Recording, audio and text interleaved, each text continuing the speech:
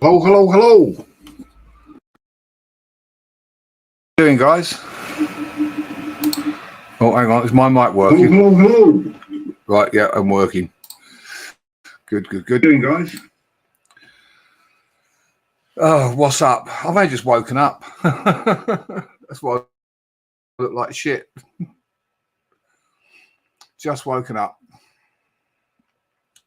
Well, I say that. There shouldn't be an echo now. I've killed YouTube.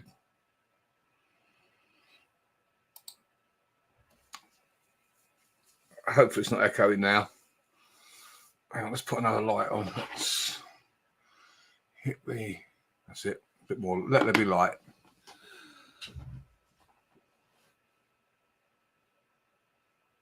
I was tired. It's been a long day. Let's move my microphone up out of the way. That's better. I'm old. I need to have a nap, you know, and I had a nap a bit longer than I expected. So, yeah. So how are you guys doing on this fine Saturday? Hi, Kenneth. This is just random. I just decided to do a live, having been asleep for several hours.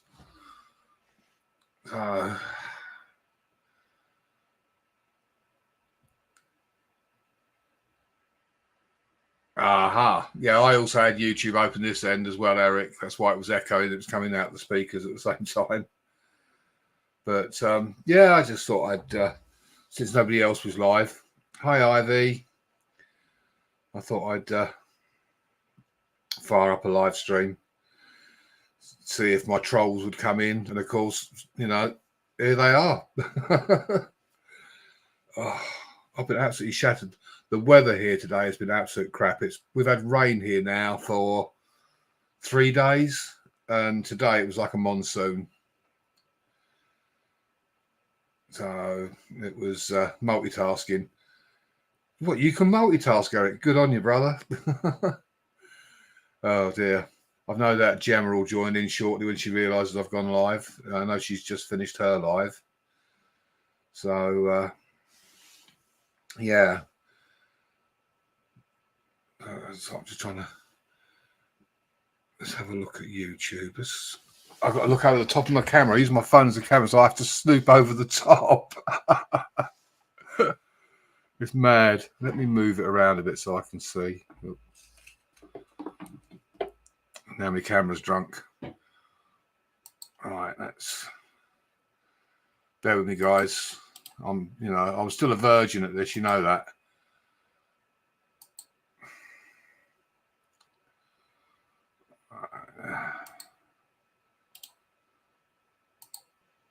Let's see if anybody wants to come up.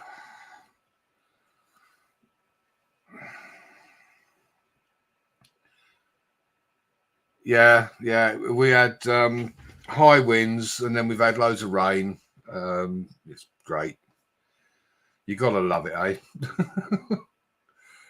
To be fair, I'm getting fed up with it. I am getting fed up with it. Thank you very much for the shout out. Appreciate that. That's great. A bit of adjustment needed here. My phone's trying to fall over. Look, my phone's drunk. Hi, buddy. 907. How you doing, bro? No. Poker Ross is in the house. Hiya, Gemma. This is a random live. I wasn't planning on doing a live, but well, I say I wasn't. I sort of was for around about 10:30 my time, but I fell asleep. And I've no doubt Cole, if he comes in, I'll have something to say about that. You know, old man. So I'm just trying to find stuff to prop my phone up.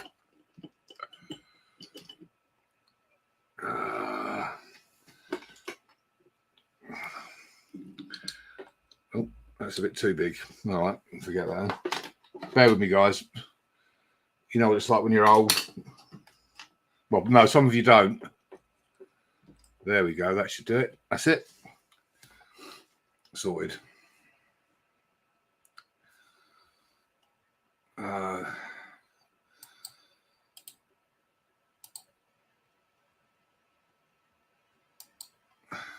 Yeah, it's rained all day here, homeboy. I don't know about where you are.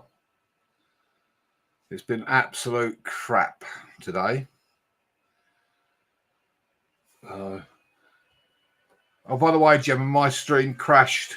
It's crashed while I was on your stream. My computer crashed. I had to reboot it, and then it wouldn't let me in. I know, Eric, people don't very often look at mine. They don't very often look at mine either. So, and if you guys are wondering where it went, my hybrid video, you know, with the roto start, YouTube took it down. All they've said is it breaches community guidelines, but they've not told me what, and I can't actually appeal. They didn't give me a strike or a warning. They just removed the video. I guess it's because it's dangerous, showing someone ripping their hair out with a... That's the only thing I can think of.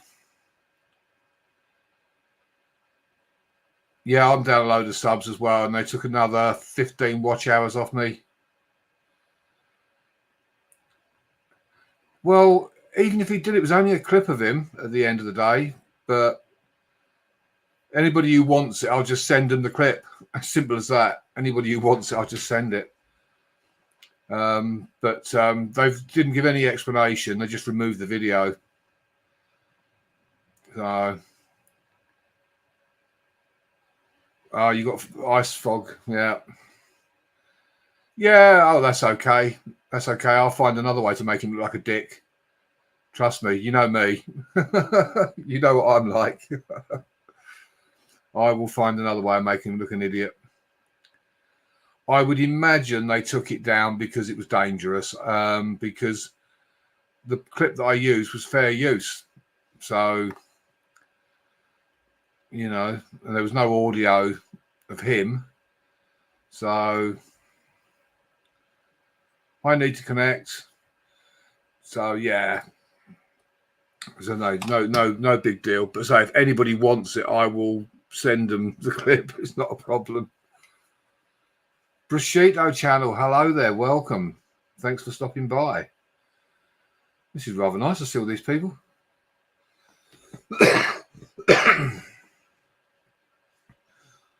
Yeah. Hi, Christina. I'm seeing a lot of people I don't know. This is good.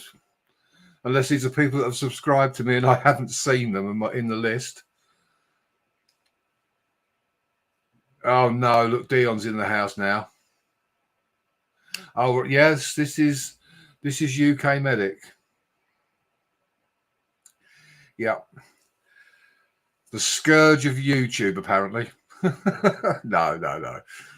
I think I'm one of the good guys of YouTube. Well, at least I try to be. But yeah, I feel your pain on the thing with the subscribers. I've lost another, say, 12, I think. Sorry, no, I lost 4 subscribers and 12 watch hours. It's just crazy.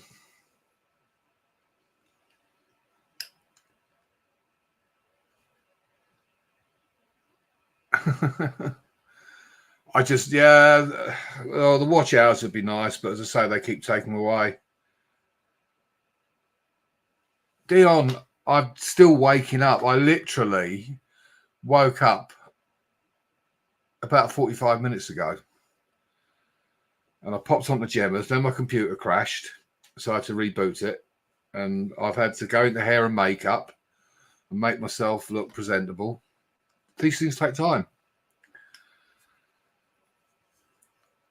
So I'm sorry I didn't get to see all of your live, Gemma, but my computer decided that it was going to play up. I actually went to type, and the cursor went across the screen and typed about 300 million lines.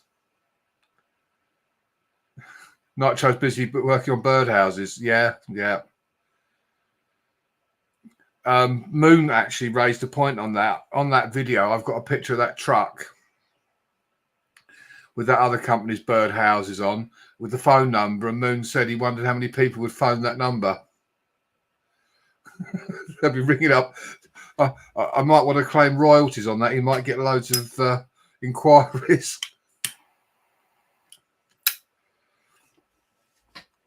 But I think, apart from, I shall probably do an Easter shout out, but I'm not going to upload as much content. I think I'll probably just stick with doing, try and do live streams. But we'll have to see how it goes.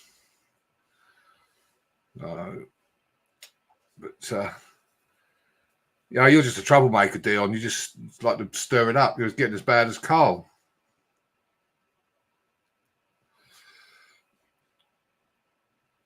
Yeah, I'm over 60. I'm an old man. I'm 63. I'll be 64 in June. More ride-alongs.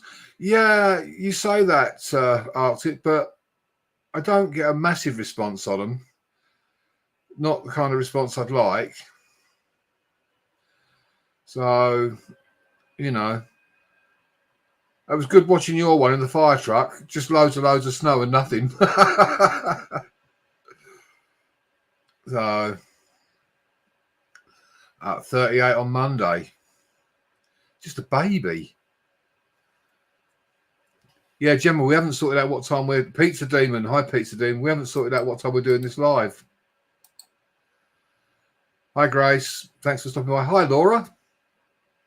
Laurie, sorry. Not Laura. Just glances. Yeah, there's no pleasing some people. 907. And there's Zara. Hiya, Zara. Nice to see you. Good as Zara to pop in and say hi. Well, I'll work around you, Gemma. I'll work around you. You let me know what time you want to do it. And Chris the Brick. I didn't even see Chris in the chat. Is it Chris the Brick, though? That's the thing. Put your camera on. It is Chris the Brick. Bloody hell. Hello, medic. Hang on. You should be there, Chris. Let me change the... How you doing, buddy? I'm sound, mate. I'm sound. I just thought while you were shouting you, Todd. No, I didn't comment in the chat. And before, actually, hold on a second, bud. Right, chat.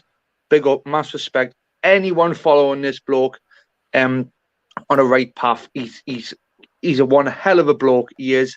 Can be a bit of a twat now and again, but never has to me. Right, but he's well warranted. The people he has done, but other than that, medic, how you doing, kid? Yeah, not too bad. I've just woken up. Well, say just about 45 minutes ago. I was feeling a bit tired. Thought, I'll just have a nap, and that was it. Yeah, you had a grand nap, didn't you? I did. A brilliant on the moon, medic. The power naps, or as we would call them, grand naps. Or if you're a woman, it's a nana nap. They're phenomenal, mate. When you can have them, bud. And do you know what the best recommended amount of time is? What I'm led to believe, and this is by research as well. 90 minutes, no longer, right? 90 minutes is the best nap you could have. Well, that's round about how long I was. It was about that. And you've woke up fresh as daisy. Yeah, absolutely. Well, I'm used to waking up to the sound of the phone ringing and having to fly out the door. So it's. And I don't think any of us, right? Anyone speaking, if any of us have witnessed medic operating a Hi, vehicle. Shorty. Operating a vehicle under stressful circumstances and whatnot, and still being able to just basically look at the situation in front of them and go, right, honestly, medic, I'm telling you now, bud, I've been a fan of you from day one, haven't you? There you go. Hi, Shorty. Good to see you. Thanks for stopping by. Yeah, well, you get used to it. I sort of go into autopilot, basically. And I suppose the drive there is the adrenaline buzz, so it soon wakes you up. And the endorphins that you naturally get produced from your body. Yeah. It's like a natural high. You're buzzing by the time you get there. So, but to be able to control your emotions, medic, under them circumstances, mate, I don't think you're actually you're not contemplating how. For example, me, this is just me giving you an example. I'm lay there, and it's 11:30 at night, and one of my sons has rung us up and went, "Dad, I need picked up from such and such a place, whatever." And all he needs is picked up because it's late at night, whatever. And I'm thinking, I'm still half asleep. And I go out that door. I'm struggling to get the car off the drive because I'm still half asleep, whatnot. You're going to an emergency, like in an emergency situation, and you're still able to navigate yourself through traffic and understand that this van or this car in front may do this and that. Fucking medic, are you really a woman? Can you because women multitask like that? You never know. Dion, it's nearly midnight here, so yeah, I'm 6 hours ahead of you. You've got you see, medic. You've got a lot of other time zones that watch you, mate. I do watch you a lot, mate. I do. Sometimes I don't feel it relevant because you're on your by yourself. I did think if anyone's going to give us any kind of a buy, it's going to be medic on his own. He knows. But sometimes I could be up there, and you could have a few other people on you. And I'm not trying to be a pain. It's just I'm not very serious, and you kind of get me. So I thought, oh God, yeah, Chris. I don't, I mean, like you said about being a twat. I mean, yeah, I can be only to people that piss me off. Like I do the piss take videos, and the guys in the room now in the chat absolutely love my piss take videos. They get massive hits because there's a particular target. Kelly Caldwell is the target, and people like that. But other than that, and Savage Dave on one occasion pissed me off and told me to go suck dick. So he ended up with a couple of piss take videos made of him. But other than that, I don't do any harm to anybody on here. So no. If anything, medic, I remember from day one, but you were a promoter of YouTube channels, as you still are. Mate, you love to spread the joy, which not many people, when they get your position, but what I've witnessed, are still willing to do. Spread the joy, give everyone a piece of the pie, and they all want it for themselves, right? What you do in real life, mate, let's face it, a lot of people on here that are very self-centered and vindictive, they've got no room for giving anybody else credit, which you need to take that hat off to yourself a bit more, bud. Hi, all in London. Thanks for stopping by. Yeah, I mean, it's all about being part of a community. The only way to truly grow on YouTube, to grow organically and properly, is to build and be part of a community, and a community that supports each other. And that's how, that's how Nitro Freak's done it. That's how I've grown, in a year to almost 1,500 subscribers, because I've supported other channels, even though I was doing it when I was still a small channel. 1,500 subs. Yeah. Now, man. I'm just under 1,500 subscribers. Yeah. So listen. Do apologize for this, but can you remember a few months ago when you felt like you were struggling on about the 1,200 sub mark, and you were I even said in one of your comments, mate, right, in a certain sense, give your fucking head a wobble, because this is the point where you're out, where people are going to be jealous at you, and of course they're going to unsub. They're going to have something to. You've surpassed. You haven't even. Let's face it, medic. This isn't your job, is it, mate? No, absolutely.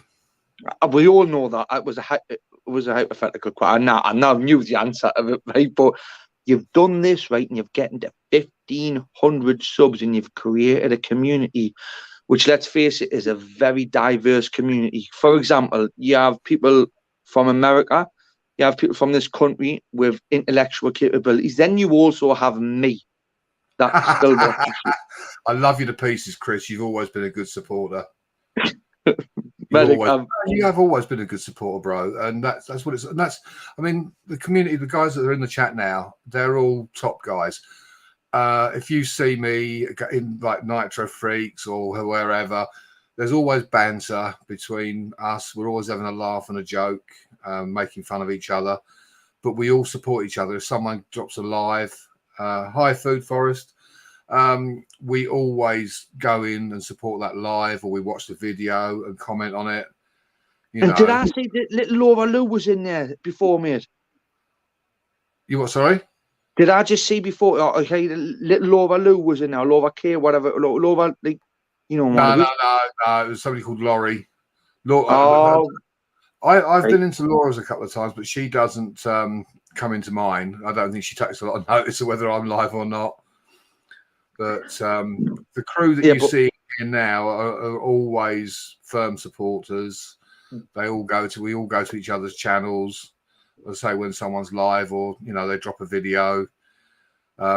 Frank's the worst. He'll admit it. It takes him ages because he's got so many bloody subscribers to get round. Medic, listen, but can you remember the other week, right? I was on a panel. You didn't have your face on, right? And I could hear the voice, right? I can't remember whose fucking live it was. I was in the chat. I'm going, is that Medic? Is that Medic? And I managed to press the link and come on. And because I changed my name from Chris the Brick to The Brick, you were like, I don't know how that is. I don't know. And then I jumped off, right? And you were like, it was you. Can you remember what I'm on about, Medic? Or am I just talking proper crap?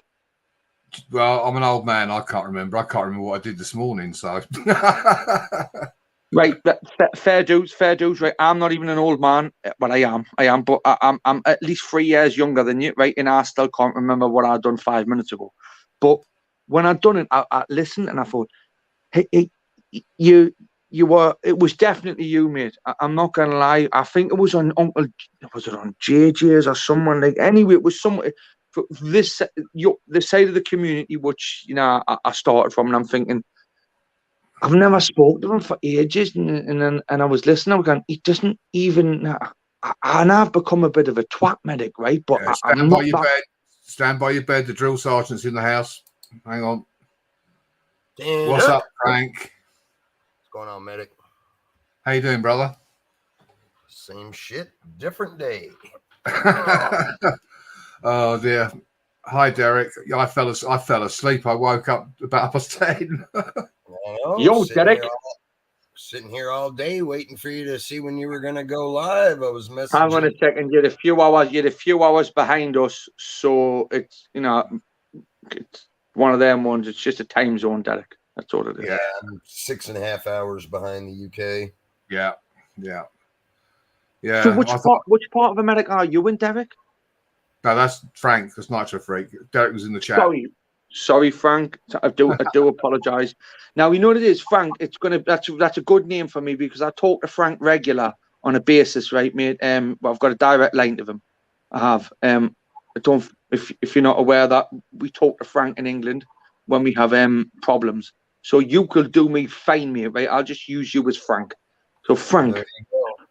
And what part of America are you from at the moment, mate? Because with it being a massive part, if you're at the northeast, if you're at the west coast, right, you are in a different time zone to someone on the east coast. Yeah, I'm actually on the East Coast. I'm in North Carolina. I'm 3 hours ahead of California from the East Coast. Are you anywhere near Murder Mountain? You've lost me on that one as well.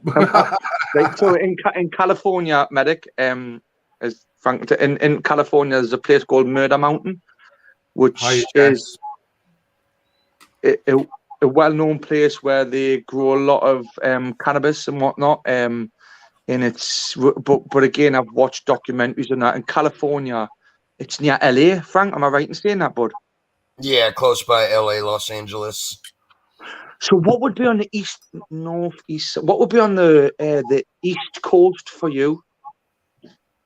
Oh, I'm as far east coast as you can go. I'm on the coastline in North Carolina.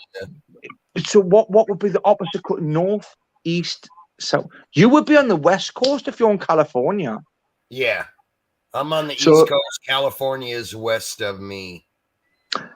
Right, so you know the east of America. Like, what would be one of the, like, for example, if the Vikings were sailing from England to America, they would come to what part of America first? If it was the west, yeah, I'm getting confused. So left. You're on the left, Frank. Okay, you're at the left side of America, California. Who's on the right side of you? Like, is it Mississippi and stuff like that? No, nobody's on the. Well, nobody's to the left of me because I'm all the way as far left on the map as you can go. I'm on the coastline. So every other state is to the left of me going west, like Tennessee, Texas. Back into America. Back into America, not onto the sea, back into America, like, and as far as you could go until you were to drop off into the ocean.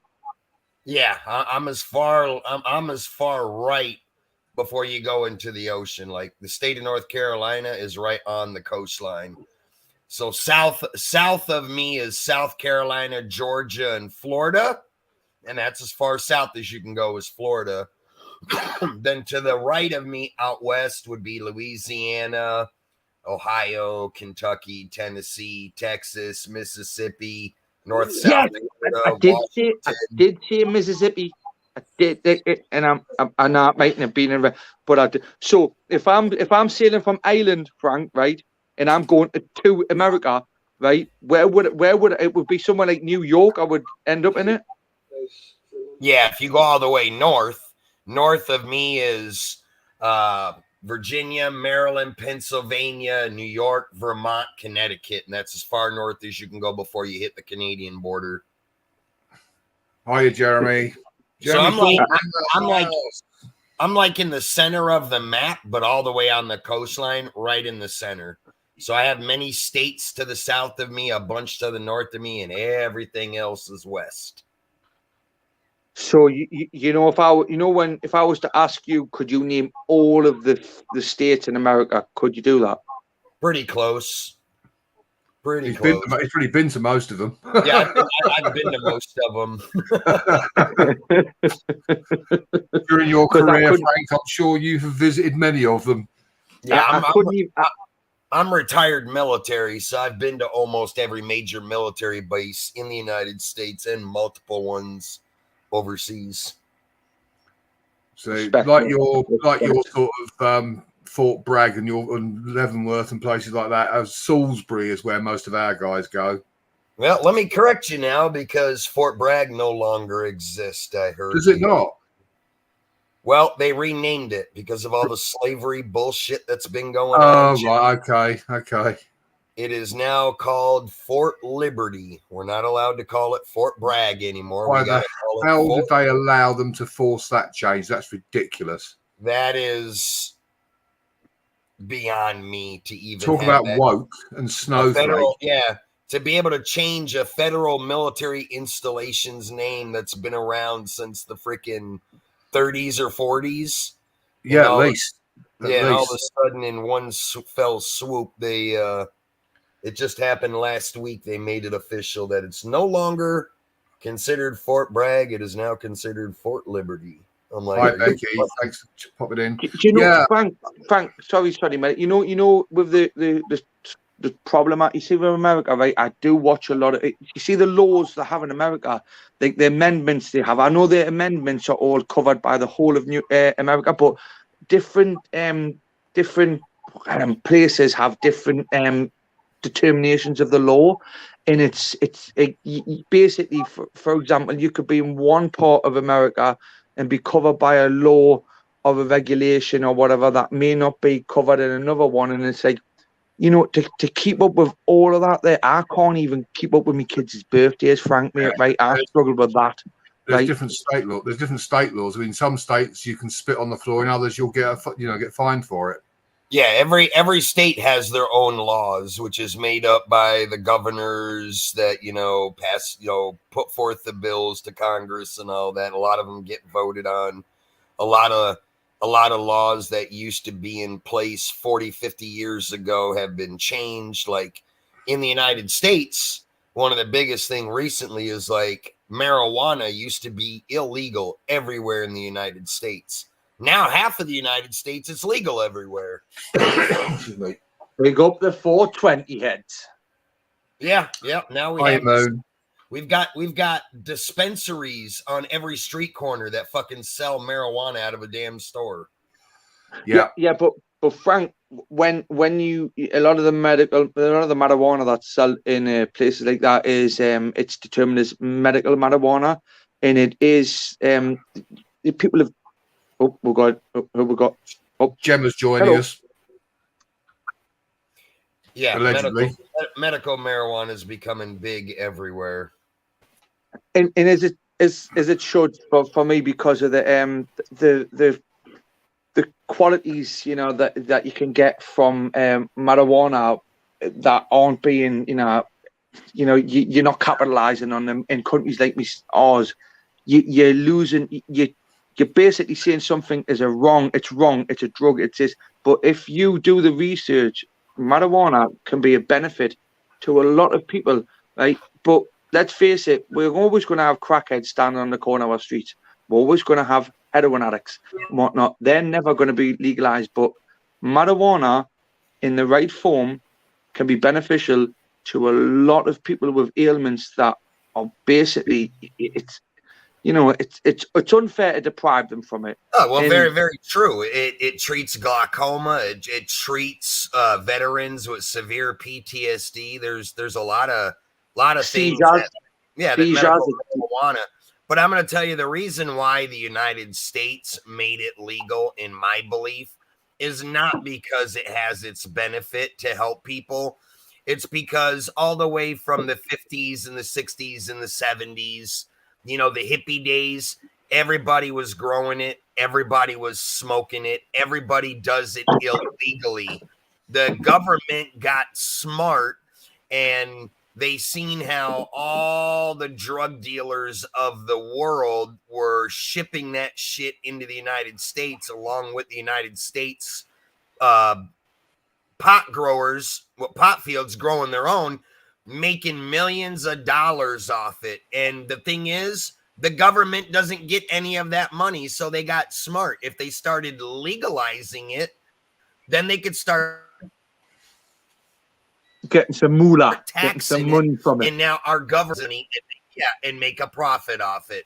That's to me, I feel that's the real reason why they're starting to legalize it, is for that only reason. Because if they'd have done the research 40, 50 years ago and knew that it helped different medical ailments, they could have legalized it back then, but they didn't for whatever reason.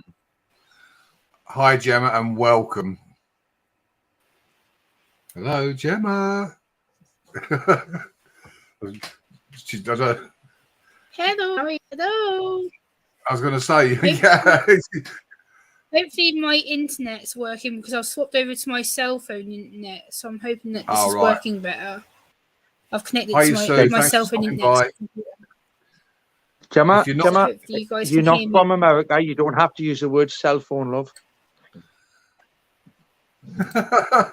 Sorry, mobile phone.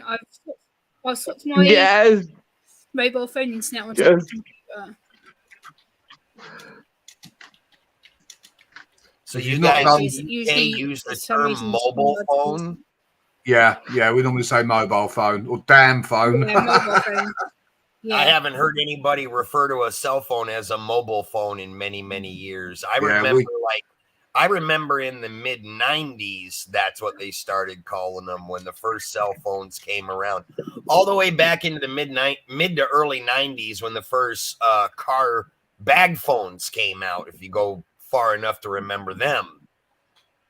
Hi, Mark. Like, Frank, you're telling your age, mate, right now, Kate. What I'm going to say to you, bud, is I can't even remember in the 90s when there was a mobile over cell phone. I remember going to the phone box and putting 10 pence in it, right, which would be 10 cents equivalent sort of thing, right? But honestly, mate, a mobile phone, I'm still not even clued up on how to use it, bud. I'm not. I've got one of me second youngest son. He speaks him. I take the trash out. Cell phone, candy, all of these American words he uses, and he's only getting them from YouTube. So America has a massive impact and an influence on the whole world and how they speak and how they thingy. But it does irritate me, the fact that he calls the path the sidewalk, right? And a bin a trash can. And I mean, it's just not, is it? I mean, let's face it, a sidewalk. Come on, it's a path, it's a pavement. I don't know, Chris. I'll tell you this. I'm an American, and I wouldn't say that, you know, the things that comes out of America are the best influences to other countries. I actually like the term sidewalk, though, because it makes sense. It's at the side of the road and you walk on it, sidewalk. It's like when he was referring to phone booths. I ain't seen a phone booth since I was a child. Those things are like in museums now. If you see it, the fish tanks, yeah. Frank. Exactly, phone booths where you go put change in a phone to make a call, man. And then what we would say, Frank, a phone box. Frank, do you remember when the mobile phones used to be like army field radios? Yeah, the TA-312s is they're like an army field radio, but they're huge, great things. Yep. And Gemma, you've got to be with me. Yeah, you've got to be the same. You've got to be a lot younger than me by the looks of it, love. You've got to be in your early 20s, right? Compared to these two old farts. Right now, can you remember your mobile phone when you were a kid? Who, me? No, I'm talking to young Miss Gemma. The first mobile phone I ever had was a Ericsson flip Nokia. Phone. It was a little grey flip phone, and I remember thinking I was so glad God it for me. And then I had that for 4 or 5 years, and then my dad got me a Nokia phone, and I remember walking around my hometown thinking, "Oh, so cool! This new little phone, these little buttons." I was like, "This is so cool!" And you could play Snake on it. You could play Snake on it, Gemma. Gemma, how old are you, Gemma? Yes, I did. You can't, Frank. You cannot ask a lady that.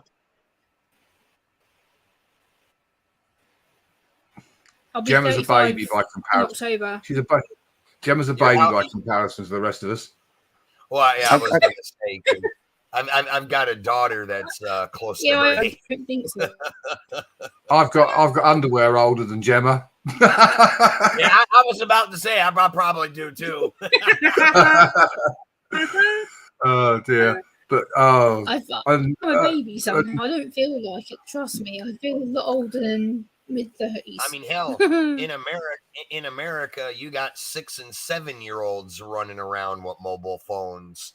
You know, so most kids, you know, when they remember, you know, they weren't until in their mid to late 20s when they got their first freaking cell phone. Hell, we got children running around the U.S. that carry. What were you, Frank? What were you doing at 6 or 7? What was your pastime at 6 or 7 years old? Right, just a recollect, because when I was 6 or 7, I was. I'm not saying you were pushing a hoop with a wheel. Do you know what I mean? When you were 6 or 7, but what was your pastime? It wasn't playing on YouTube or whatever. You didn't have a mobile phone in your hand, did you? We had to. I never had mobile phones when I was a kid. We had to find I can remember everything from when the first computer came for sale in a store. I remember the first cell phone. I remember the first gaming consoles that ever came out. When I was 6 and 7, we were playing out in the woods with BB guns, you know, going hunting, and we were riding homemade dirt bikes and go-karts, you know. Making them yourself, Frank. Taking the wheels from a pushchair. I'm going to speak in American terms. A pushchair. When you take the old wheels from it, right, and you pin them to the side of a pallet, right, or a cart, and you create a buggy, right, and you would fly down a hill as fast as you could with no brakes, right, because it was something that you put a bit of rope over the tree branch and you'd swing from it, all that stuff. Like, kids don't have fun like that no more. If they haven't got a device stuck in their hand, they're lost. See, now when I was 6 years, when I was 6, I was avoiding pterodactyls and girls. Yeah, the generation of kids nowadays, they don't know what it's like to go outside and play. When we were growing up, your parents kicked your ass out of the house. They didn't want you anywhere in the house. They tell you, go out, go play. But when that porch light or the street lights came on, that's when it was time to come home. Yep. If you know, the internet and social media wasn't around. I used to go to the park with my friends. Yeah, if you wanted to talk Gemma, do you know when you used to go to the park, love? Before you went to the park, do you know how you got in communication or in touch or in contact with your friends? You had to physically go and knock on the door or find them, didn't you? You weren't able to look on Snapchat or whatnot. You didn't have a device that gave you the location, or you had in your parents, when they wanted you back in, that to shout from the door. That's exactly what I was just about to say. When you wanted to talk shit to one of your friends, you didn't get to text them or email them. You had to walk to their door and knock on the door and, call them an asshole or whatever. And risk getting a bloody nose for doing it as well. Medic, can you remember the cans on a bit of string that you'd have from one house to your mates, whatever was close enough? Yeah. The thing is, kids now, they can't even talk to each other. I've known kids sit in the same room texting each other rather than talking. Socially awkward. Talking about kids, that's adults today.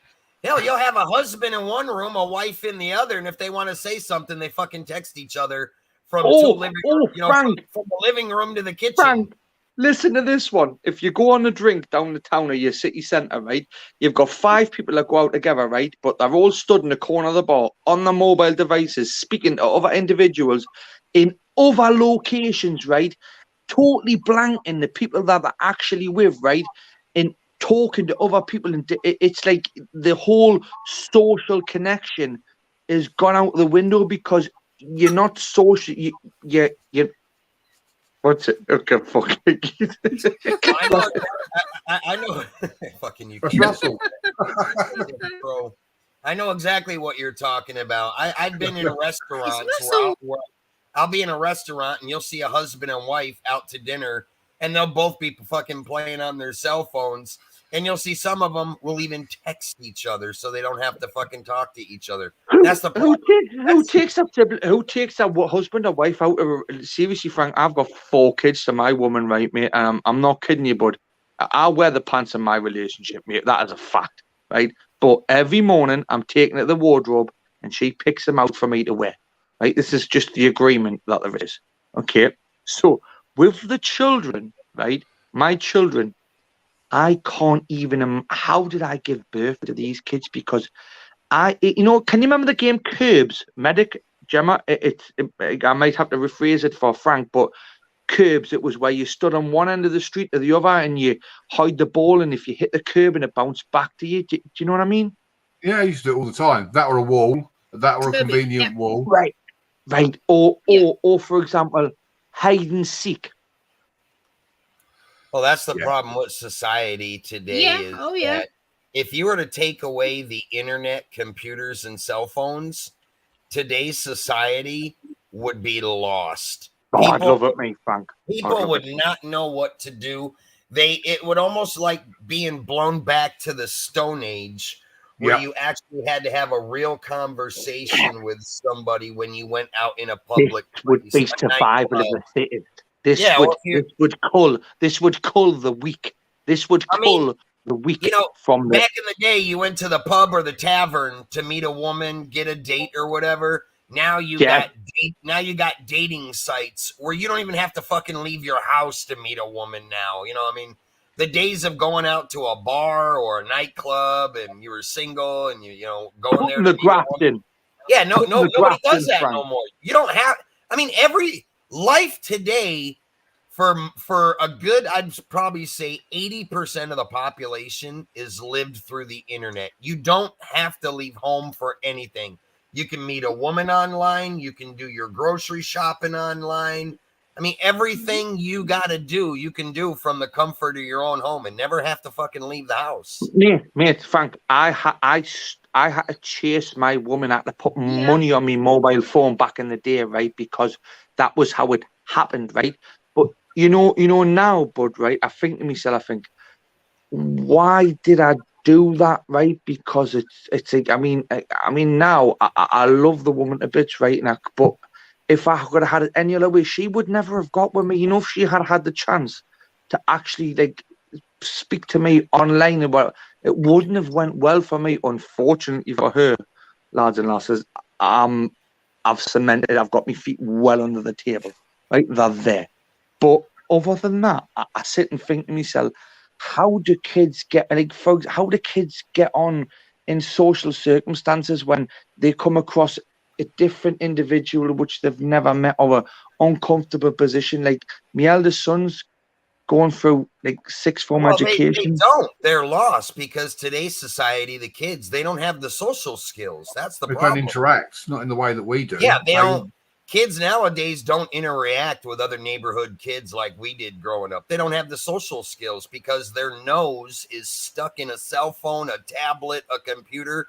So when they actually have to go out in real life and they meet another young boy, individual, or human being that is different from them, they don't know how to react to it because they don't see it on a daily basis. They only know what they see on fucking Facebook, YouTube, Instagram, Twitch, Twitter, all that crap. I mean, my 7-year-old granddaughter is probably smarter than me nowadays because she has her nose stuck in a tablet or a damn cell phone, and that's how she learns about everything. I mean, she learns about stuff that she probably shouldn't even be fucking learning about. Frank, on a serious note, yeah, mate, right? You know, if your granddaughter, right, and this is, you know, if your granddaughter goes to a job interview or gets put in a different environment, right, and it's not something they can control over a virtual interaction, that's when people like that struck. I'm not saying it happens to everyone, right, but I've got 4 boys, mate, right, and 2 of them have got autism. One of them is very sociable, never was like that, but the other one, he's not very. He's had social anxiety. That may, to me, it's just a case of. I do apologize. It's a case of manning up in being accustomed to your environment, your circumstances, to be aware that everyone's not the same.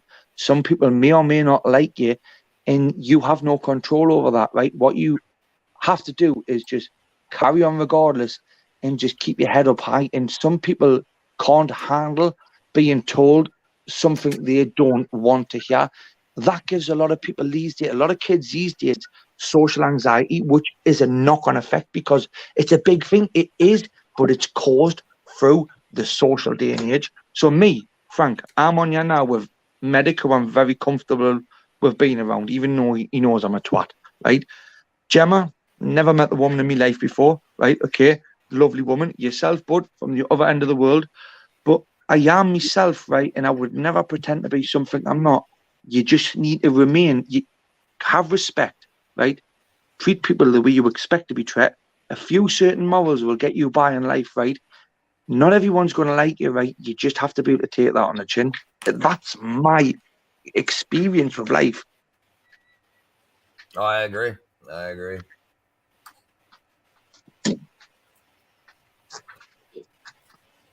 Medic? Yes, I'm here. I know you're there. You're very quiet, and it was unnerving. My anxiety No, that's fine. Letting you know, that's fine. That's great. Gives me a rest. Gemma, can you do me and Frank a solid, your love? Yeah.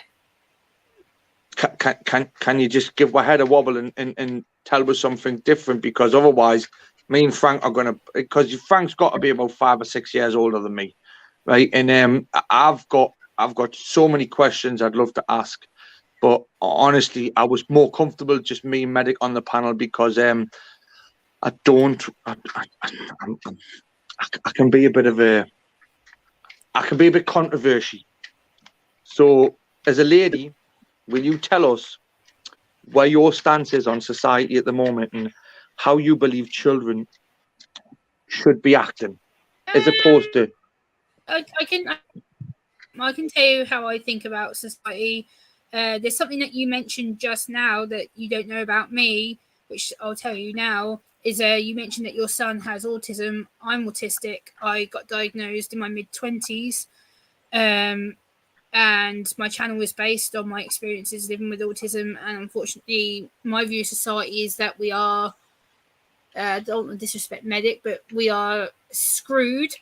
Society does not accept people who are disabled or have a form of disability, and I've struggled for years trying to get help. And it's got to a point where I had to go down the mental health route to get anything whatsoever. And it's still a situation of, I think society needs to educate on. Because, Gemma, sorry for interrupting you, love. You were not disabled. You are not disabled. A disability is what people with autism get. I've got two sons. Youngest two sons have got autism, and they are both classed in the government's eyes as disabled, right?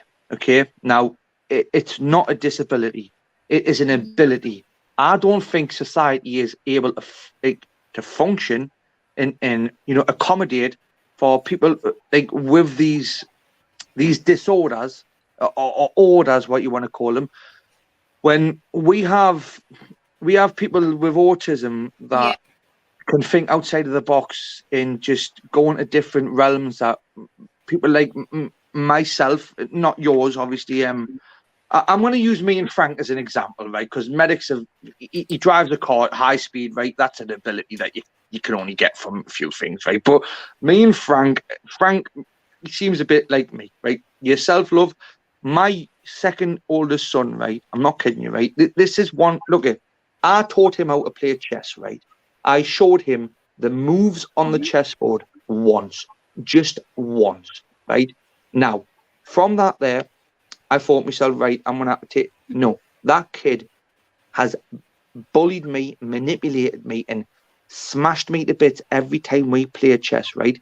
His understandings of the solar system and the stars and stuff like that, it baffles me where only last night, and this is a fact, only last night we were on about the fact that Russia and Asia are in the same continent. Someone want to... Is that right or wrong? Now, are you talking about the son that you're talking about? Is this the autistic one? Yes, right. But he's understanding on like astronomy, geography, stuff like that. For example, most people know autistic kids are some of the smartest kids on the planet Earth. Now, I'll tell you something, Gemma, something you don't know about me. I have an autistic son who is even more autistic than you are. He does not leave the confines of the house. He does not speak or act like you or I do. See, I look at you, you have autism. Highly functioning, is Frank, just highly functioning. Yes, but even my son, his brain operates on a level that is completely different than me. Like, he has a routine that he lives by every day of his life. Yeah. If you change that routine, you're gonna know about it, Frank, aren't you? Oh yeah, it's fucking World War III if you change his routine. But he can figure out things that a grown person that's been on this earth forever that probably could never figure out. What we would think that is severely complicated, to him, it is child's play. It is so easy, so simple. It's like you wouldn't even know it. So this, Frank, this is where this is where I think Gemma's got. This is why I don't agree. Like, for example, it's called a disorder. It's called again. It may not be the same over in the States, right? But it's called a disability. I believe that my youngest son, right, is non-verbal. Right, he's on a different scale of the spectrum than my second youngest son, which is highly functioning. Okay, and it was brought to our attention the other day that he's aware that he has autism.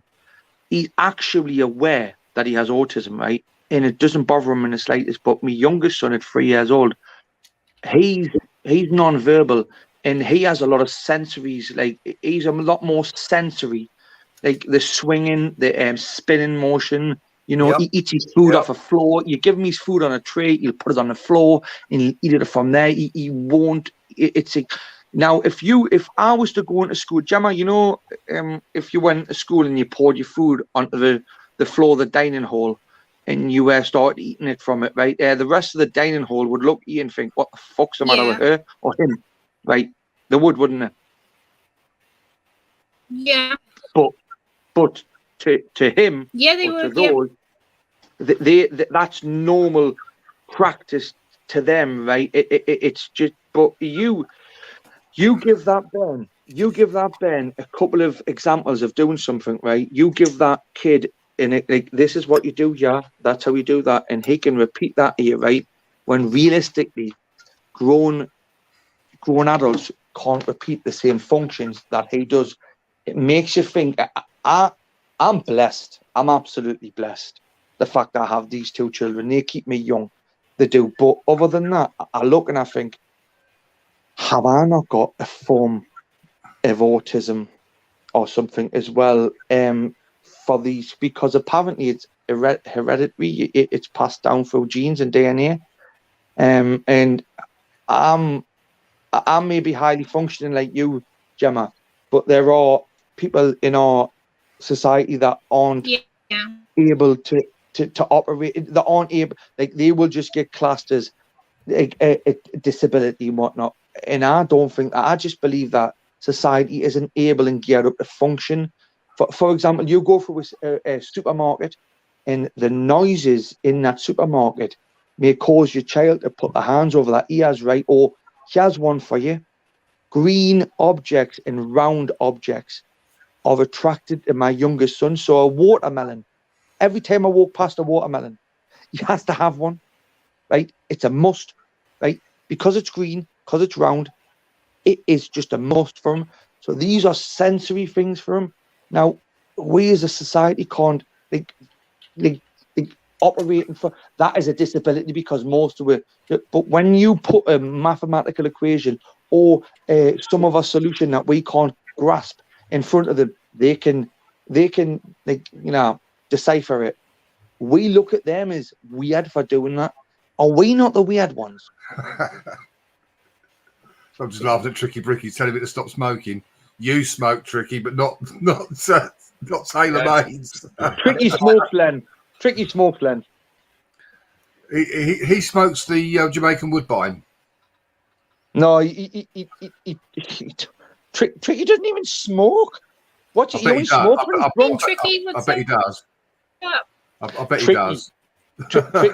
Tricky. I tell you what, he's his setup is brilliant now, Lake Medic. Have you seen it? I haven't seen him go live for a while, so I'll tell you, he is my brother from another mother. He's a fellow Essex boy. He's a top man. Listen, he's a British, so he's a brother from another mother. Me and him may have had an odd dispute, right? UK, but he's a freaking hell of a bricklayer, right? There's not many people like yourself that are naturally good at what they do, right? Once Tricky has a few drinks in him, gets a little bit full of himself. And he doesn't like people. I tell you what, our best night, Tricky will agree with this, was when he phoned up Babe Station. That was funny.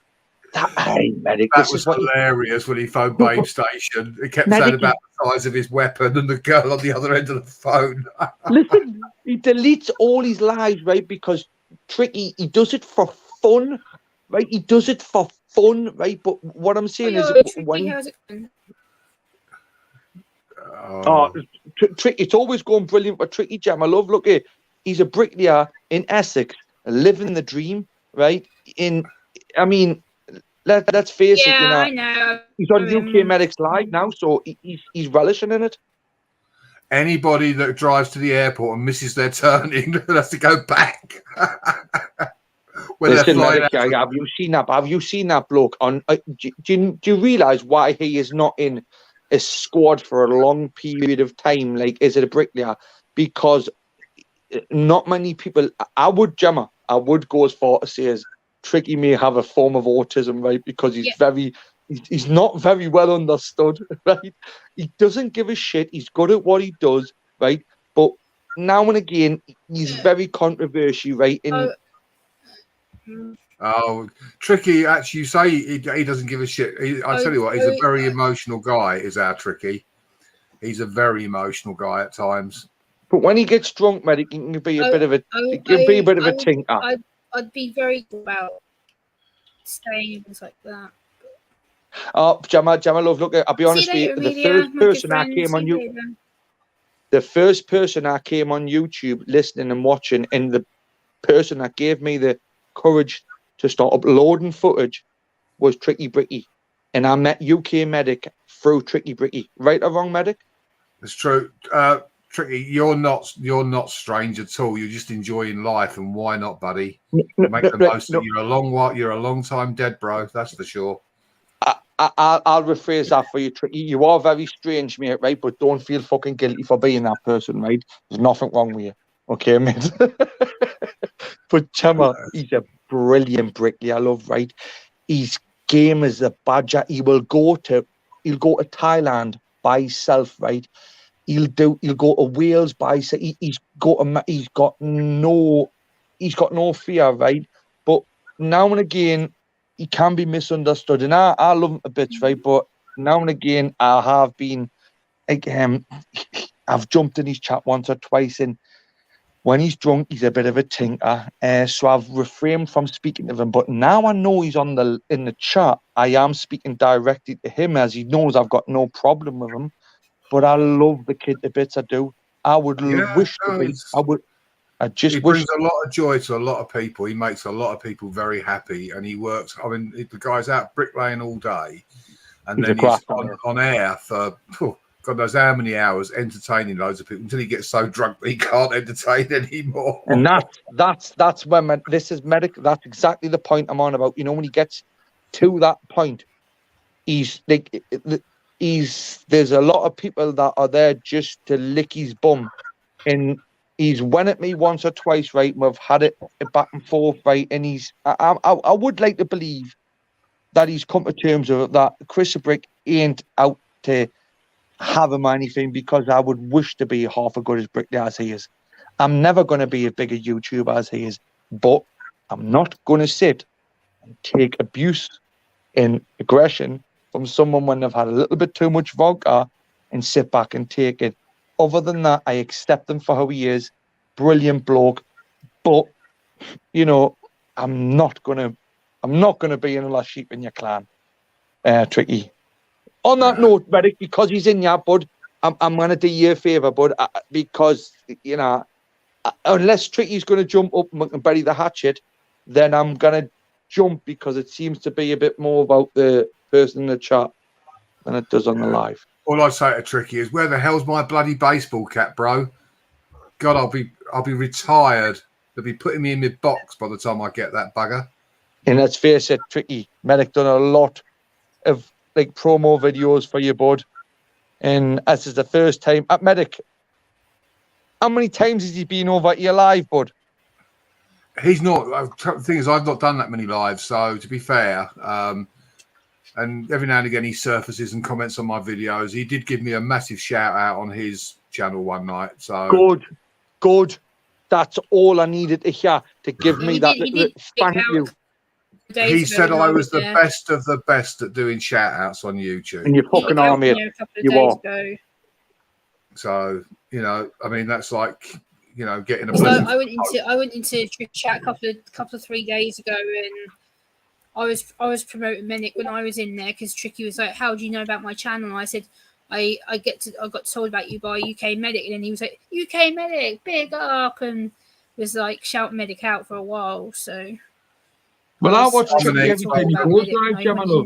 Every time Tricky goes live, I watch it, and I'm not kidding you. From the days when I first started watching him, he's totally stepped it up. a lot of levels, right? In our with his system, he's what he does. He's very, very obviously he did. He went through a rough time. Did our Tricky? He went through a No, rough he time. didn't. He carried it well. He carried it well. Listen, he's a bricklayer. He can fucking handle that stuff, man. Come on. Well, you say that we've all got emotions, and yeah, he had a bit of a rough time, and he's a good old boy at the end of the day. Well, if you want to cuddle, he knows where I am. He's still got us on Instagram, and he can always give us a kiss and a cuddle on there, right? You know, but I'm not.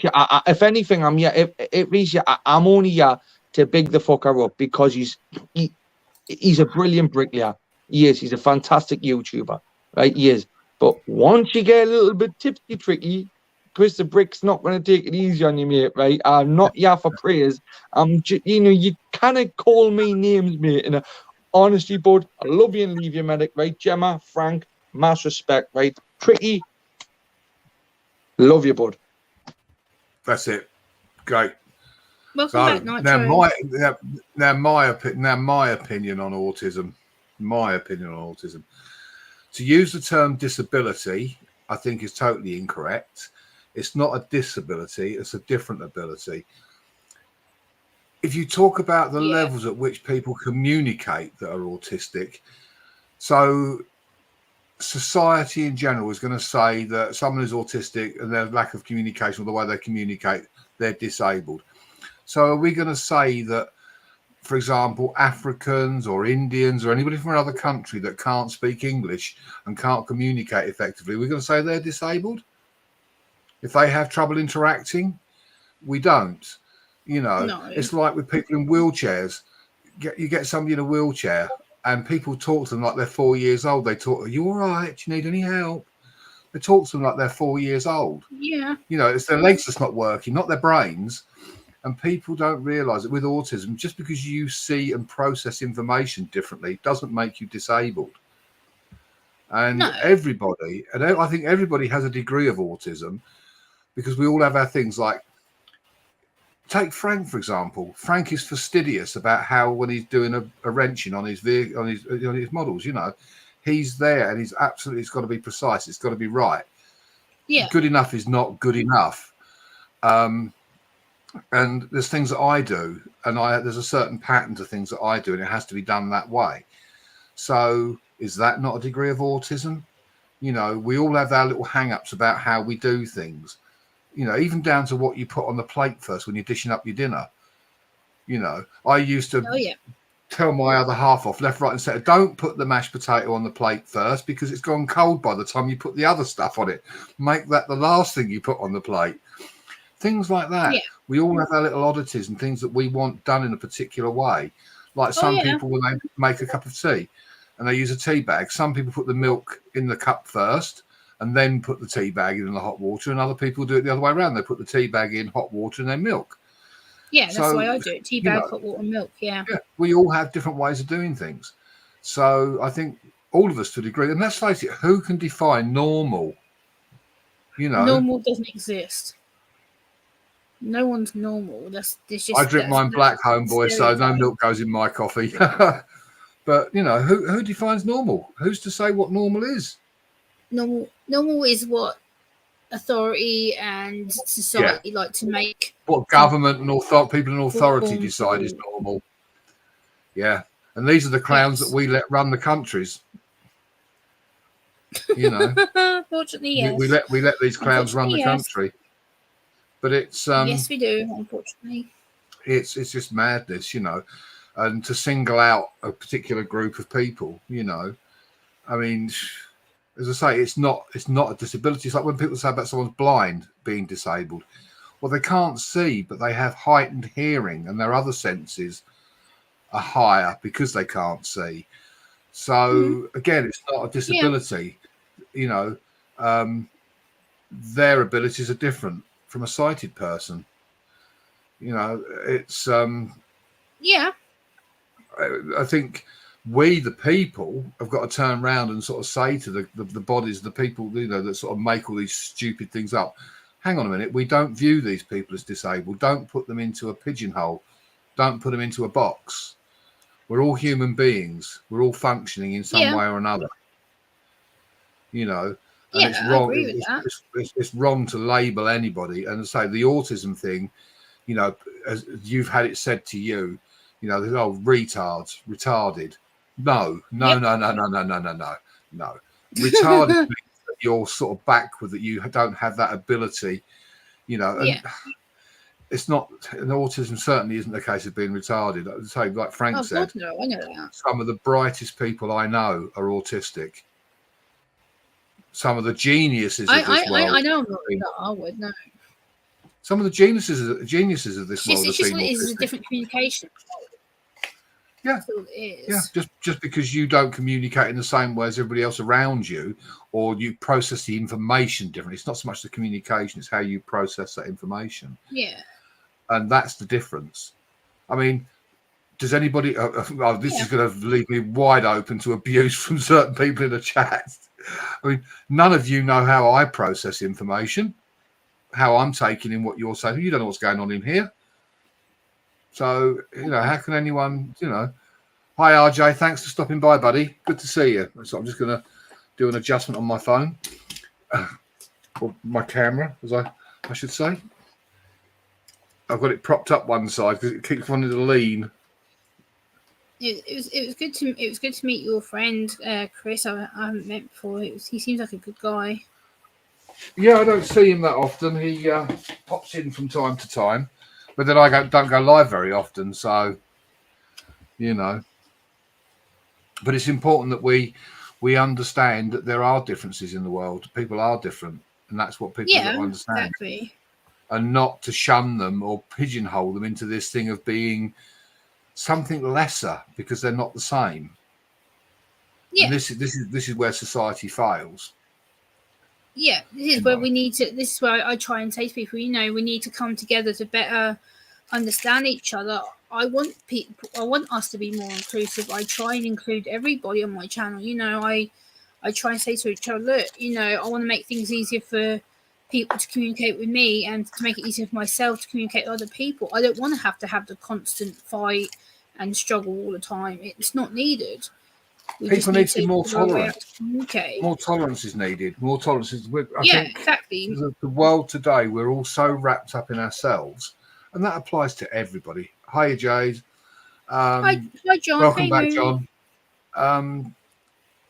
And that applies to all of us in some form or another. We're all wrapped up in ourselves and what we're doing. Yeah, we do stop to consider other people, but we're not very tolerant of people that don't measure up to us. You know, I mean, like me, if I'm doing something and somebody's doing the same thing and they're not doing it as efficiently as me, I'll lose my rag. I'll sort of say, come on, for God's sake, you know. And that's what I mean, you know, but their ability may not be the same as mine. But I will sort of lose it a little bit, you know, thinking, Jesus Christ, come on. It's not rocket science. But to me, it may not be rocket science, but to them, it may be. And this is where we all need to take a step back and look at, you know, how we look at people. I'm not going to mention a name. Frank will know who I'm talking about, and so will all the chat. I mean, there's one person that's on YouTube that sees things differently from the rest of us. He's on another planet, but fuck that. He's not even in the same fucking solar system as us. Oh, did you hear him saying about James Gype gave him a shout out? I was over on James Gype's channel earlier, trust me. But he said that James gave him a shout out. James made it extremely clear that he must say about not YouTube like is still him. you know when He can't stand him, and he did not give him any kind of shout out. I'm gonna tell you right now why he did that. He's trying to justify to his viewers that were calling him a fake and a fraud for having 200 people in there. Yeah. He was boosting the stream. He's trying to throw everybody off the trail and say, it wasn't me. I didn't boost the stream. It must have been my friend James Gype. Gype's been shouting me out, and his whole community's coming over. Yeah, exactly. Yeah, right. It's like, dude, James Gype, even if he was to give you a shout out, let's just say if he was, James Gype doesn't even get 200 people ever in his stream. No. So what makes you think that by him giving you a shout out brought all his people that are sub to him to miraculously come in your live, but 200 of them won't even go in his live. Exactly. Like Yeah. James said, James, like, I can't stand that fraud. I mean, James the other night did a live stream, and at the end, he went very graphic and into detail how much he hates that fake fraud. Let's get some light there. And this dumbass even made a short this morning. I saw it. Mentioning James, and thanks for the shout out. It's James and Sam were so pissed off it wasn't even funny. Yeah, it's not funny. Sam even came in his live feed today and said, dude, you need to stop using my husband's name for clout. Stop making short saying that James gave you a shout out when even Sam said, Kelly, you know damn well my husband didn't give you no fucking shout out. Yeah, 100%. Why would he even think about doing that? It's like, come on. If you're going to try to fake the funk to people, at least make it believable. Absolutely. And it was funny how he got his ass busted today because the 11 people that he had in his chat today were like, wow, so you had 200 people yesterday and you got 11 today. So where's all these 200 people that were in here yesterday? Oh, it was one of my friends on Facebook that brought their whole community in. So miraculously, they took Friday off. They sure the hell were in your stream on a Thursday, but they could, but let's say not even 200, not even 50 or better. Yeah, let's go 25. 25 out of that 200 people couldn't come back to your chat. It's like, who you bullshitting, dude? Pokerossi, that was hilarious when you did that in Kelly's stream today. Nitro Freak, are you there? Are you there, Nitro Freak? That was hilarious. You had me rolling in my damn chair. I'll just answer RJ. Is social media helping or hurting? I think a mixture of both. I think social media is helping get the message out to a wider audience, but I think also social media attracts some very strange people, and I think they're the ones that are less tolerant and look for weakness in people and attack that weakness. Gemma's had it, and I'm sure at some point you've probably had it, RJ. They see it as a weakness, and then you become a target. Had it a lot worse. Hey, RJ, I want to give you a little piece of advice. I was in your stream this morning when you were standing up in front of your computer screaming and yelling at whatever you were screaming and yelling about. In the future, my man, if you're in here and you can hear this, you need to pull that headset microphone a little bit away from your mouth because I couldn't understand anything. You were screaming so loud into that microphone. Like I literally got a headache. Yeah, I went in and I left. He was fired up about something. I was in there for about 3 minutes and I had to leave. He was saying about not quitting YouTube and don't quit and all that. YouTube's hard and all that. I got the gist of it, but it was a bit. I ended up with a headache, so I had to leave. But hey, this is what's funny. Me and Keith were talking on the phone today, right? So he called me early and we were talking about the situation, and Keith agreed with me. We know when Kelly's using a booster because when he was doing that live stream the first time, he said, "Give me 1 second, guys. I got to run to the bathroom." Oh, yeah. When he went to the bathroom, that's when he activated the booster because that's when all 200 people showed up at once. He ran the booster for an hour. And see, them boosters, you have to pay for them for every 10 minutes. So he ran that for an hour and it costed him a boatload. And the last time he went to the bathroom, miraculously, all 200 viewers left all at once the minute he went into the bathroom. And when he came back, he was back down to his normal 8 to 10 people. But how does that benefit you if it's costing you money and you're not getting anything back? Medic. This is what we've been trying to tell this fucking moron for nearly a year now. Why do you keep using the boosters? You have to pay for them to run them. You don't earn revenue off them. You're making yourself look stupid by doing it. And all his people in his chat today called him out. Like, miraculously, I know the man's dumb, but he can't be that dumb. And I could be wrong, but I wouldn't think he can be that dumb to think that if he fired up a live stream today and only had the 10 people that he had today, you don't think the very first thing that someone's going to ask you is, where's all them 200 people that were in here yesterday when you said they were all real organic people? If they were real organic and supporting you, why didn't none of them come back today? What he's doing is he's making excuses and using James as a scapegoat, saying, oh, James Gipe gave me his shout out. That's why 200 people were in here. It's like, no, dude, you're saying that to throw everybody off the trail. It's just like James and Samantha in their stream today were talking about why the fuck is this idiot always sharing out James's link and sharing out Keith's link and promoting them? Like, you know how creepy that is? I know. Neither one of those guys like you. Neither one of those guys are your friends, but yet you keep trying to butter them up and give them shout outs, and you're dropping their link. Like Samantha came in his live stream today and said, stop dropping my husband's link. He doesn't want you even mentioning his name on your stream. You're a fake, you're a fraud. We all know it, and that's why you've been banned from our community. I get more people in my live streams. This is how I get all my subscribers. Look. Exactly. Rubbing your baseball. Yeah, it's one of my balls. It fell off. Poker, are you here? Poker, are you in the chat tonight? But no, I mean, I get more people in my live streams than he does, and they're all genuine.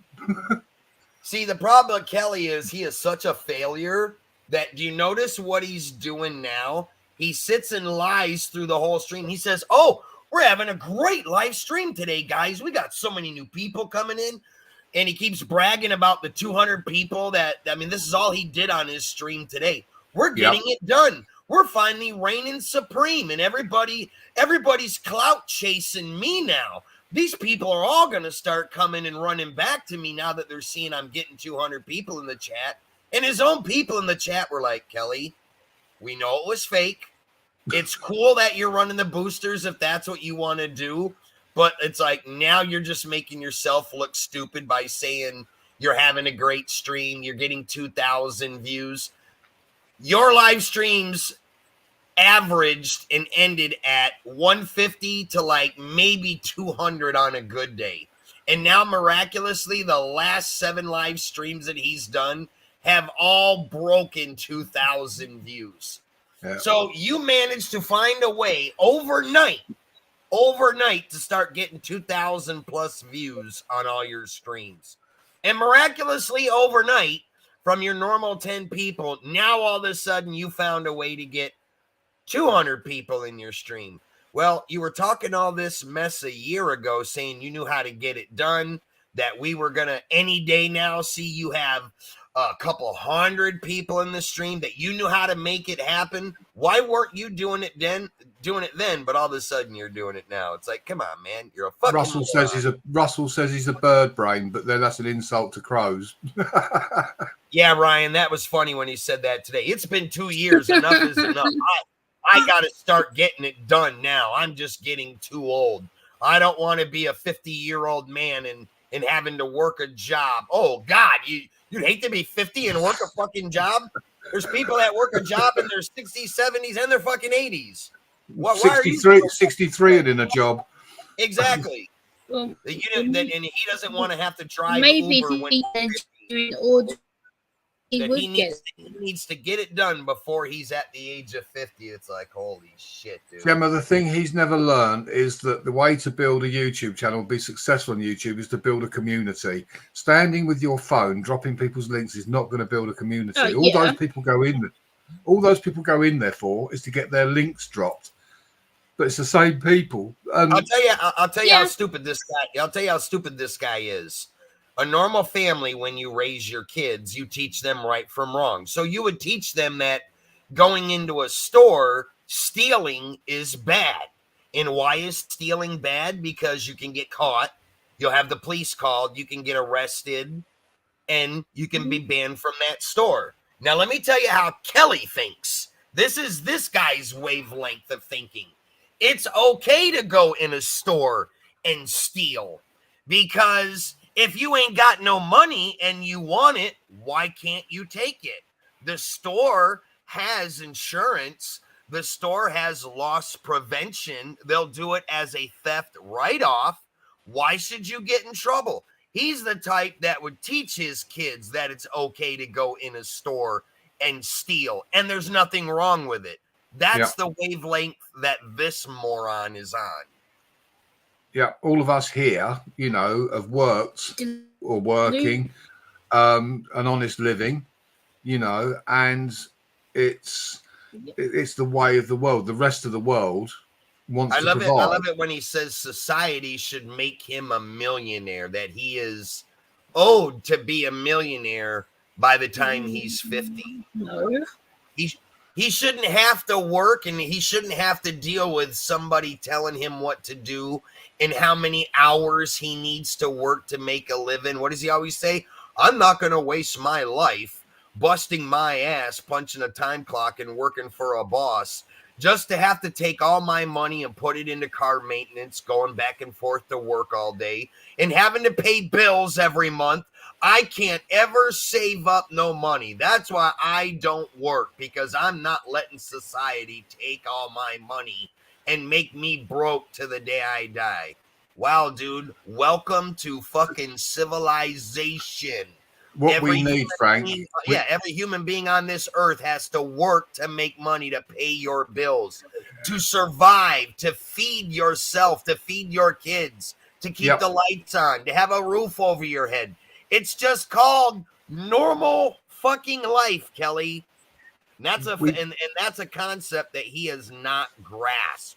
We need a war. We need a war, so he's conscripted into the army. Then he'd be able to get used to being told what to do. It's like, what did this kid's parents teach him fucking growing up? Like, they severely robbed him of the social skills of how to be a human being in your 40s and 50s. Yeah, there's not a day of my life that I've not been told what to do one way or another, because that's the reality of life. You know, and I mean, and even, you know, if you think about it, when you go places, you're told what to do. Like at a supermarket, you go down a certain aisle or you're directed in a certain direction. All our lives, we're told what to do, where to go, how to do things. Mm-hmm. That's life, you know. As far up the ladder as I've gone in work, I'm still told what to do. I still have a boss. Exactly, Dion. I agree, Dion. He wants everything given to him in life. He feels that he shouldn't have to work for anything. It's not right, he says. But look at all these millionaires. You know, they work hard. Everybody has to work. Everybody has to work. Unless you even if you work in a volunteer capacity like I do, you know, you still work to prove yourself. You still work to have a routine. You do it to be part of society. But he has no concept of manual labor. Like, he believes that his life should be sitting at home on his fat ass, sitting on YouTube, doing bullshit lives, and that he should get paid because that's his job.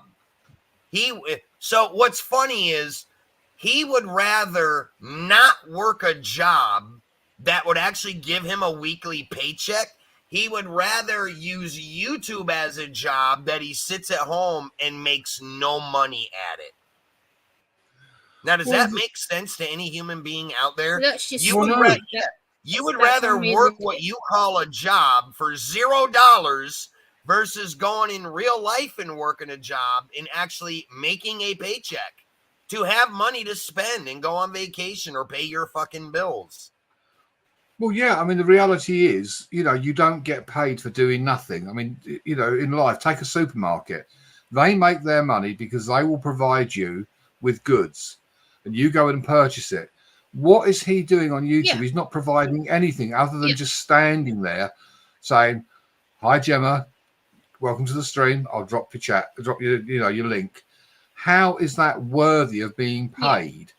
I'll tell you like this, UK Medic. You know, I thought a lot about this over a course of time, and I firmly believe, and I hate to use the term, to not offend anybody using the term mentally handicapped or retarded, but I firmly believe that when he was a kid, he either had a mental incapacity, not the social skills.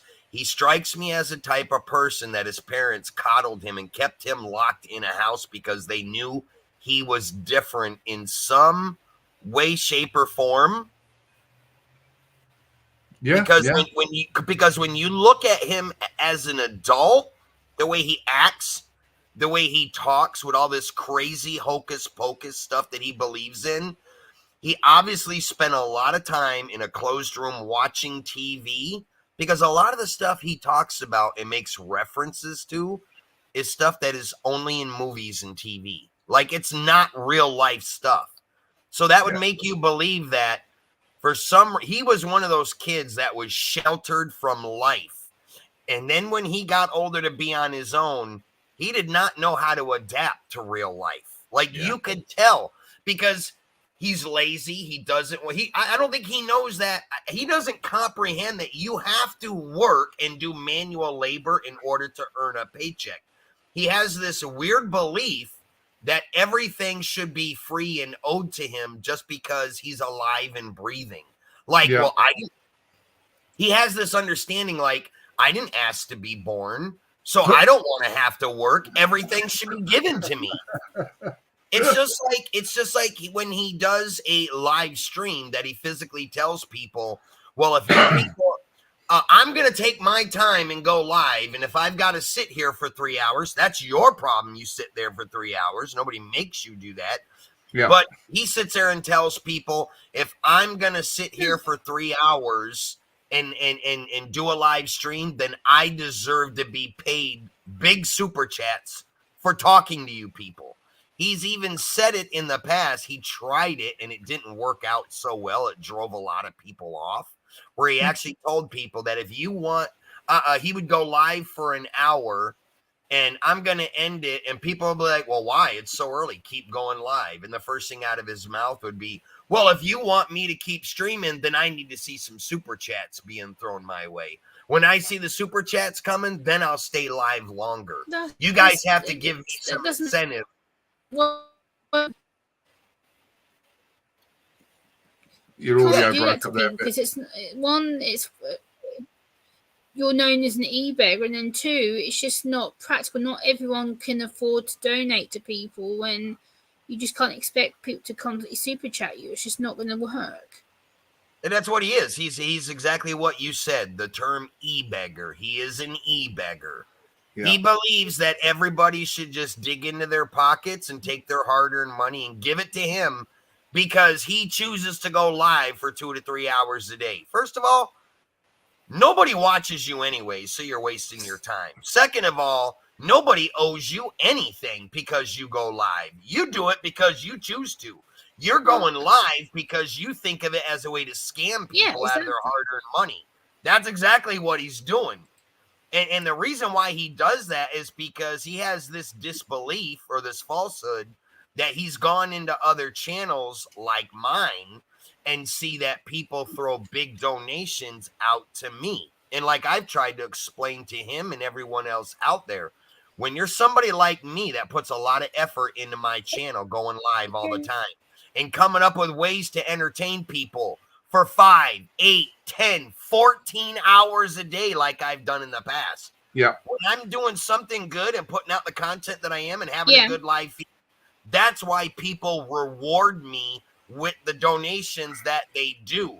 Now, Kelly, on the other hand, thinks that just because it happens to me, it should automatically happen to him no matter what he's doing. And I'm going to tell you how there is facts to that, because his own wife has sat in one of his live streams and in the background specifically said, why does someone like Nitro Freak deserve to get hundreds of dollars in donations for going live when my husband is doing the same thing and nobody will come in and fucking donate to him?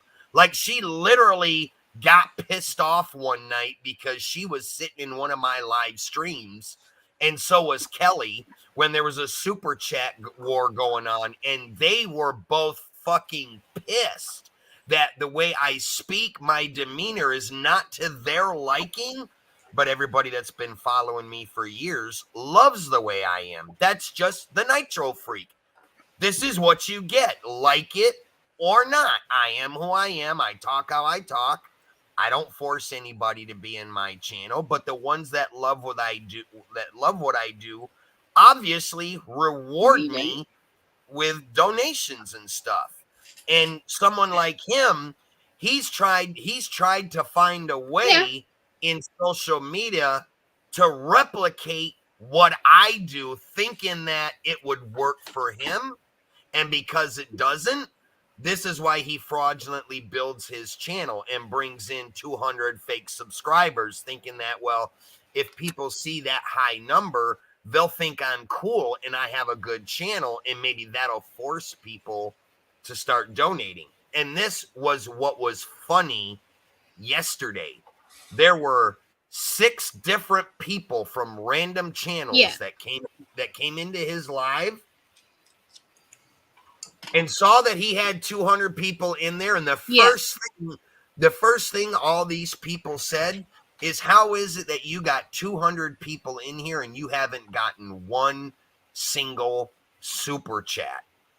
Better yet, you got 200 people in here supposedly viewing, and your chat room is not even moving. Yeah.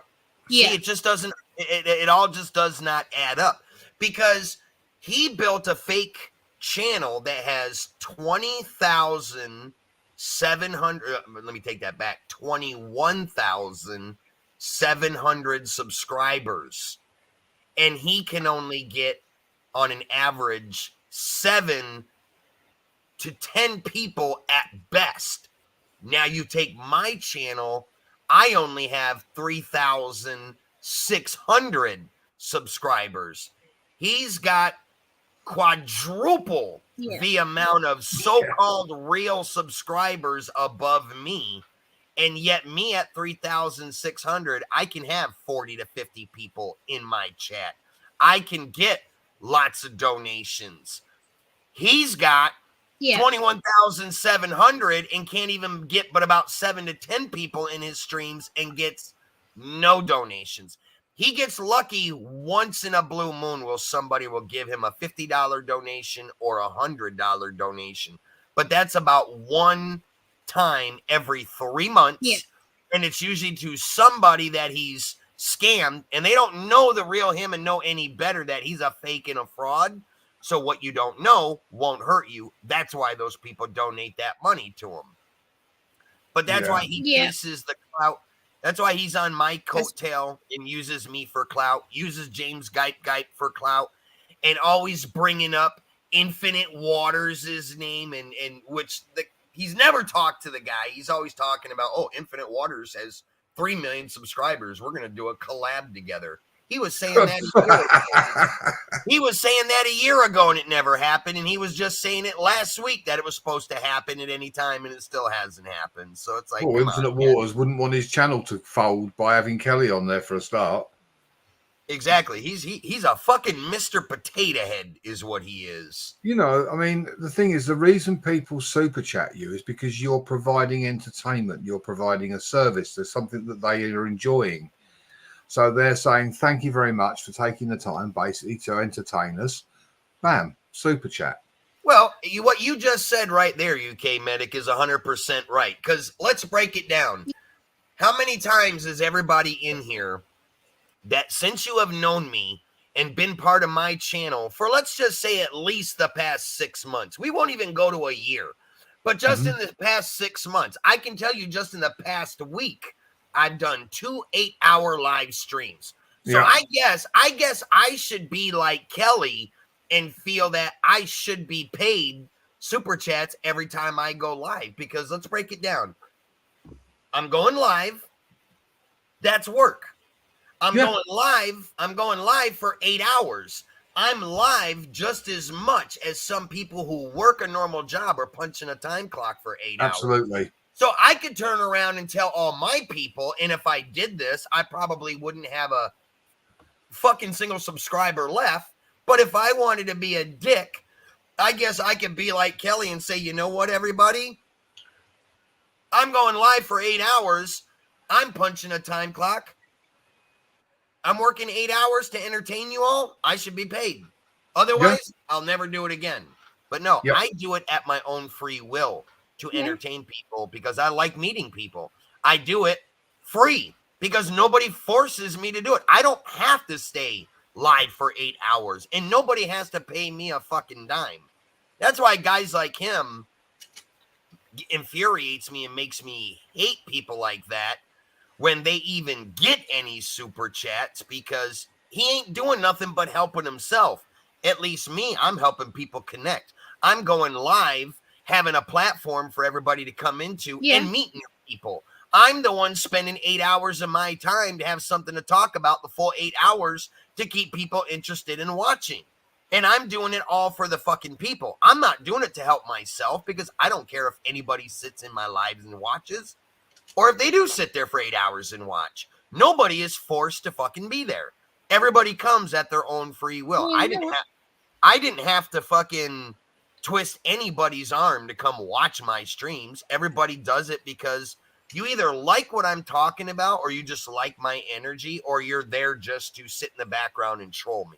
Whatever the case may be. The person's personality. Exactly. Whatever the case may be, I have a personality that a lot of people love and a lot of people hate. But the fact of the matter is, I have never in my life charged anyone a fucking dime for anything that I've done on fucking YouTube. I've done it all at my own free will. Give advice how to grow your channel, where to go to get good fucking subscribers, how to do it, help people read their analytics, give them ideas how to make better videos, how to be more successful at doing lives. I do all that shit, and I don't charge anyone a dime. Tricky. It's crazy. Well, yeah. I mean, the thing is, like when Gemma does a live stream, she's providing information, she's providing entertainment. People go there because they like what you're talking about. It's informative. You put it across really well. You are entertaining. The chat interact with each other. The same with Frank's. I mean, people go to Frank's to rib each other as well. It's not just Frank talking on the panel or whatever. People go in there to sling crap at each other just for a laugh. I'll give you another piece of little info, and some of y'all might find this kind of funny and will probably agree with me. How many times did any of you guys ever see me go into a channel and promote myself? How many times can you guys ever say that you've witnessed me drop my own link in anybody's live feeds that I go in? Never. Never. But then again, Frank, everyone subscribes to you anyway. That's a good argument. Most everybody knows who I am. Yeah. But I do that for a specific reason. If I wanted to gain a much bigger following than what I have, and naturally, I think most of within our community, I think I have more subs than anybody. I am probably the biggest channel out of all of us that live stream. Naturally, I've been doing it years longer than some of you. I think John Paul is like the only one that I know of that's been maybe had an account. I don't know exactly how many years that John Paul goes back to doing videos. But the point that I'm making is I sacrifice myself because I should be like most people out there, that I should be dropping my own link on everybody's streams. I don't, because either most people that I come across will either drop my link and promote me for me so that I don't have to do it. But if they're not doing it in their if they're not doing it in their stream, I don't even drop my own link myself. I just go in. What is my normal thing? I say, hey, chat, what's going on, everybody? Hope everybody's having a good day. Then when everybody sees me type, I got 15, 20 people saying, what's up, Nitro Nuts? What's up, Nitro? What's up, Nitro? And then I got to go right on down the list. Hi, Thompson. Hi, Dion. Hi, UK Medic. Hi, Gemma. Hi, Emily. And just, right on down the line. I'm acknowledging everybody. But not It's like the way once that do I I promote people ever, on yeah, my but not streams. once do Like, I ever sit there. I pin I people's never links once to the sit in a top. stream and just drop my link over and over. I don't care about promoting myself. No, I I- very rarely drop my link because Yeah, again, I bring my own attention There's to my certain people I channel. intro. Yeah, I bring my own attention through my channel through my live streams. yeah. No, I mean most of us are subscribed to each other Yeah. anyway, which is why I don't. Nitro, I days don't ago, ask when for I my went link. live, I pinned your channel. Yeah, I don't drop my link unless it's a channel that I've never been to before or Well, somebody dropped it for me. It's Because like the other night when I was live and all you guys were in there. What was I telling everybody? If you're a moderator, drop your link, promote your channel. You guys are all fucking smaller than me. I want to help all you guys grow. So naturally, you know, I'm not like a lot of streamers out there. I tell everybody, every freaking live stream I ever do, if you got a live coming up, let me know. If you got a premiere coming up, let me know. If you've dropped a video or are going to be dropping a video, let us know so we can promote you out and get people to go watch your stuff. I say that every stream.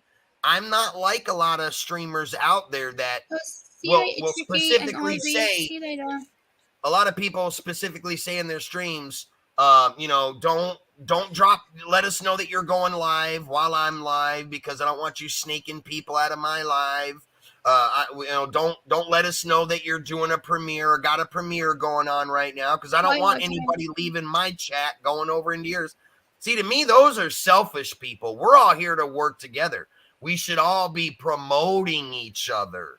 If somebody's got a live coming up, let us know. A premiere, drop content, whatever it may be that you're doing. If people don't know about it, then they can't go and watch it. For one, we've got to find a way to battle YouTube itself.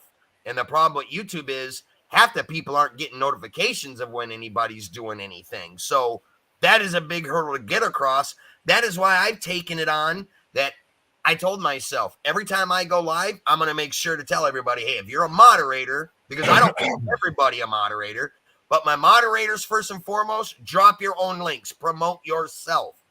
Especially with me lately, I've got a lot of new people coming in that I've never even seen before that are starting to stay long periods of time in my channel. I'm looking over my camera at my screen. I've got Lisa's Fun Finds and Jewels and Gems and their community coming in. I've got a lot of the UK crowd coming back around, a lot of the hunting and fishing crowd, some of the homesteaders starting to come around again. And that's where I'm trying to help you guys. All these new people that I'm getting, I want you guys to have too. It's the only way it's gonna help you, providing that they're gonna legitimately support you guys. And that's why I'm always telling everybody like me and Medic have said, you know, it's about the genuine friendships that you bond on here, and you get to know the person behind the channel.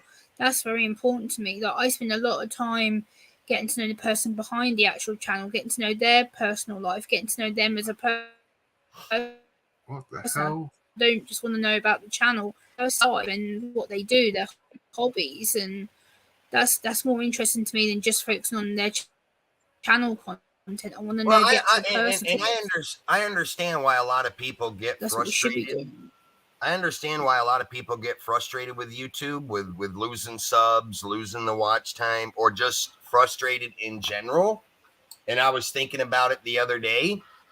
I go into a lot of live streams and support a lot of people that aren't even subbed to me. Like, I have communities that I go into that a lot of my people are subbed to these hosts. And actually, a lot of us have two communities. Like, I'll give you an example. I could go into like UK Medic's channel right now. I see a good vast majority of people in here from my community. Even though UK, I consider him part of my community, but he has people from the UK in here that I'm sure that have no idea who I am. Now, if I could find a way to get them people to support my channel would grow even bigger. But naturally, everybody has their likes and dislikes of the channels that they go to and stuff. And you're not always you're not always gonna reach everybody. But it's like, I could use Moon Over Miami. He's got a lot of the reptile community in his chats that aren't subbed to me. But I've gone in and subbed to a lot of them people, and that's how I know who they are, only because I know them from Moon Over Miami's live. Hey, Laura. But I don't ever see any of them people come over into my streams. Either they just haven't got to know me yet, or maybe I'm not part of the cool crowd, the reptile. I'm not a reptile guy or whatever, but I'll still support them. If we could find a way to bring all these communities together, just imagine how big we could all grow. If every single one of us took everyone that's in our live feeds and get them to connect to everybody, I guarantee you everybody could all raise their normal community or their live feed viewers by at least 4 to 8 new people on an average of going live. Yeah. Well, the thing is, like you said, I think what we were talking, or rather you were talking about, and we were also has a good idea, is if we do like this collaboration where you go live and then maybe 2 hours later I go live or John Paul goes live and we all jump around each other's panels. Exactly. Yeah. I think that's the way to do it. I think that's the big thing I want to start doing. This way, when we raid each other's channels, we can specifically put out there, like you're live right now, and let's say you have a lot of people from the UK in here. Now, granted, if you were to end your live and I was to go live now within another half hour, it might be kind of iffy for me because you are a way later time zone. A lot of the UK people are probably getting ready to go to bed right now. So for them to jump to another stream and spend any amount of lengthy time in there, it's going to be super late. You might get a couple that would hang out, but you're not going to get the majority of them. So if we do something like this, we're going to have to do it where we start planning the live streams earlier in the evening to make up a little bit for at least half of the time difference. 3 hours versus 6 hours. You see what I'm saying? Yeah, or maybe even if, say like on a Saturday where if I fire up a live, we'll say Saturday afternoon, and some of the UK crew and those in Europe in this sort of time zone come into my chat, I can then sort of say, Nitro Freak's going live, 8 o'clock tonight, guys. Get in there, support his stream. Something like that maybe as well, because obviously because of the time difference, we're looking at 6 hours. Yeah. 6 hour time difference. Yeah. But I'm sure between us we can work out. I mean, I can't remember the guy's name now, but he used to be on every single day in the UK, and he used to have Joker on his panel. He used to cover sort of a lot of political stuff and all that. And he actually put up a schedule, and you click on his channel, it's a schedule showing you when he was going live and who was going to be there. And that's not a bad idea either. Well, see, that's something I'm working on because I'm taking into consideration you when you go live and the times you do it, Gemma, the times of day, and the days of the week that she goes live, John Paul, Moon Over Miami, Brooklyn Chick, Polka Rossi. I try not to do a live when I know any of you guys are going to be live. To me, I'm just being respectful. I don't want to step on the smaller channels when I know I've got more subs than the majority of you, and I can get more people in my lives than a lot of you can. A lot of you guys are catching up to me now because you're being more active than I have been in a long time. And that's good. I'm glad I'm seeing that out of a lot of you guys. But me, that's what I want to start doing is I'm going to start making up a schedule. Me, I've been active recently. I have been for a while, but I'm going to start making up a schedule and telling everybody these are the nights of the week that I'm going to be live and the time. So either you can plan around it, I plan around you guys, but let's not try to step on each other. But that is a hard thing to do because we all are from different time zones. Yeah. Our lives, our daily life. Yeah. Some work, some don't. Some only have specific times they can go live, but I'm willing to work with everybody. I mean, many times I've wanted to do live streams in the afternoon, back when my regular schedule was in the afternoon, but I would let my channel suffer because I knew Masha would always be live at 1 o'clock. And a lot of her people come to my channel and I'm always in her channel. So it makes no sense for me and her to go live at the same time. John Paul will averagely go 12:30, 1 o'clock, or from 1 to 2 or to 3. So I try not to fire up a live feed when John goes live, or when Brooklyn Chick does around 3 o'clock, or when I know Pokerossi, his normal 6, 7, or 8 o'clock, whenever he gets home from work and starts up his live, then I try not to do a live there. Like usually I'm always asking, because I have Pokerossi on Facebook, so I'll message him, hey man, are you doing a live tonight? He'd be like, no, I'm going to be getting home late from work. All right, I'm going to do a live then. And then I won't do one tomorrow because I know you'll be home from work early. So I'll take tonight's slot, and then I'll be in your live tomorrow when you're home doing your live. Like I was going to do a live tonight, but me, UK Medic, like me and you talked in Pokerossi's yesterday. I'd already did a live yesterday, so I really didn't feel a big need to go live tonight. You need the watch time. I could have done a live. It would have just been all extra for me, but you said, hey, I might think about doing a live. And what did I tell you? All right, fuck it. I won't do a live. Make sure you go live so we got somewhere to go hang out. Absolutely, yeah. And as I say, I would have been on a bit earlier, but I fell asleep. There ain't nothing wrong with that. Shit happens, but it's just the point that I'm making, you know. I'm not stingy. I try to work with everybody. I could have said, fuck it, I'm going to go live and suck up all the freaking, you know, airtime that I can get, and I go live every fucking night of the week. But I'm not going to do that to my friends. I've been doing this for a long time. I've had my fill of YouTube. I really don't care if I ever do YouTube again, to be honest with you. Yeah. Eric says to take a break and look at the chat. He's busting your balls in the chat. He says take a breath and read the chat. Oh, I see everything Shadow is saying. That's a normal basis thing. It wouldn't bother me if I didn't do as many live streams. Like for me, uploading's a lot easier because for me it's less anxiety. But I do enjoy the other occasion I do go live. But for me, I've always been more of a support channel. I've always hopped onto people's panels and share people's live streams out. I love supporting people. It's my passion. I like to be helpful and like sharing you out, Nitro, and Medic out, and Pokerossi out, and other people. I don't live stream that much. I took a massive 8-month break before I recently came back like 5 months ago. But so like I would tell you, Gemma, if that's what you like doing, then keep going live. Don't worry about when anyone else goes live. Your lives are great, Gemma. And the Get thing in is, where you can fit in. Get all that time you can. Yeah. And we come in your live and we gain people from that. People from your community have come and joined my community. And in turn, they will join Frank's and so on. So, no, it's great you doing your lives. And it's entertaining, you know. I mean, I'm so consistent in YouTube for the most part. If Corner Clubhouse is doing a live, I try not to miss it. I might not be in his chat talking a lot because I don't personally know a lot of his people, but I'm always there in the background watching.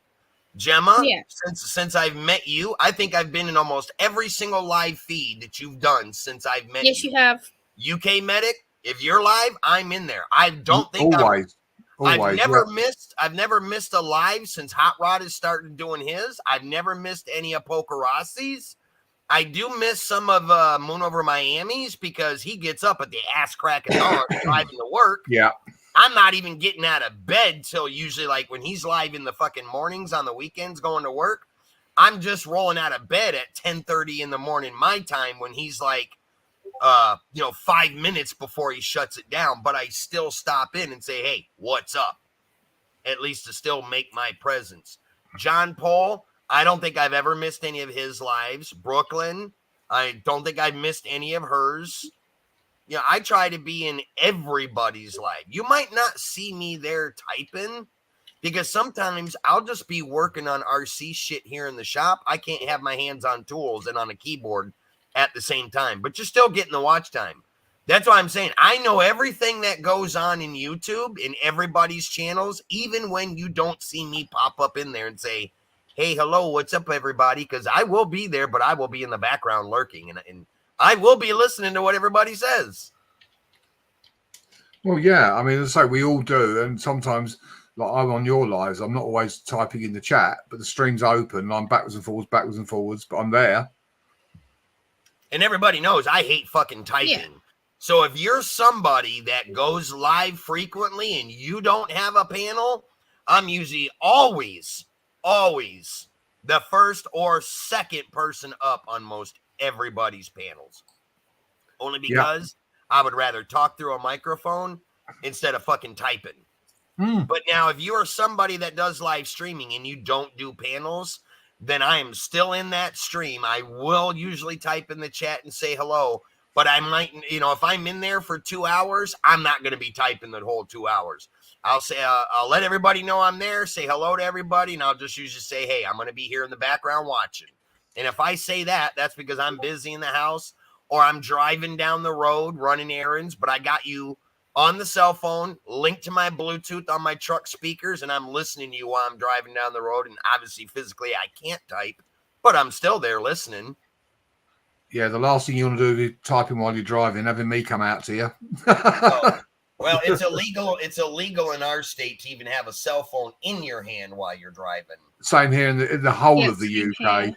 Yep, you need to either have a hands-free device link. Yeah. You even if you're not texting, you're not even supposed to have your phone in your hand talking into it while you're driving. But legally, by law, you're supposed to have a Bluetooth in your already automated. Most of today's new vehicles all have Bluetooth and speaker and microphone capability. But if you're driving an older vehicle that doesn't, then you need to have a Bluetooth earpiece or headphones with a microphone on it or whatever. But you're not supposed to have your phone in your hand talking as you're going down the road. Yeah, it's totally illegal here. It's you can get fined up to £1,000. You can here too.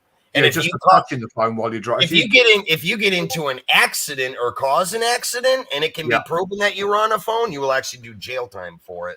Yeah, here how it get works. the fines and jail time. You get double dipped. Yeah, a lot of people here stream music from their phones through their stereo in the car, and if you put your hand forward like that to touch a button on your phone to change the music, and the police see you, you get done for it because you're touching your phone while you're driving. You're not supposed to touch it at all. Yeah, it's the same as we have to wear seatbelts here. Unless you've got a good reason. So, but the whole thing that's a law everywhere in the States. You always have to be in a seatbelt when you're fucking operating a vehicle. There are no excuses for that not having one on. Hey, back boy, good to see you. Our seatbelt tickets here in North Carolina are stiff. Oh yeah. That's like a fucking $650 ticket, I think it is. Yeah. We've got these clowns that work for like the local authority, that walk around in their stab vests and all that, and they're what they call local environmental wardens.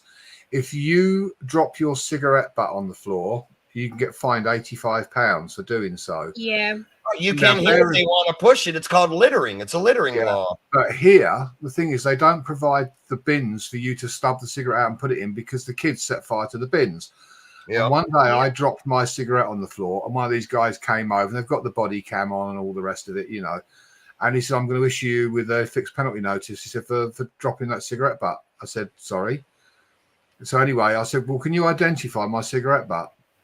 And he looked at me. I said, "Have you got me on camera?" And I go, "No." I said, "So you've got no evidence that I actually put that there?" He goes, "Well, I watched you do it." I said, "Yeah." I said, "But do you know which one's mine? Did you got it on camera?"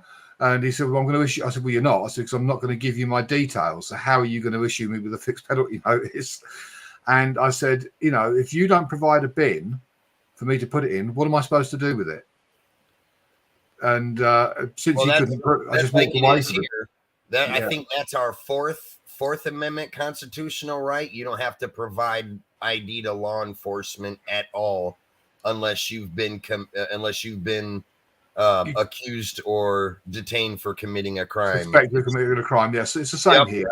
Yeah, they try to get your details, but you don't have to provide them unless they. Well, I keep forgetting our laws and law enforcement is based off the UK. Everything we do is from what the Bobbies started way back in the 20s and 30s. Yeah, that's right. I mean, here we don't have to. The only time you have to provide your details is for motoring offences because that comes under road traffic law.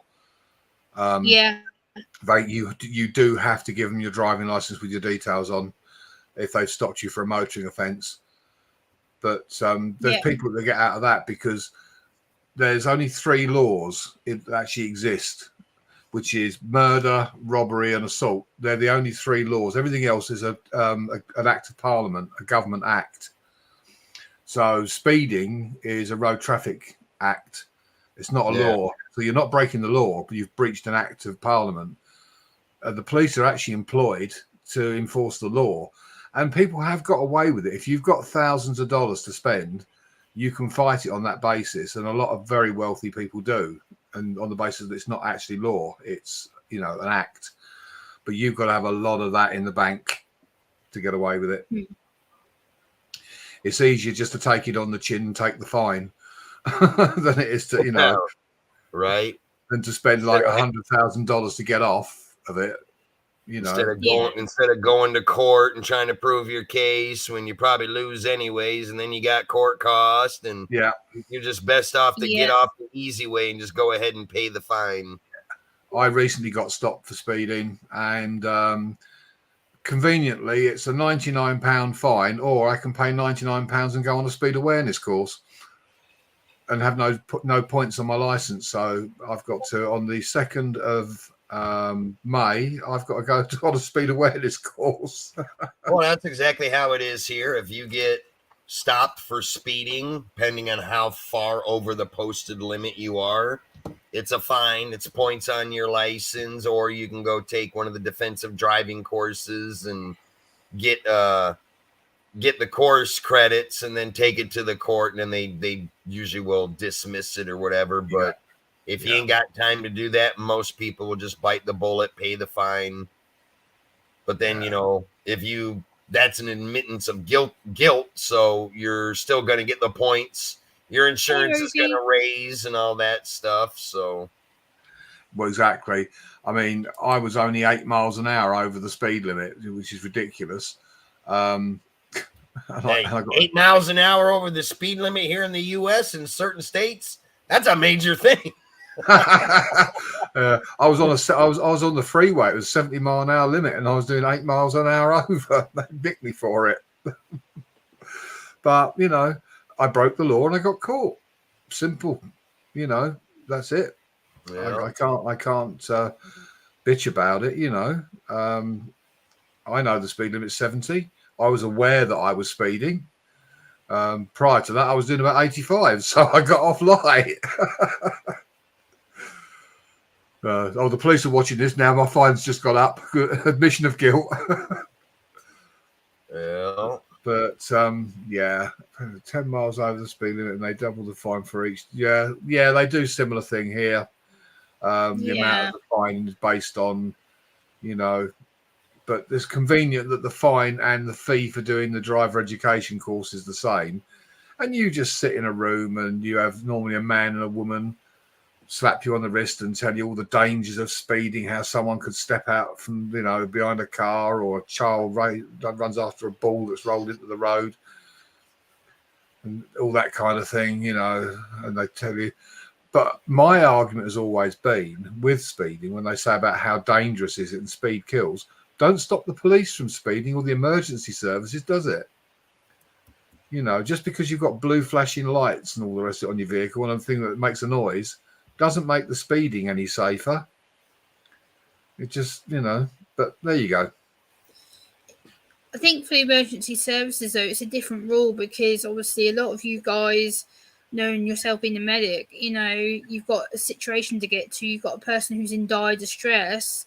So therefore, you do have the rights to speed, because you are. Oh, yeah, I'm not saying we're not allowed to do it. What I'm saying is, Gemma, the fact that we are speeding. You are saving someone's life, you know, you need to get to places. Yeah, but that speed is no less dangerous than you speeding or Frank speeding. Me doing, say, 60 and a 40. Oh, thank God I don't drive. Is no less. No, I know, but me doing 60 and a 40 is no less dangerous than a police car doing 60 and a 40. Yeah, I wouldn't trust myself driving, to be fair, especially with how my anxiety is. No chance, no way. On our roads, Gemma, you would have a break. You'd have a complete meltdown. I tell you, it's a nightmare driving on our roads. You know, roads are narrow. Being a passenger driver is not fun. People don't pay attention. You know, I mean, you've only got to watch some of my videos. They don't even get out of my way, half of them, or they stop on a blind bend or on the brow of a hill where I can't see and expect me to overtake them, or they slam their brakes on. I mean, I had one on the motorway. And yeah, I was Dion, doing, that's how it is here. If you're well, for you it's 25. I think for us 20 miles an hour over the posted speed limit, that's an automatic loss of license here in North Carolina. That's also considered reckless and endangerment driving. yeah, it's the same here. Here, I think on the freeway they will allow you up to like 90 to 100 miles an hour. Then it's an automatic ban. Anything up to 100, and that's it. You can kiss goodbye to your license. And if you're in a residential area, where most of our residential areas are like 25 miles an hour, yeah. If you're doing 10 miles an hour over that posted residential, oh, but you'll get locked up. Yeah, if here you accidentally hit a kid running out in their yard and they cross into the street and you're speeding down through, oh yeah, you go to jail real quick. Yeah, our sort of built up areas, residential is 30 miles an hour. Generally, it's 20 miles an hour by a school. See, we don't have the thing like you have with the school bus where you're not allowed to overtake it or pass it. Here, the kids get off the bus and just walk across the road, and there's nothing. There's no signs flashing up or anything. It's shit. You pass a fucking stopped school bus here. If they got that stop sign flapped out with the blinking red lights, and you go around it and pass it, that's your ass. Well, I didn't realize there's like a no tolerance policy in North Carolina for that. Because we have a lot of elementary school deaths because of that. Well, I didn't know that. When I was in Arizona, I know you're not supposed to overtake, but the bus was, say, stopped here, and I was coming in the opposite direction to the bus, and I passed it, and I was told by my passenger, no, you don't. You stop. You don't drive past it either way. But I didn't know that, But all our school buses here, they got cameras on them here in the state of North Carolina. They record everything. So even if you pass them and you think you got away with it, oh, no, you didn't. Because that camera automatically takes a screenshot of your license. And trust me, the DMV will notify you ASAP of what you did. Yeah. Well, it's like where you're supposed to stop. I did a rolling stop and got pulled over. And I said, well, it makes if you're on like a main road like that and a car's joining from the left, we don't stop and let them out. They wait till we've gone past and they pull out after us. But of course, there was a stop sign, no traffic, and the line, and I rolled up and I was just still rolling, checked, and then went. And next thing, got the lights flashing behind me. And he said, you didn't stop. I said, I did. He said, no, you didn't. He said, you did a rolling stop. He said, you have to stop.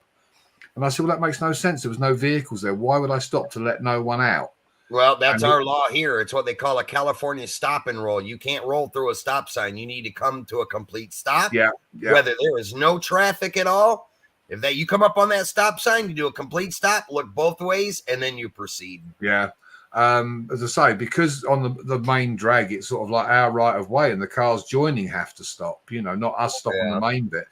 And when I explained to the officer concerned, he said, he said, it makes perfect sense, buddy. He said, I understand what you're saying. He said, but here we do this. He said, but I'm not going to write you up a ticket. He said, I've just given you a warning. So just make sure in future that you actually do stop completely. The wheels have got to be stopped, not just even the slightest bit of rolling.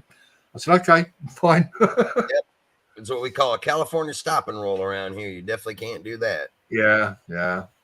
But it's just like if you fucking squawk your tires, you're at a stoplight or a stop sign and you just goose your vehicle and the tires spin. It's not something that's heavily enforced, but there is a law. It's what they call an unsafe start.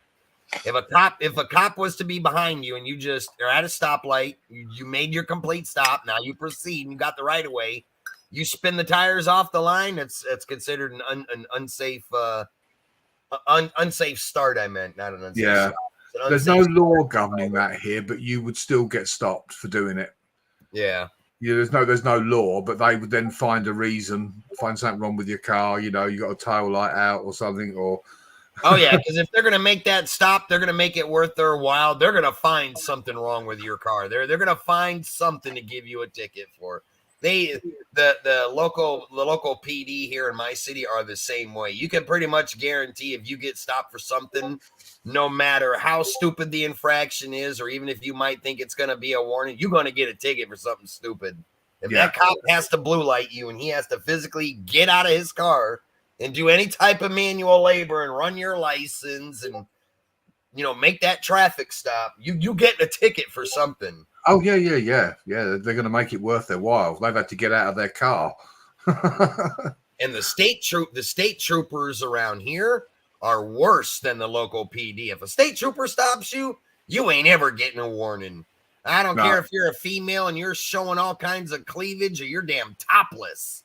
And the crying bit and all that, the crying bit doesn't work. They don't give a shit. I know. I got stopped by a state trooper. Our on state the way troopers here, they are the strictest that I've ever seen in any state I've ever lived in. I got stopped on the way to the Grand Canyon. I can't remember what for now, but he was, what us Brits are like. He was particularly arrogant and rude towards me. So I started answering him back. And when I was telling one of my friends in the States, I said, "You're lucky you didn't get shot the way they are. And didn't put his gun on you, And I just told him, I said, "Look, just shut the fuck up and give me the ticket." All right. I lost my rag. I said, "Look, just shut the fuck up, give me the ticket, and let me get on my way."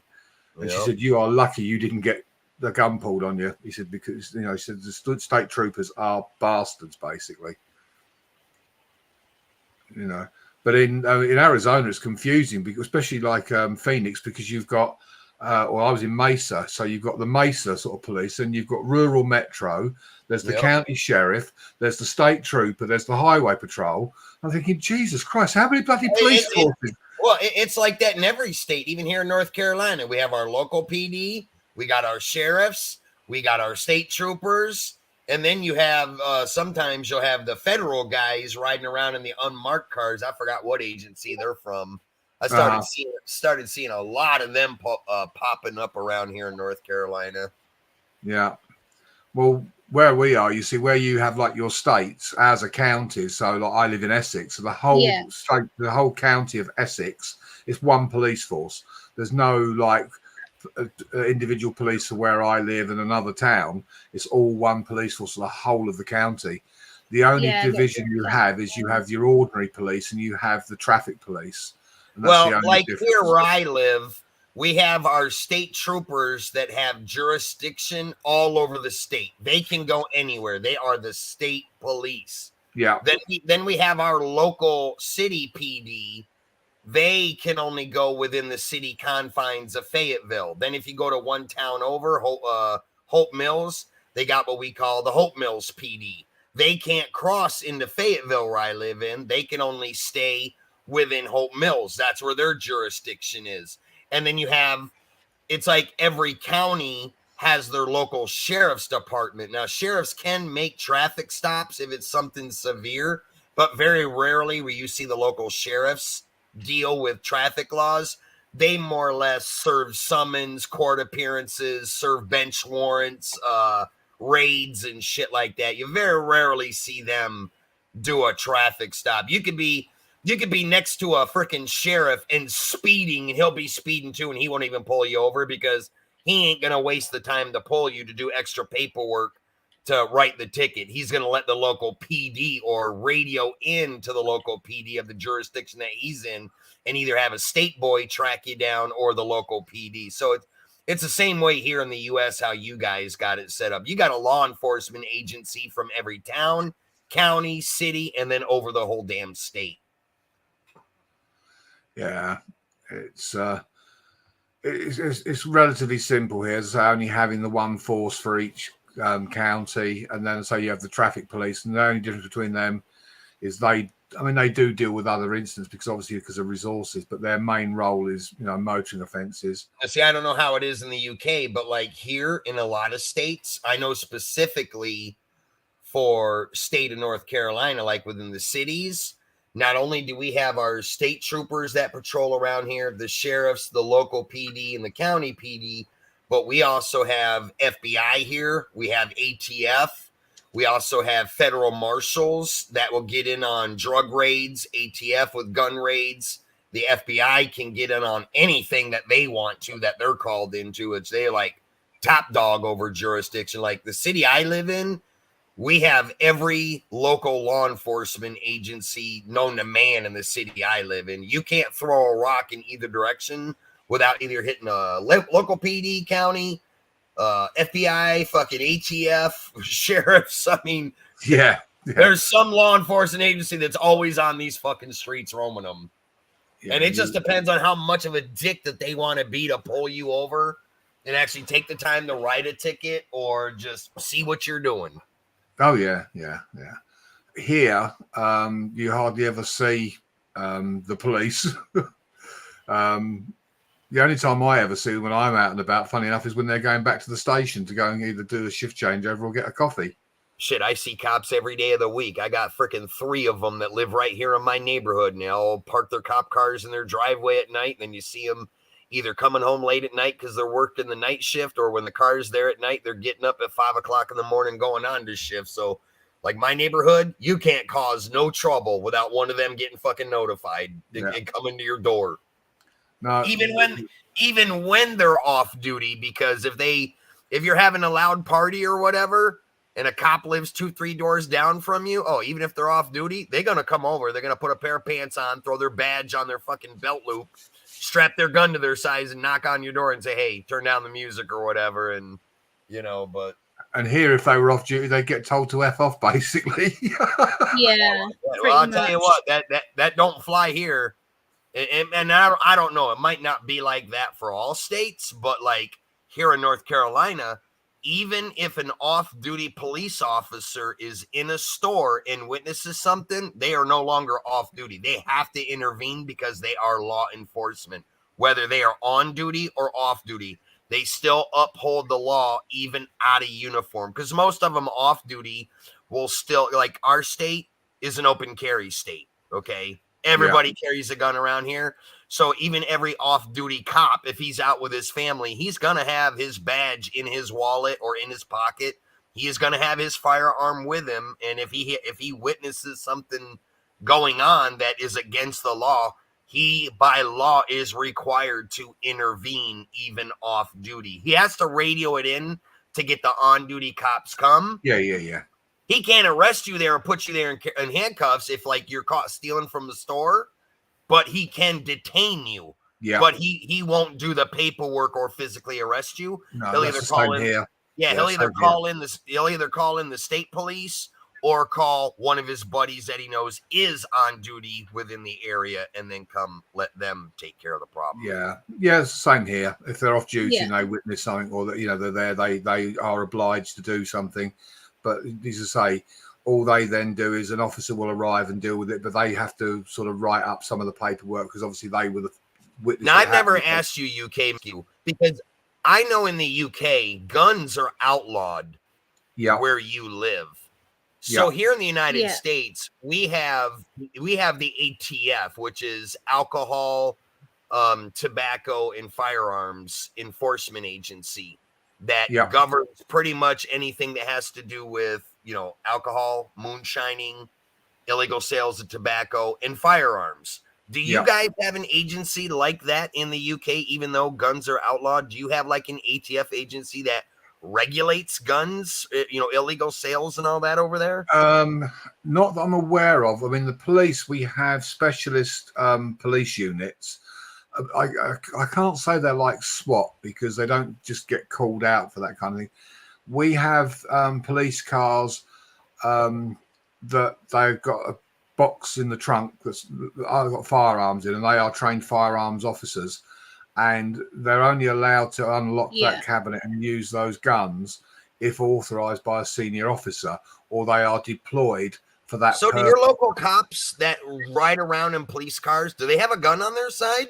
No, the only thing that some of them have, and it's not all of them, they have to be trained. Some of them have tasers, and they have the pepper spray. They have specialist firearms. How the hell firearms. do you detain somebody that gets out of hand at a bar fight with a knife in their hand? So the majority of your guys' police force that patrols or walks the beat, as we call, they're unarmed. Yeah, all they have is either a Yeah. taser or pepper spray, and not all of them have tasers because they're not all taser trained. Wow, I never knew that.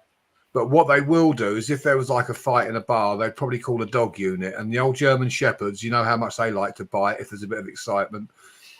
So No, they'll every one of our cop cars around here, every fucking cop is armed with a 9mm Beretta. They'll have a shotgun locked in the front seat and usually an AR-15 in a case in the back trunk. yeah. No, we have, and you can see the armed specialist arms units.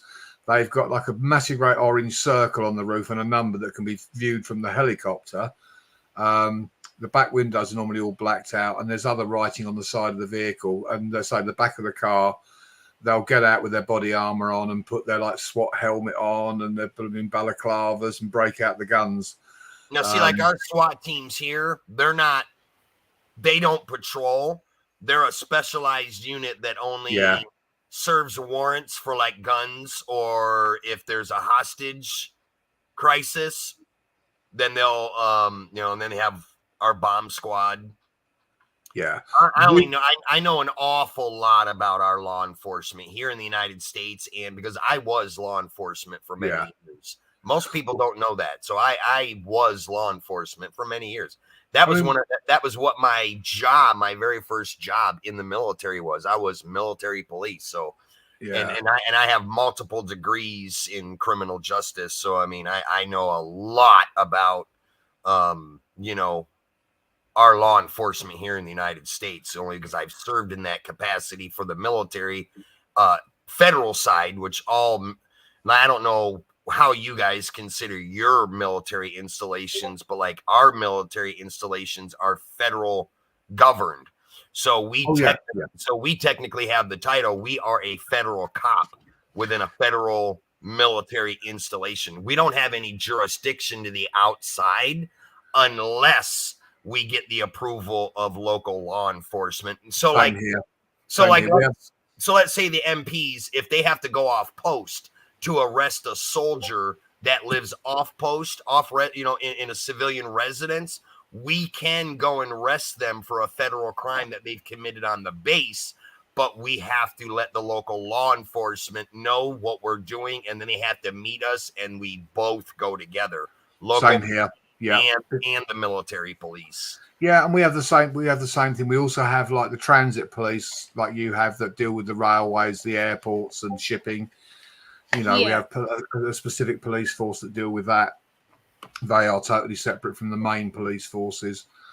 And we do, and all the forces do have sort of like our equivalent to a SWAT team, but they are only called out on specialist stuff. They are normal officers, but they're normally based, funny enough, where the helicopter's based. And they're called out to like terrorist incidents and all that. And then you've got the anti-terrorist squads and we have those here in the United States too. Yeah. It's like the anti-terrorist teams and the our local SWAT.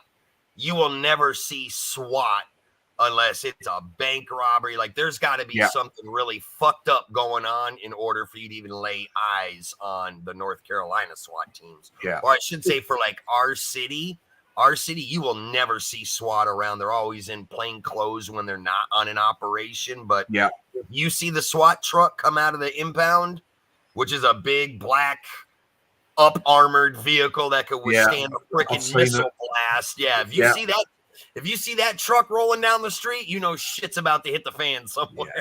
Yeah. Ours just rock up in sort of like white transit vans with blue flashing lights on, and nothing. There's still the normal sort of police vehicles, but they all leap out with their body armor on and their helmets and all their gear. Armed up to the teeth with taser and gas grenades and all sorts of things. They've got the full Monty on them. But we also have like our SWAT teams in the military, and that's what I was part of. That's what I did. I was a SWAT commander, but we don't call them SWAT teams in the military. We call them SRT teams. Yeah, which stands for Special Reaction Team. We call them SRT and not SWAT. Same in the UK. I'll tell you what I did see, Frank. I was watching a video on YouTube. It was on the television. I tell a lie. Where some people ventured into Area 51. They got over a mile into Area 51, and then were met by the camos. Well, I can tell you, if you got a mile into Area 51, somebody got fired, because to get that far into Area 51, that is like our most highly guarded. Yeah. I don't want to call it a base. Area 51 does exist now. I'm not going to get into the whole alien thing because I don't know what goes on there. No, no one does, never will. Yeah, I mean, we do know there is military there, and it's usually the military that is patrolling the outer perimeter of the fence. So when you said somebody got a mile in, that is like fucking unheard of. It was on the TV. Yeah, it was like motion sensors on all the fences around Area 51. Yeah. Well, what happened was they've got all these sensors. Now, apparently they were directed to an area where you're allowed to go by somebody in a local store. Said, yeah, if you drive to there. But they went up this dirt track and they took a wrong turn and they managed to get a mile into it. And these guys are camos who are not military, but they're like sort of to protect the thing, rocked up in a white truck. And then they called the sheriff out, and he came out and eventually got to them. And he was the one who wrote up the citation, gave them a ticket. I think they were fined like $100 each, him and his wife. Wow, they got off easy. Yeah, because they said that when they explained how they ended up where they did, they're like these camo guys turned around and said, yeah, I can see what's happened. They've taken a wrong turn and it's an accident. They weren't deliberately trying to breach the base perimeter sort of thing. It was obviously an error of judgment, and they let them off with it. I mean, I've never witnessed none of that stuff myself, but being in the military, and I have had to go to the Pentagon a lot. Like when I was higher up in rank, I had to go visit the Pentagon a lot for different things. Yeah. And would always talk to different commanders about that shit, like Area 51, anything to do with that place. I've never witnessed none of it, but you can goddamn guarantee you get anywhere close to that perimeter, you're going to have some of the most heavily armed vehicles and fucking soldiers on your ass. Like, oh, yeah. In a matter of minutes. I mean, we're not talking hours. I mean, will literally within like 2 to 3 minutes, there will be a fucking convoy there to greet wherever you have gotten through that fucking perimeter. Yeah, that's right, Eric. They say they said these guys were like civilians, but they were like ex-military, and they call them camo dudes. They're the ones that sort of patrol the outer perimeter, and then further you get in, then obviously then it's military. But I can't remember what the program was. It was about Area 51, and I say, and this couple had sort of managed to get into it, but it was. They had a bit where they showed you someone tried to fly a drone over. Shit, you try to fly any kind of fucking... Dude, if you throw a fucking paper airplane over the fucking fence, it's like going to be fucking DEFCON 1. Well, all you saw with this, a guy tried to put a drone up, and there was no fences. He was like on the sort of the perimeter road, on the desert. And he put this drone up, and the drone went about 10 feet, and then it exploded. And I thought, what the hell? I didn't see what hit that, but it just disappeared. Oh, yeah. Anything will be shot out of the air that crosses over into that airspace. And yeah, as Shadow Ops said, too, that's why it's kind of funny to... Now, I've heard stories of people actually getting in the perimeter, not nowhere's near the actual compound, the buildings. Yeah. But I have heard instances of people actually getting into the fence within that perimeter, which is usually highly unlikely because in the United States, or probably on the planet Earth, that is one of the most highly secured compounds that I have ever heard of in my lifetime. And I've only seen pictures and aerial footage of it. Yes, a lot of people think Area 51 is a myth. It is not. Area 51 actually does exist. It is there, but there ain't too many. I'll put it this way. There ain't too many people alive on Earth today that actually can even tell you what goes on there. It is so classic. No. It's beyond super squirrel fucking secret. Okay. It's like, unless you're in the presidency or work at the fucking White House, even people at the White House probably don't even know what goes on at fucking Area 51. Yeah. Yeah, but select people. Yeah. No, when I refer to the fences, Eric, there's a bit where they show you the entrance to Area 51 where there's like a bit of fence and a gatehouse and a barrier. But where these people were, yeah, it's just literally a desert road and just open desert. And they were within like the perimeter, not nowhere near Area 51 when they got stopped. Yeah, like I know the SR-71 at Area 51. That's where the test site was for like the SR-71, wasn't it, Shadow? Like that plane spent a lot of its existence there. Big John D, you jackass. But that's what I'm saying. When I just take it with a grain of salt for, you know, when I hear stories of people that actually get in that perimeter, you hear of them, but it's like me being military, most anybody that is ever military in the United States that knows anything about Area 51, we know that that's highly unlikely that someone will ever get within that perimeter, because even to get in that perimeter is almost impossible to do, because you'll have surveillance that will see you coming a mile away, even coming up onto the perimeter. And if the perimeter from the actual compound is like 5 miles wide, so you'd have a hell of a time to even get into that fence, and to think that you're even going to get close to that perimeter. Yeah, the perimeter extends out 5 miles outside of Area 51, and it's just heavily by some of the most hardcore special operations soldiers in the world, you know. Oh, yeah. Clearly they were being watched, Eric. They monitor that compound. So for anybody to even remotely to get close or within the compound is like unheard of.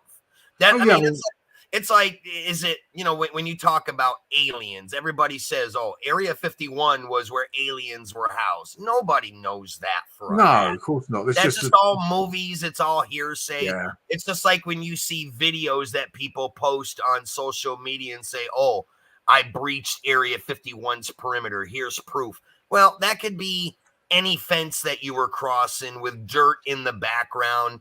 Now, if you're able, and I'll tell you like this, here's another thing too, which kind of makes me leery about anybody that would get that footage up.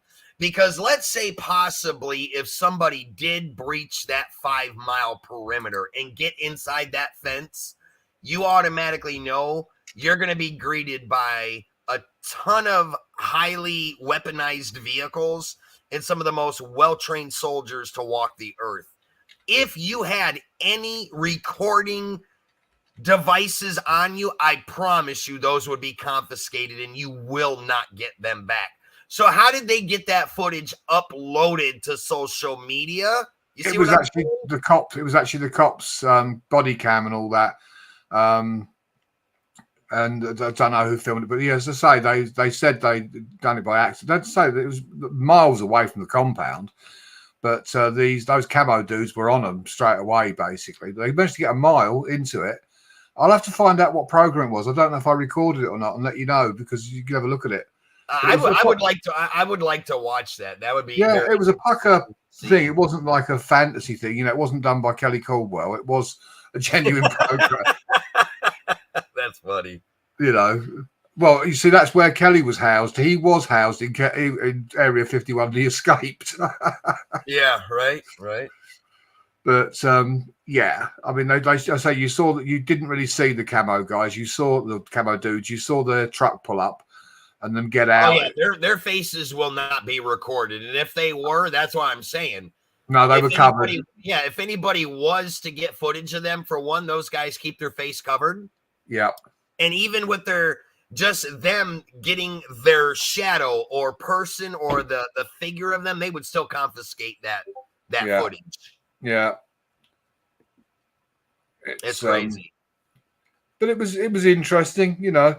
I know loads of people have tried to get to see Area 51. They keep having all these programs, and they said, you know, if thousands of people were to descend upon it, like in a protest, that they would be met with maximum force.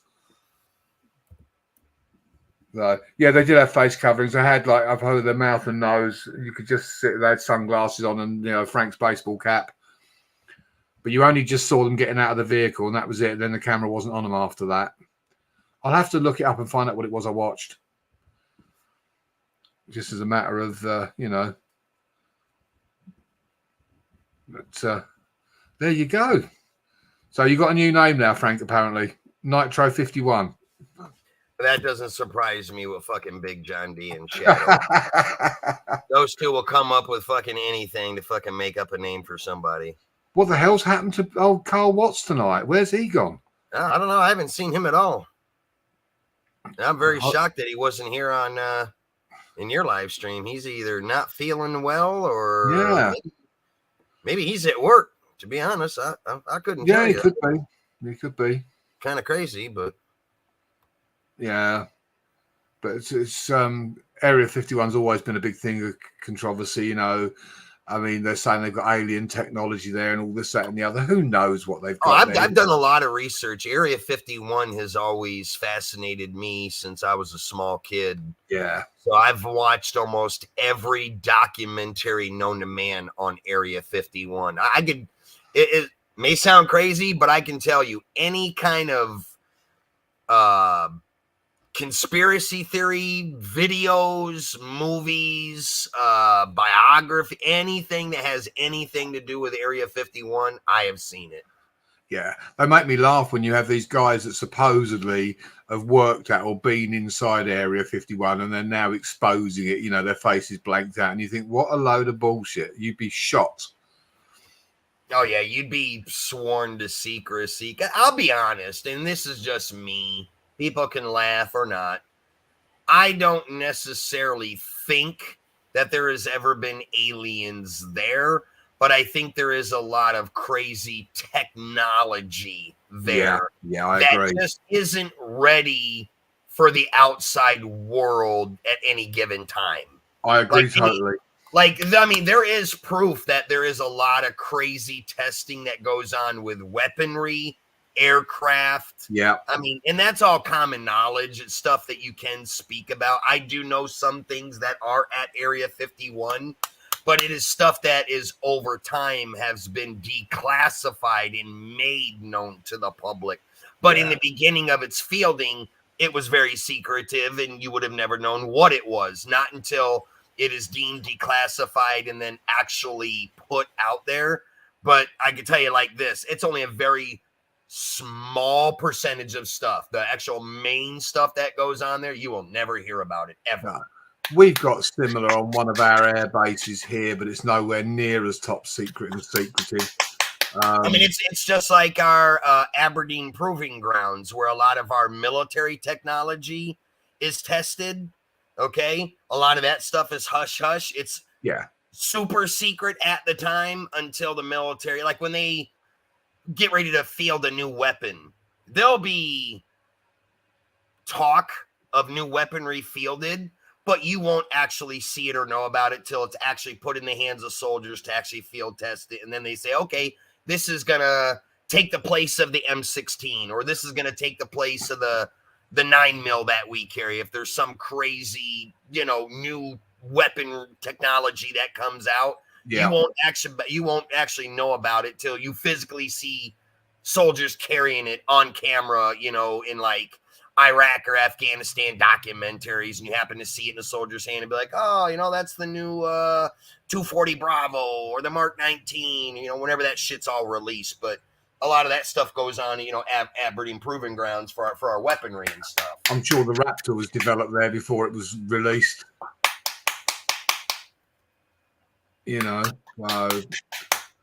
So we've got a similar sort of situation here with one of the air bases, but it's nowhere near. You can get right up to the perimeter fence on our one. Right. You just wouldn't be able to get on it. And the same sort of thing as Area 51. They sort of say there's stuff there, technology, etc., etc. But it hasn't attracted. Area 51 is vast. Whereas this is just an air base, so it's not particularly huge. I always thought Area 51 was like one of those things that really makes a human being think. And what I mean by that is, now, what is Area 51 around the globe associated with? The home where aliens were housed back in the 60s. Yeah. For the first UFO sightings. Now, there are people that believe in that shit, and there are people that won't believe in it just because they've never seen it. So they think, well, if you've never seen it, then it doesn't exist. But it does make you think that when you look at us as humans walking the earth, do you really think that we are the only species in space? That we're the only, that we're the only living organism in existence? I would find that very hard to believe. Well, yeah, I mean, one of the We things just don't I know always, about it because we haven't been able to have humans reach the depths of space to explore. well, I mean, I do sometimes wonder about, visitations maybe at some point or something, because when you look at technology, we've gone from house brick phones, like, the size of an army field radio, down to basically what is a pocket computer. You can access the internet, all that information. It's a phone, it's a camera, how everything's become smaller and some of the technology that we have. I mean, even when you go back to, you talk about like Star Trek, where they had the communicators. Well, when we had the Motorola flip phone, then you had the scanner thing that old Bones used to sort of check out for injuries. They now have the Doppler scanner and things like that. So you sort of think, is there some kind of indication that some of this technology has come from somewhere else? The fact that everything is getting smaller and smaller and smaller. The fact of like with internet, 3G, 4G, 5G, and all the rest of it.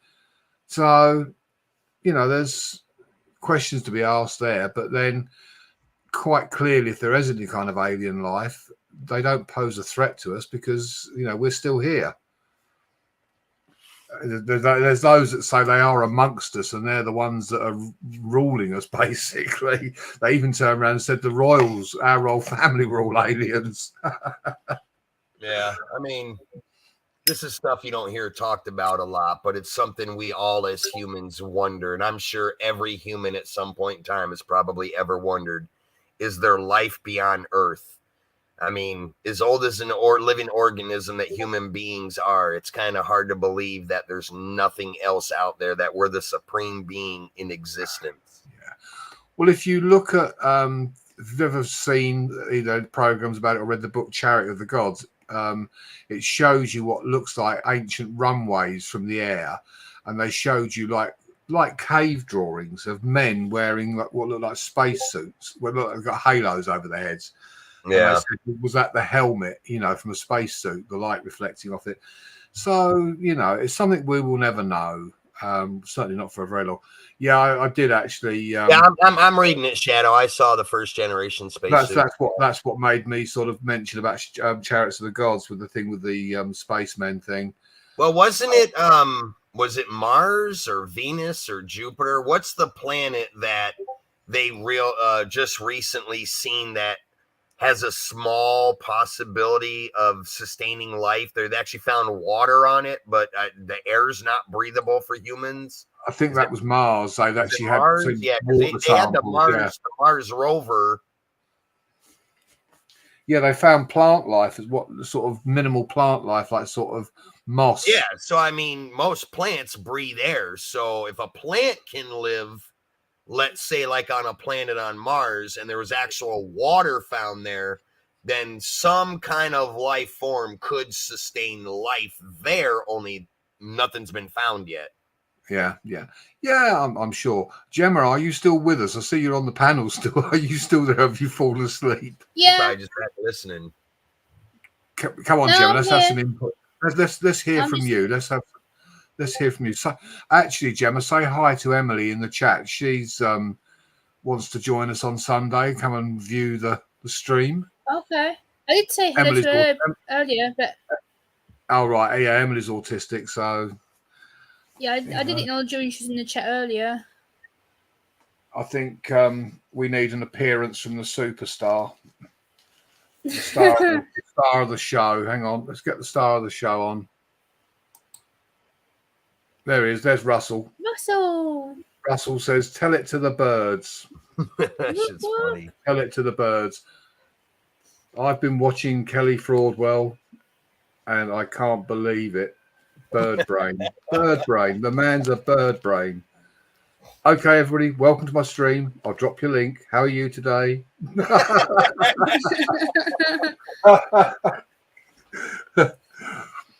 Once I can sort the old voice thing out, I'll have him doing some live streams with a squeaky voice. Hell yeah.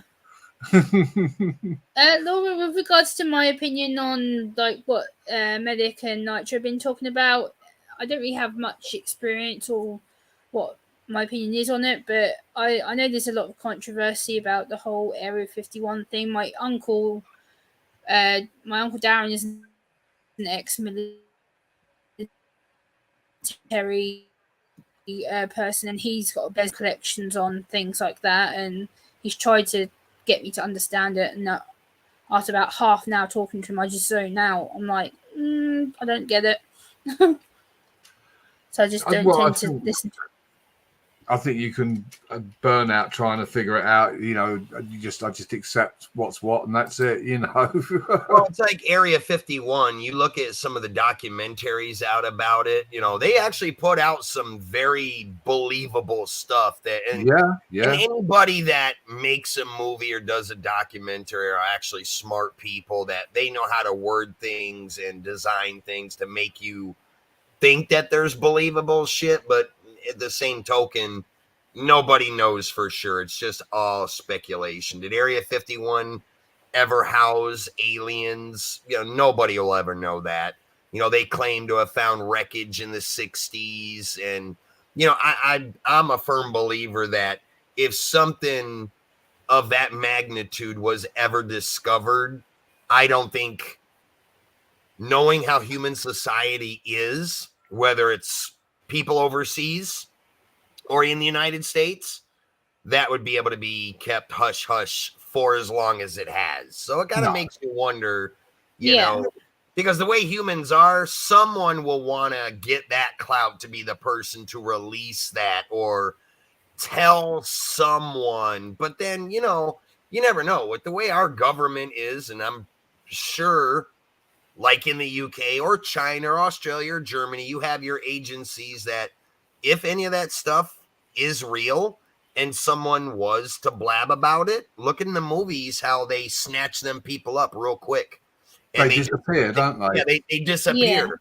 Because if there is something worth keeping under wraps that they do not want the human society to know about, that is a threat, you know, to human society. They're going to have to silence that threat because human people in nature are scared of things that they do not understand. I mean, let's think about it like this. Let's just say we're all sitting here right now talking on the fucking internet.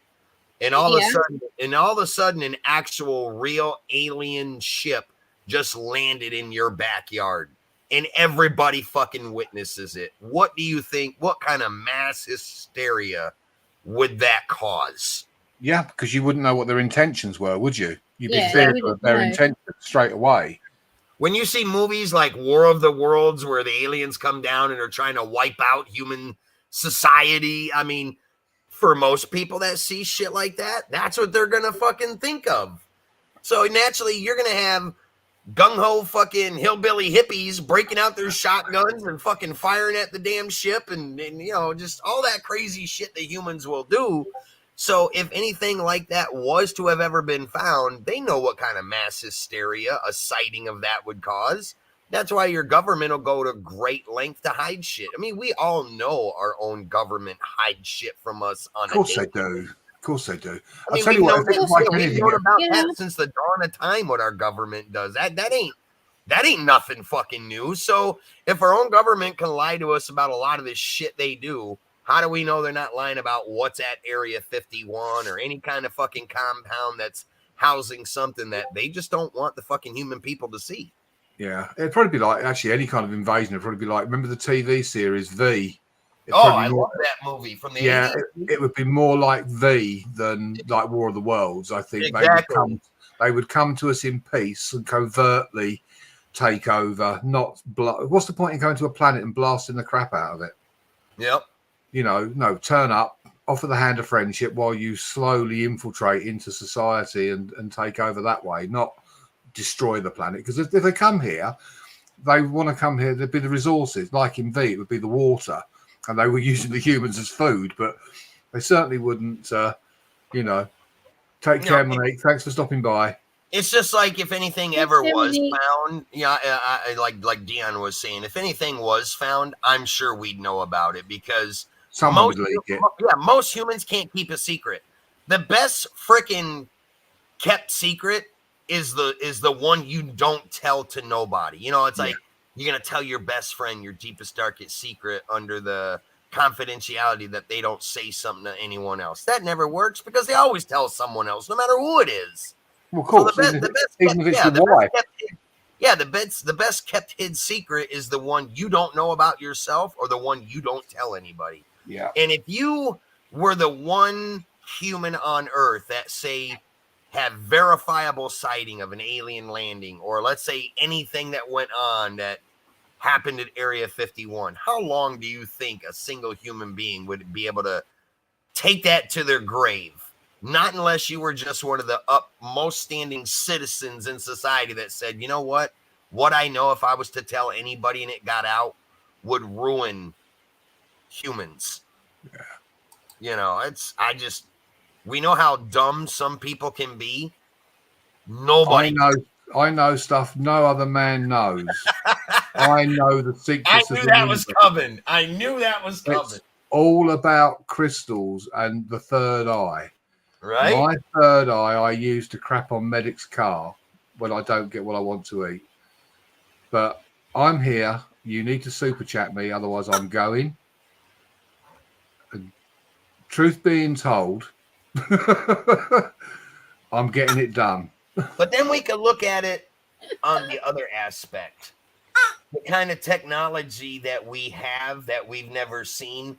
I'll tell you one movie on this earth that really made me think about what we have as human technology that nobody has probably ever seen was the movie Terminator.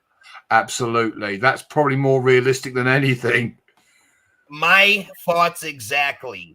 The way that the T-1000 exoskeleton was designed to a human skeleton, the inner workings, it makes you think, the people that create, how did you come up with that idea miraculously to make that into a movie if that kind of technology did not exist somewhere already? So it's exactly. And the fact that like the whole thing now with AI and all the rest of it, you know.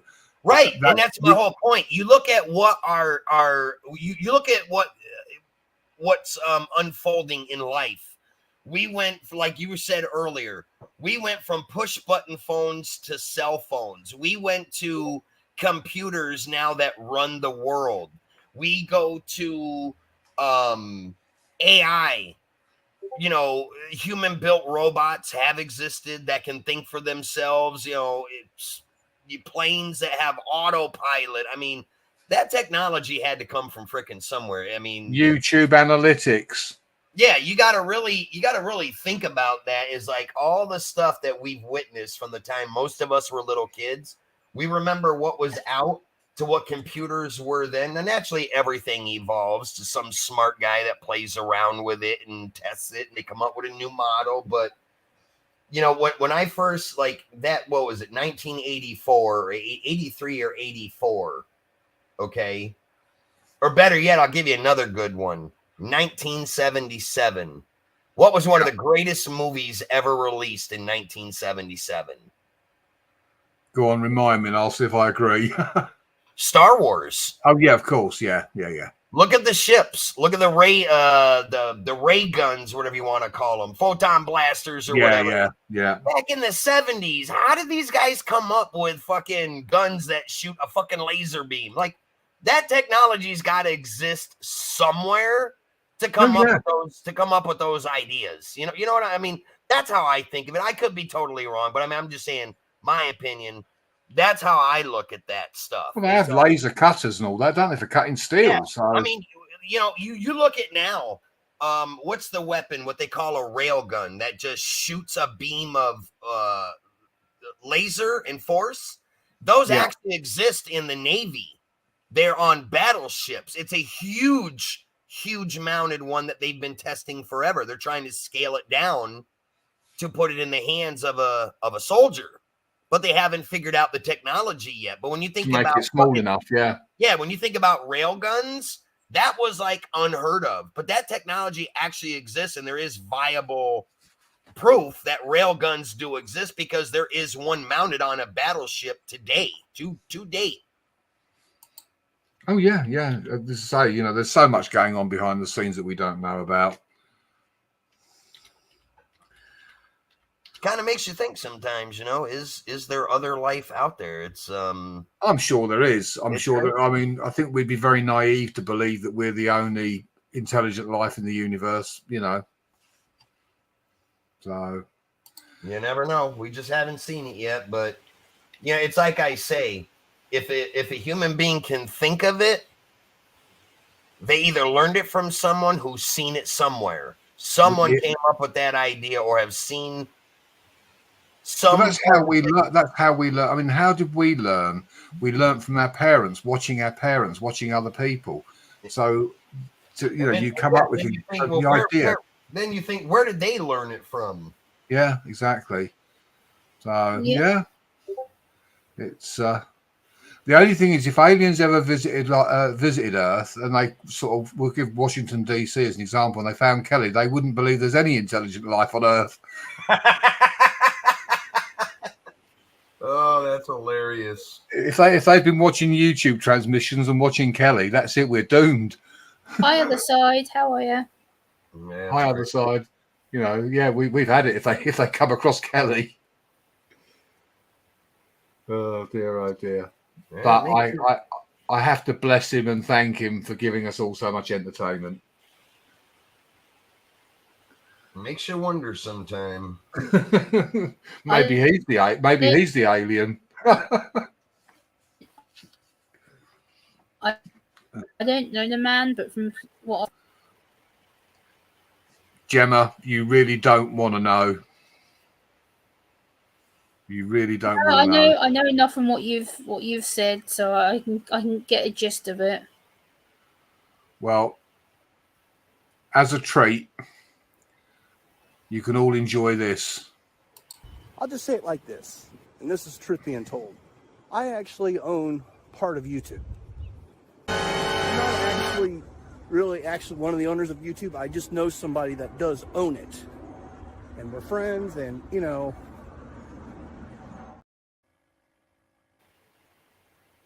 If you ever run across that guy, it'll be a total meltdown. That just never gets old for some reason. And for the benefit of Frank's following.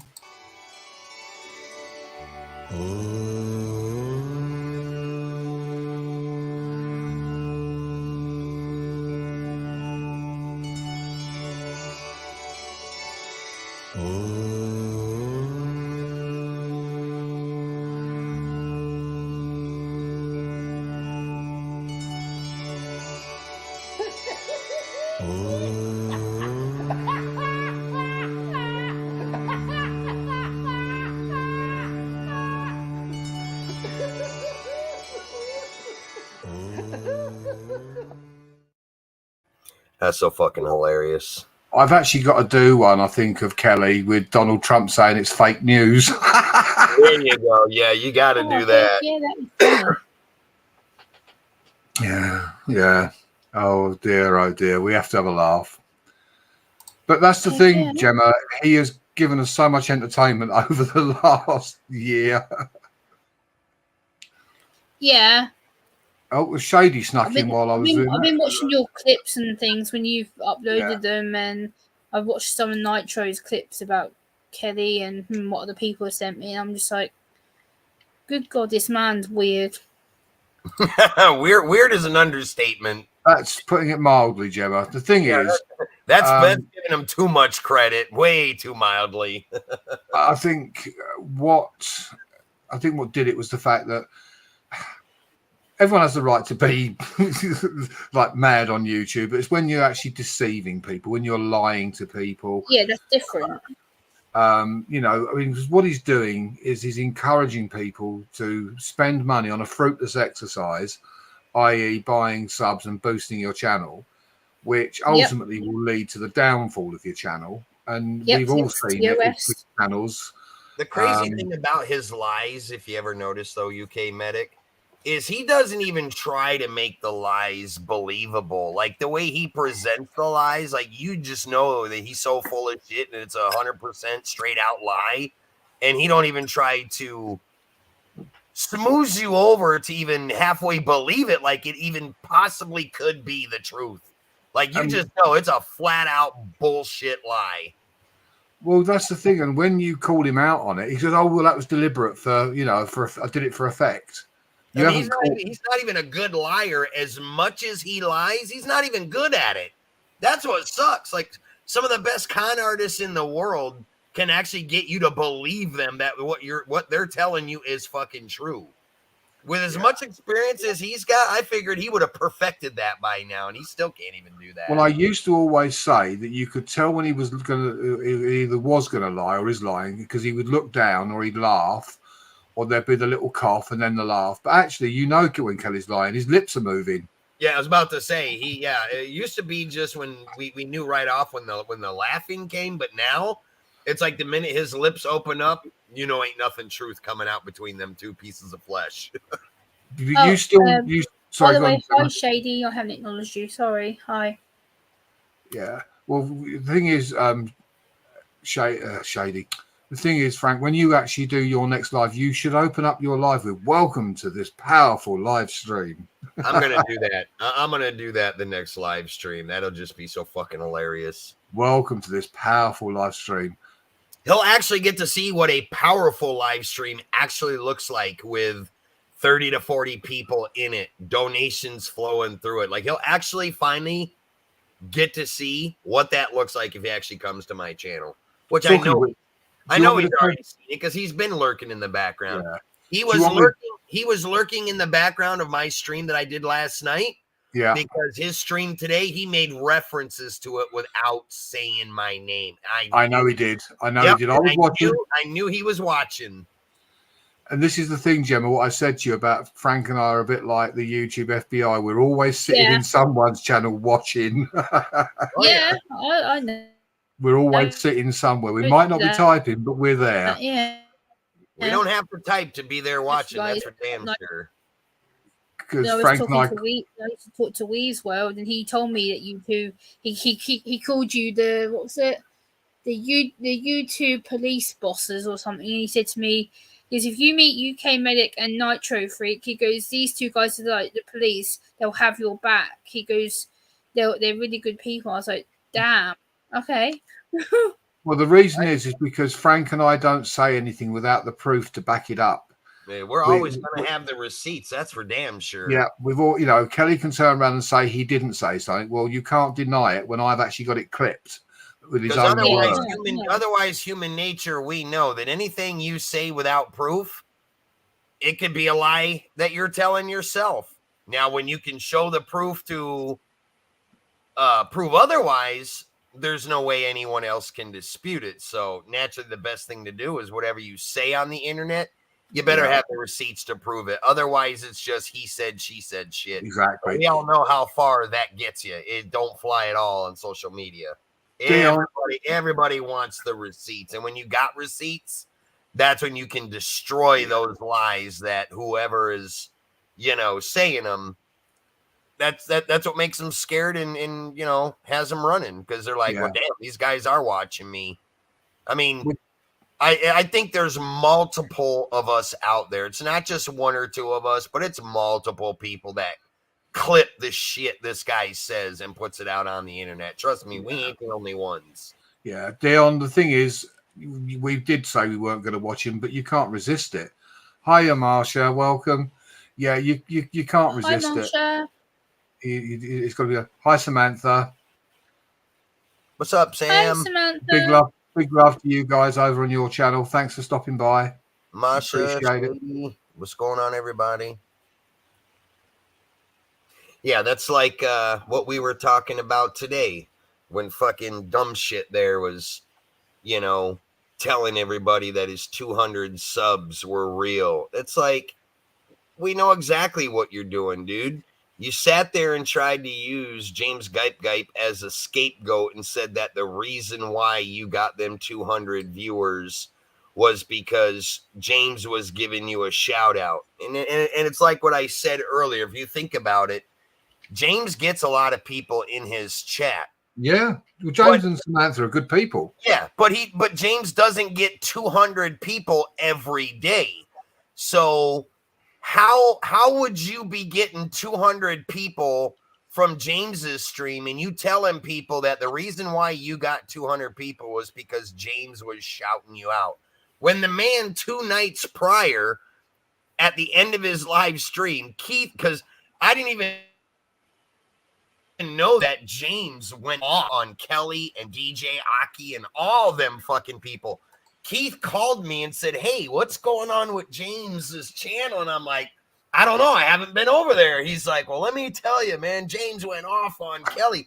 So naturally, Keith told me what stream it was. And I went back and I watched like the last 15 minutes where James was just busting out Lucerna Erna, fucking 50 Cent, DJ Aki, and a bunch of others that were in the fucking chat. And James flat out fucking said, I do not like fucking Kelly. That's why we call him Fraudwell. He's a joke. He's a lie. He boosts everything. I want nothing to do with the guy. And then you see fucking Kelly a day later doing a fucking stream talking about, I'm going to drop James Gipe's link. Please, everybody, share him out. Go connect to him. He's been talking great about me on his streams. He's giving me shout outs, and that's why I'm getting all these people. And then it was kind of funny because Sam came into his stream today and specifically said, you know damn well my husband didn't give you no fucking shout out. So why the hell are you making shorts and faking the funk saying that, you know, we're giving you shout outs? We ain't fucking giving you that clout. And what was funny is I know Kelly was reading it and saw Sam's comments, but he avoided them and he chose not to mention it on his stream. That's his new thing. He sees the people coming in saying shit to him. He sees the trolls that are trolling him, but he's got somebody else in the background now telling him to just not acknowledge it, stay upbeat and positive, and act like it doesn't affect you. That's exactly what he's doing. That's like today in his stream, all he kept doing was bragging about how he had 200 people in his stream. And the best part about it is there was 6 different people that came in and said, Kelly, we were all in your stream yesterday and saw, and we know your average is 7 to 10 people at best. Now, you normally never have more than 10 people. How the fuck overnight you managed to muster up 200 people? Because you had 207 people watching. So you had your normal 7 people on the board and the 200 fake ones.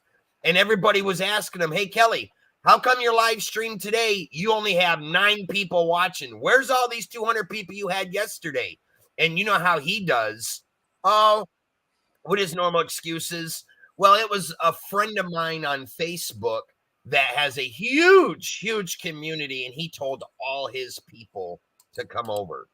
And he was mentioning James. And it's like, one, I know for a fact James is not fucking shouting you out because he just put you on blast on his stream fucking 2 nights ago. Not only you, but 50 Cent, Lucerna Erna, Melinda, fucking DJ Aki, and there was a couple other ones that James had mentioned. And I'm like, and I know Kelly was in there watching when James did that because he made references to it on his stream today.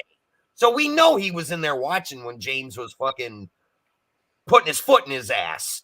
But what he's doing is he's trying to throw everybody off the trail and saying that they were all real 200 people, that it was his friend from Facebook that did it, and James Gipe sharing him out. So now he's praising James every stream. Oh man, James, I gotta say thank you, man, for sharing you out or for sharing me out and talking great about me in your streams. I owe you, buddy. Like they're best friends and shit. And everybody's like, what the fuck are you doing, Kelly? You know Keith can't stand you. You know James can't stand you. So why are you sitting here dropping their links and sharing them out, trying to be buddy and being their friend? That shit's creepy. It doesn't make fucking sense. I mean, the guy is fucking mentally delusional. He has something wrong in that gourd of his. Well, yeah, you know, and to think that he thinks that we believe it, especially after he was slating James, saying about how disgusting it was that he smoked on his live stream and was smoking weed and made a big thing about it, you know. And again, I clipped that. I've got it. That's in the one with the Fred Flintstone video. So, you know, it's I don't know. Samantha, trust me, 50 Cent ain't shutting down nobody's channel. 50 Cent has been threatening to get my channel shut down as far back as a year ago, and here I am. You know why 50 Cent is all pissed off? Because I actually had his first channel shut down. I did that, and he's been pissed about it every day that he had to start over. That's why he mad. Yeah. I'm always clipping his stuff, Samantha. I catch him out all the time, and then he lies. I'll show you this for your benefit I'll just say it like again. this, and this is truth being told. I actually own part of YouTube. I'm not actually one of the owners of YouTube. I just know somebody that does own it. And we're friends, and, you know. I love that. Never in my life have I seen somebody in a 5-second clip lie twice. Yeah, exactly. I own Exactly. I own part of YouTube. And then 3 seconds later, well, I don't actually own part of YouTube, but I know somebody that does. Yeah, but then they came the third lie, and we're friends, and we're friends. The best one you and Pokerossi have ever played is the one where he claims to own part of YouTube, and then you guys post the CEO board and notice Kelly's name is not nowhere's on the Google. Oh yeah. Board. Yeah, that's I can't remember what that's in my videos on my channel. That right there couldn't have been a harder punch in the dick to fucking Kelly. Yeah, I know. That's why I did it. I thought, you know, I'm going to look up the board of CEOs and put the picture up. Yeah, he lies and says he owns part of YouTube. I bet you he couldn't even name one person that serves on the board. Not even in a CEO capacity, but let's just say in an administration capacity on the Google board. Now, I can make a claim. I know the receptionist of YouTube in London. You've been in the building. I have, yeah, I have. Yeah, but it's like I said the other day, you know, when I was able to type in fucking Kelly's chat before I got banned again. It's like, dude, I don't know why you trying to steal fucking James's clout. Everybody that you got in your fucking goddamn channel all came from James. If it hadn't been for James, Kelly wouldn't even fucking exist, and we all know that. Oh, Samantha, I mean, the money spray, the crystals, and you've got to listen to the right frequencies as well. And today, you've got to wear a pendant around your neck that stops the waves from your mobile phone damaging your brain. Too late, Kelly. The damage has already been done. I'll tell you what's even funnier. If you go and look at his past, 9 live streams, all right, we all know Kelly, when he does a live stream for 2, 3, 4, 5 hours, his views end at 150 to 200 at best. And you let that stream go by for a week later, it'll still be at 150 or 200. He has gone now and taken all his old live streams that were stupid, ridiculously low numbers. He has boosted them all to 15 to over 2,000 views. Yeah. His stream that he did yesterday has over 3,000 fake views on it. How the fuck for 2 years you have never been able to get more than 150 to 200 views? And now in the past week, you're getting 2,000 to 3,000 views. But yet you've only had 7 people watch your live stream. Come on, man. You think people ain't fucking stupid and don't see that shit? Yeah. Samantha. He had a live stream that I looked at 4 days ago. Only had 120 views, and he was live for 4 hours. Yeah. I go live for 2 hours, and I can get 600 views, legitimately. Oh yeah, yeah. How the hell are all his lives now all peaked over 2,000 views in a matter of 24 hours? Yeah. Samantha, he put a voodoo spell on all of us when he was in the Philippines. He said that me and Nitro and all the others, that you know, karma, voodoo, we would pay for our making fun of him. Yeah, well, like I said, when you see him get 10 to 15 people in there, 8 of them are lurkers. Me, UK Medic, Keith, Pokerossi, Ryan Clark, Kings RC, David RC. I know Samantha or James will be in the background lurking from time to time. That's 8 people right there. And half of them from my fucking community. I could go on and I could list at least 10 people that'll be in the background lurking from my community alone. You take away them 10 people, what is he left with? His normal 7 to 8. I'm gonna run Freddie Fraudwell. Hang on a sec. Here we go. Give Samantha a laugh, because this is where he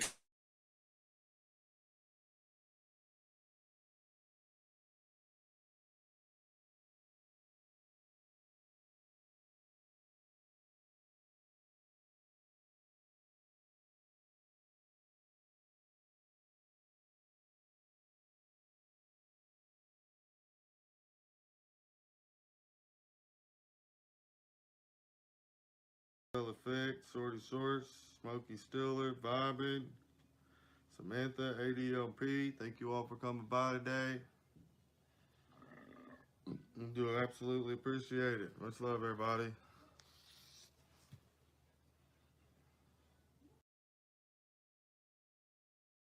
Entertaining. A lot of times I don't gotta say a whole lot. I can just sit back, read the chat, and see what everybody's doing. And then it's just, you know, one person leaves a super chat, always starts out with a funny message. And the next man coming up, trying to outdo the next man and all that. And that's what makes me thankful to have the community that I got, because the things that you guys do. When you guys do the smart ass little stuff that you do, that's what makes it fun. That's what makes it fun. That's why a lot of people like to come into this channel and hang out and see what we're all about.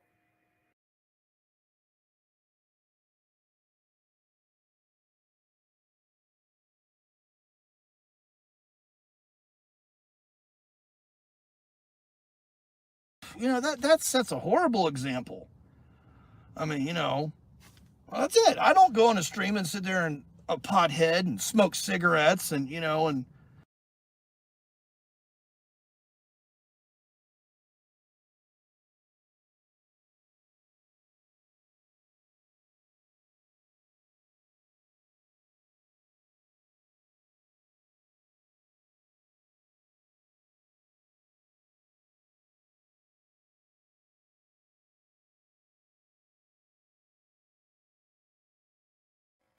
That video is fucking hilarious. it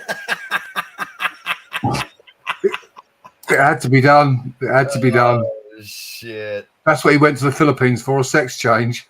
Yeah. But yeah, it's I mean that was a major success, the Philippines. Oh, you know, I'm going to get it done. You watch when I get to the Philippines. He had less views when he was there than he does here. Well, he even lied on his stream today because somebody brought that up, and he's like, I don't know why these people are saying I only get 7 to 10 people in my chat. It's like, dude, when you were in the Philippines, you would get 3 people watching you. 3. Do you know how many fucking live streams of his that we clipped where he only had 3 people watching? And he would get so fucking pissed off, he would rage quit the stream and actually start bitching and crying, saying, oh, this is fucked up. nobody's coming to watch me. I'm not supporting anyone anymore. Everybody abandoned me. I'm only getting 3 people in here, blah, blah, blah. That's why he's boosting all his shit now, because he's mad that he don't have any real people. He's got nobody. No, exactly. Well, the thing is, I mean, I think I looked the other day, and if you looked at the chat, but when I looked, he'd actually only got 7 people in there. And one of them was me, so that's 6. You were probably there, and Poker Rossi. Oh, yeah, me, Poker, and you. We're always in there watching, usually. Because usually I'll get people. See, normally I don't watch him.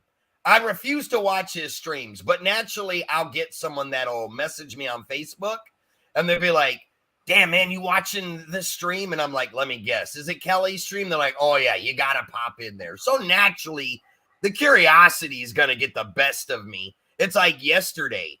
I tried not to watch it at all yesterday, and I almost got through it until I can't remember if it was Poker Rossi or Keith.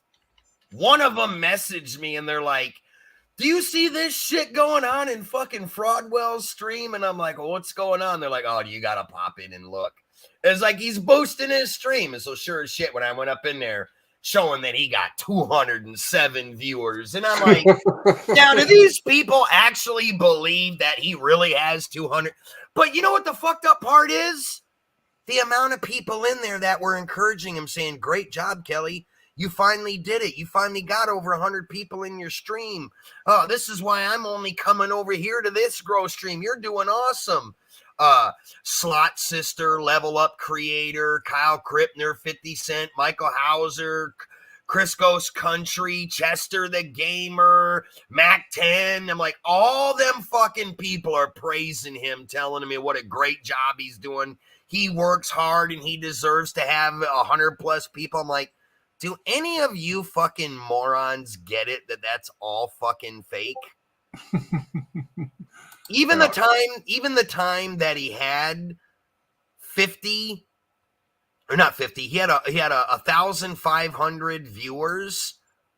Kelly got on a stream and bragged how he got 1,500 fucking people in. I did a stream that night and had Keith Jenkins on the panel, and Keith Jenkins told the world, I'm the one that boosted that.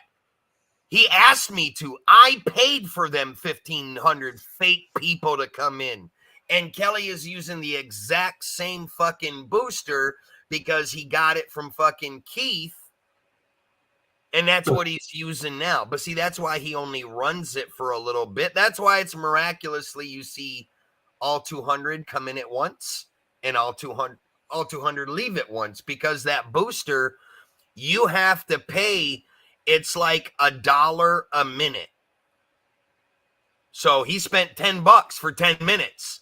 So he spent nearly almost $100 when he kept all them fake viewers in there for an hour. In fact, he paid, I think, a little over $60, because that's how them boosters work. You pay, you pay a certain amount of money for every so many minutes for them to be in there. But it's pointless because you're not making any money. So what is the point? Because he believes that if random people do come across his stream and see 200 viewers on the board, he thinks that he's going to look cool, and then people are going to say, wow, he's a big stream. He's got 200 people. We need to be hanging out in here so we can grow. That's why he's fraudulent in the numbers. Because what's he always say? Big numbers bring big crowds. That's his motto. That tells you right there, he's boosting all his views, his subs, his viewers in a live stream. It's just like he's now openly admitting that he's still paying Panay USA for the fake Angel accounts. So, see, I wouldn't want that many people in my chat. And Panay USA charges him $200 every time the Angels come in. $200 a day that they come in, and this dumbass pays it. This dumbass pays it. It's ridiculous. I mean, I know today Chester the Gamer turned around to him and said, did he consider 100K to be a large channel? He goes, yeah. He goes, that's reasonably large. how the hell, if you've got that many subscribers, 100,000 subscribers, do you follow them and support their channels? Well, You can't. It's like me and Keith said. What Kelly is doing, Kelly is bouncing around from random live streams that have tons of people in them, and he's in there begging for people to come and support his streams because he can't get anybody in. Nobody wants to watch his channel. But So it's Groundhog Day. It's you can watch every one of his live streams, and they're all exactly the same. exactly, and here's what's funny about it. Somebody brought it up in his live stream today. Kelly wouldn't show his analytics on his phone. You ever notice? He likes to show the analytics on his phone and brag about, oh, I got 1 million views. Oh, my watch time on this is blah, blah, blah, blah, blah. And he'll always show his phone. So Slot Sister, a.k.a. Level Up Creator, a.k.a. freaking all her 6 different names. Yeah. She's a racist bitch. Racist as hell. But she asked Kelly, hey, Kelly, what's the average age of the people that watch you? And he's like, oh, I don't know. I've never looked at it. I don't know how you looked at it. Bullshit, dude. He's shown it before. He tried to play stupid because he has all children watching him. And notice he did not want to put his phone on screen so that we could see. And he tried to lie and say, oh, my average group is 35 to 50. I know that's a lie because I know half of the people that are in his chat daily are under 18. They're under 18. I've gone to every one of their channels and looked at their live streams and their videos to see who they are, how many subs they got, what kind of content. I mean, trust me, I'm a hell of an investigator. Yeah. That's how I know that was a complete fucking lie. His average age group viewers are not fucking adults because 90% of the people that he has in his streams are kids that are under the age of 17 to 16 years old. So we're saying on an average 12, 13, 14, and 15-year-olds. And you know where they all came from? He got them from 50 Cent, who is part of a Twitch gaming community that is all teenagers. And every one of them people that have been coming in for the past week are all new. They've all said in the chat that we are a Filipino teenage gaming community. We're big, and we were asked to come over and support you from 50 Cent. So the truth came out. And even with the truth coming out from the own people in the stream, Kelly lies about it to cover it up. Yeah. You just know that he knows eventually before too long, people are going to start calling him a pedophile, and he don't want that. You just know that you and I are going to be watching his stream tomorrow to see whether he's talking about us having talked about him tonight. Actually, I won't. I'll be out for the day with my granddaughter. I might. Well, I might depend what time he goes live because obviously Gemma and I are doing a live stream. Yeah, I'm not wasting my Saturday fucking watching his bullshit. Trust me, I already know if anything funny goes on, I'm gonna get a phone call or an email. Yeah, we'll be getting threats from 50 Cent. You know, they're going to take us down. Oh, talking about taking down, my hybrid video got taken down. Oh, did it? Yeah, YouTube removed it, said it breaches their terms and conditions. They haven't given me a strike or a warning. They just removed the video. Maybe it's because of the hair stuff. It's dangerous, isn't it? Yeah, it's dangerous, isn't it? Yeah. So I can see that. Yeah, they took it down. Can still put it up, but I would make it do something different with it and see what happens. Yeah, I mean, where you've got the box to appeal, I can't fill anything out. It won't let me appeal. Yeah, it hasn't told me. They probably say that that's an unsafe ad because of the hair commercial that you put in. Out. Yeah, being ripped out. Yeah, that's exactly what it is.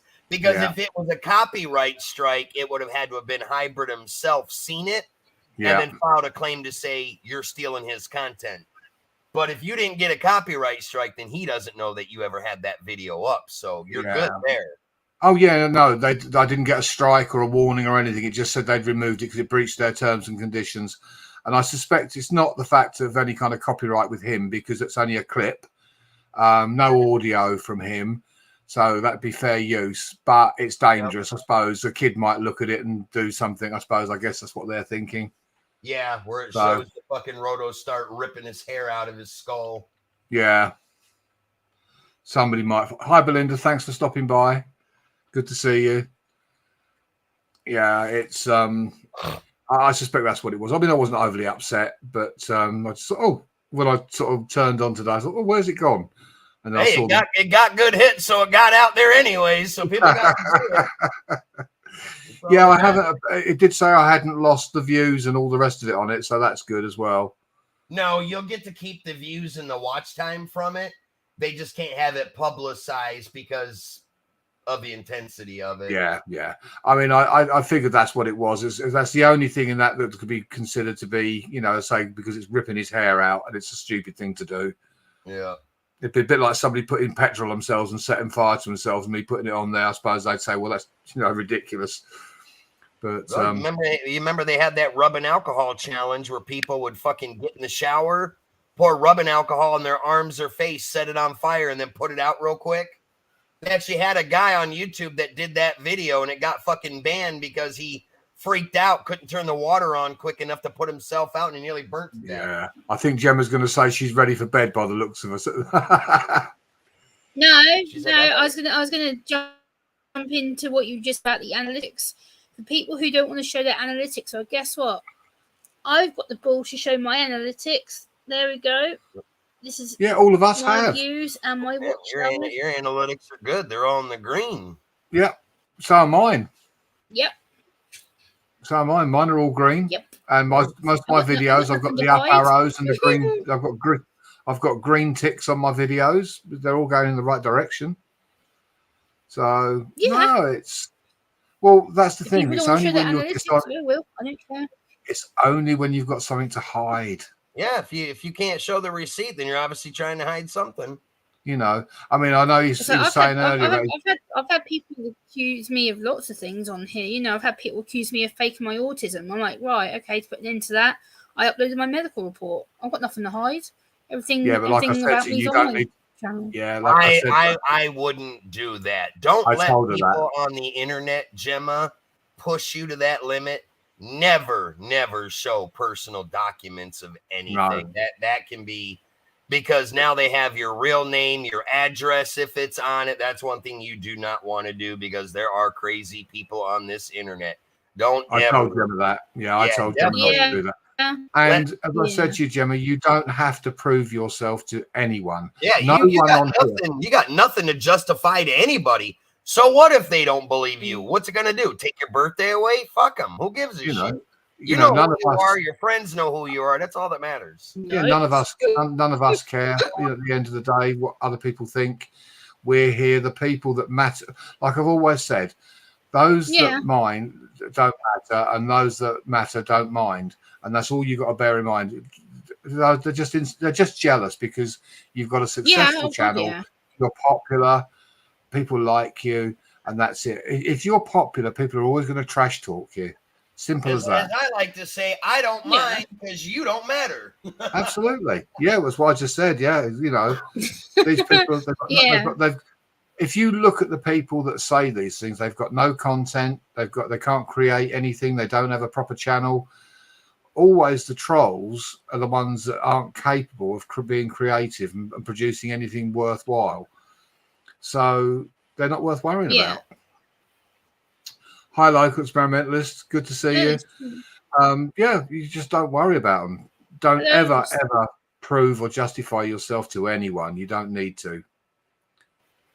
If they don't like it, they don't have to watch you. Simple as that. As I said, treat YouTube. I've said to people, if they don't like me, they don't have to hit. Yeah, exactly. Treat YouTube like the TV. You can always change channel if you don't like it. Yep, switch off. Yep. You only got to look at your numbers when you do a live to how many people are in, and that's all that matters. The people that follow you and actually usually get around 20 to 22. Yeah, a good stream usually. It's and all the other clowns, they really don't matter. They really don't. It's No, they don't. All of us that are here now, we're having fun. Yeah. As I see what I Carl's just put like there. to chill out and listen to you guys, so it's all good. I've told you about fact, I that, just had Carl. to That's check a too much. spider That's ball. too much masturbating. That's why your arm's playing up. You've got cramp in it. No. On a serious note, Carl, I hope you get better soon, buddy. Yeah, The get better nearest soon. That sucks. the nearest I've had to what you're probably experiencing is when I actually got a spiral fracture in one of my fingers. I slammed it in the ambulance door where I was putting the spinal board on the back door of the vehicle. And that was 4 hours surgery rebuilding my finger. And they gave me a nerve blocker. And I couldn't move or use my arm for about 3 days. It was completely dead. I couldn't feel it at all. And then they frightened me by saying that I might not get full usage back. And I thought, oh, thanks for that. You give me a nerve blocker. And as it happened, obviously full usage. But yeah, I sympathise with you, Carl. I hope that it sorts itself out, buddy. Well, you came at it, brother. I'm going to hop down off of here. My granddaughter's getting ready to go to bed. Yeah, no worries, Frank. Thanks for popping in and supporting the stream, buddy. Appreciate it. I'm going to go hang out with her for a few minutes before she... No worries. Okay. All right, Frank. Take care, buddy. As I say, thanks again. Yeah, no problem. I look forward to the next one. Y'all have a good one, and I'll see you on the next live feed. Take care, buddy. Bye for now. All right. Later, all. Take care, Frank. Bye-bye, Gemma.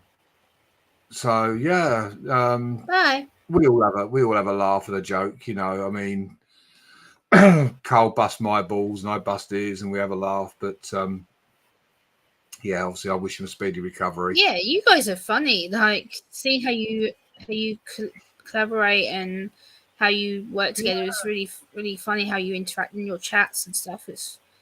Well, we all know each other, and we have a laugh how and you a joke. interact. No one gets offended, you know.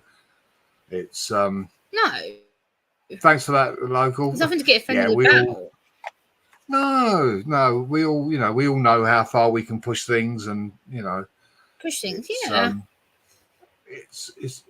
It's having a genuine community. I don't see you as an offensive guy in the slightest. There's nothing offensive about you that I would think would ever come out anyway. So no, we just like to have a laugh. That's what it's all about, you know. yeah. We've got a decent community. We've got a good bunch of people. Yeah. No, you're correct. That might be the problem. Not enough.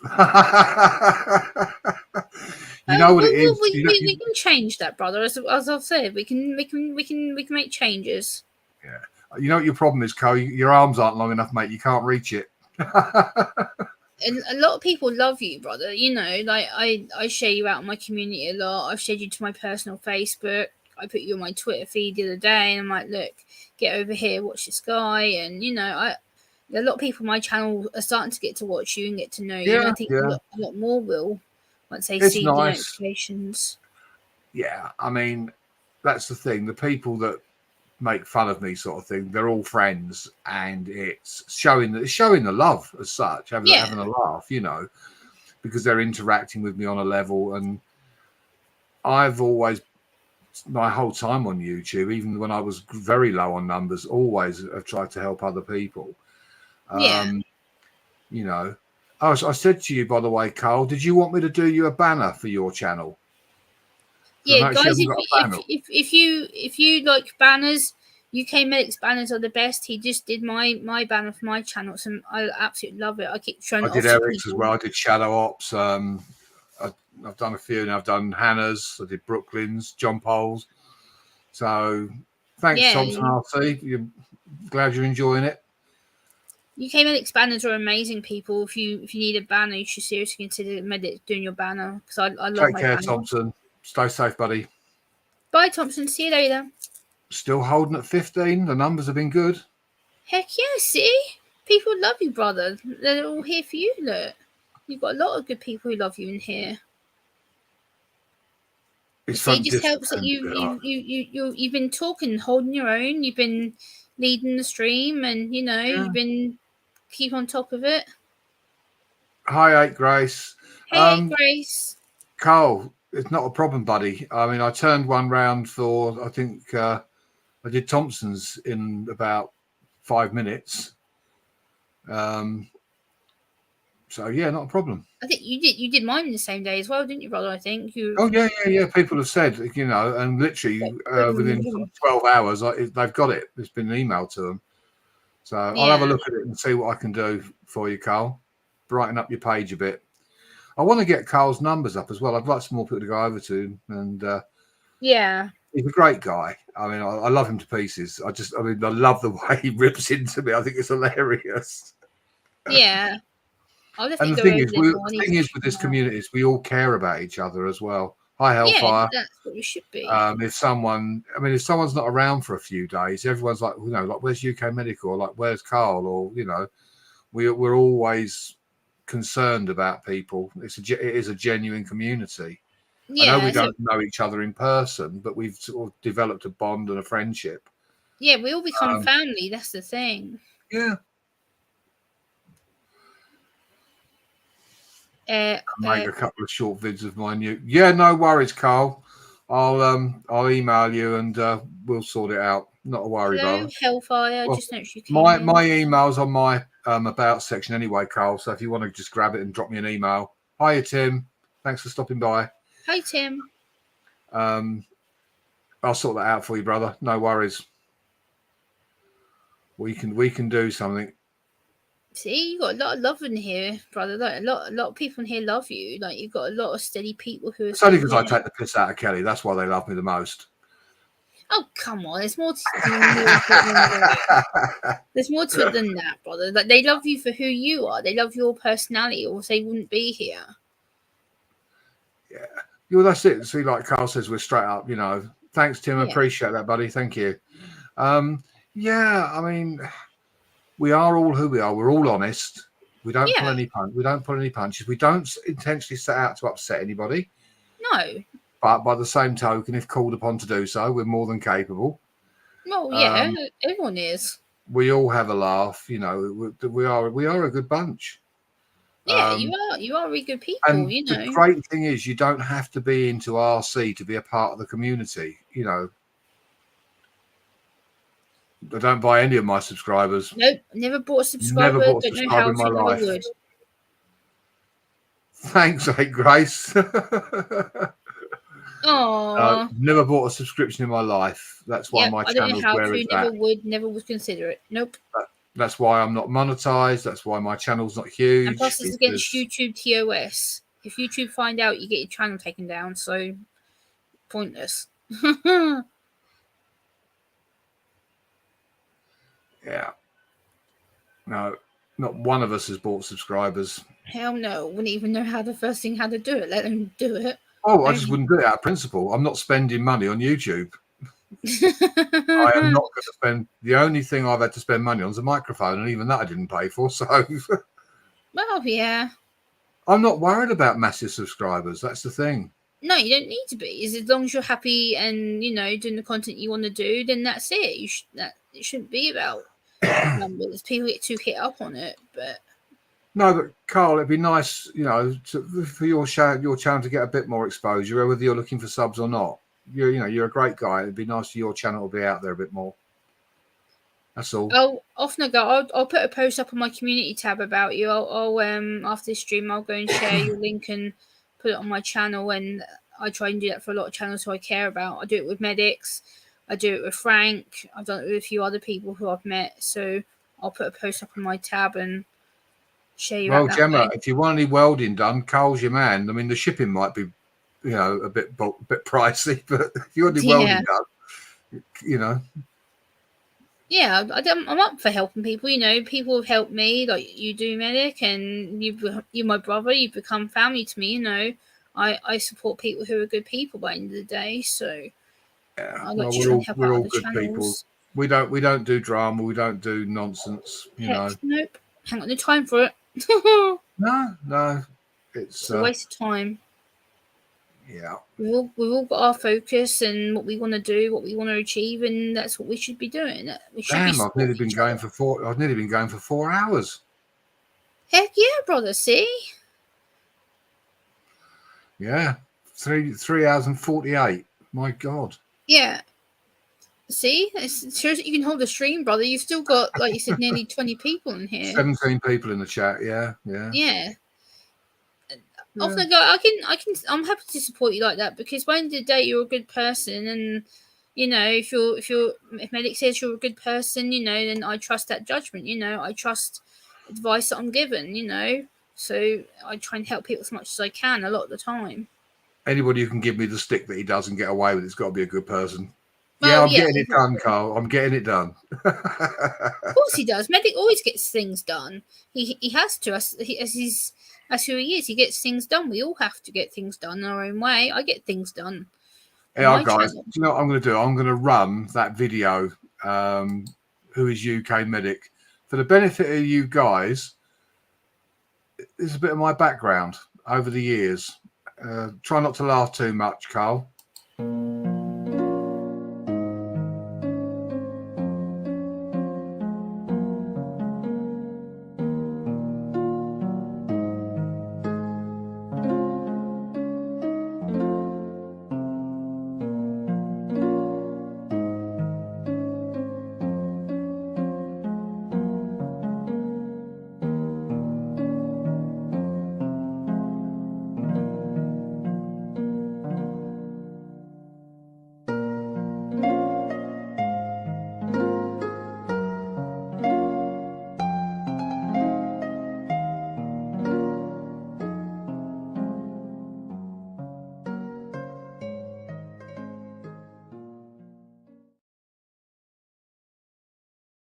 For those of you, a bit of my history there. That's so nice to see that, you know, to get it. It makes it more personal to get to know who you are, and seeing your career in action, photos like that. It's really powerful to actually see what you've done over 33 years. That's impressive. Yeah. I just thought it's, you know, if people don't know much about me, I guess, you know, so there's loads more, but I didn't want to bore everybody with putting a massive, great long video. I just thought a quick snapshot of. Yeah, it still shows your personality. And the miserable looking woman standing next to me at the very beginning of the video was my aunt, not my mother. By and she's a misery. Well, she's not anymore. She didn't that miserable. Oh, she did. She had a face like a smack. She looked like she'd been sucking on a lemon. She had a face like a bulldog chewing a wasp. Oh yeah, a lot of people back in that day did. A lot of people looked miserable all the time.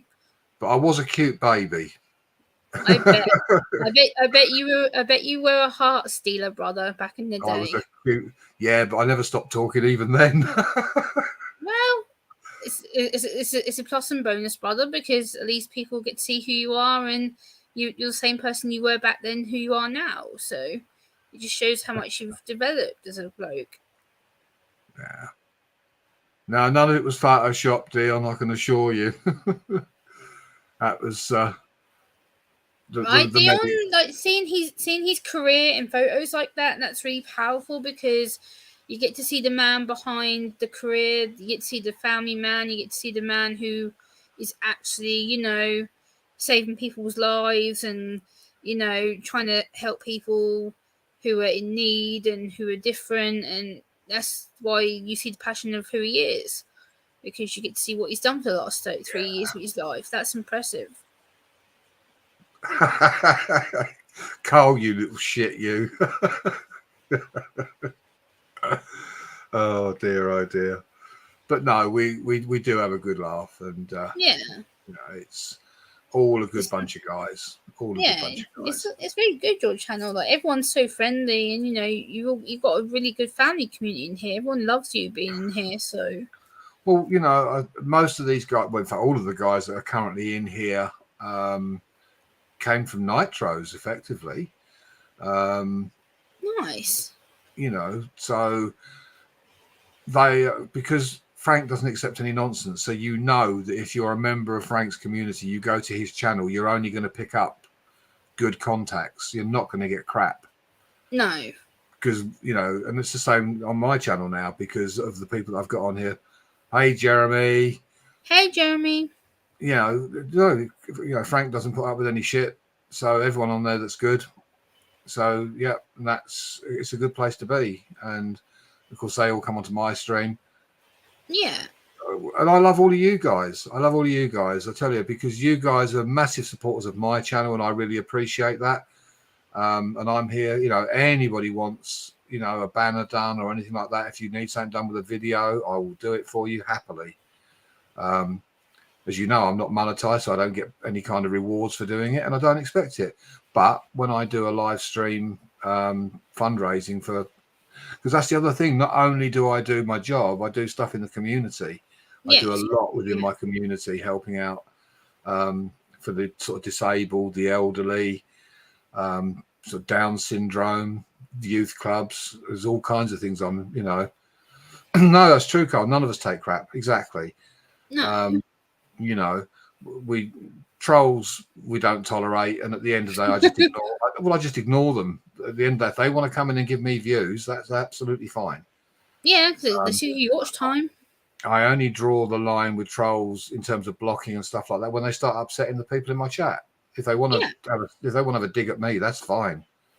I'm, way too old to be worrying about that kind of shit from bits of kids that are sitting behind a computer typing crap at me. That's fine. Yeah, I just put 24 hours subscriber mode on, like you advised me to. I just put that on. Now to my stream, I just put that on, and they can't come in. So well, they get booted, But the one thing we don't get on any of these channels is we don't get any of this.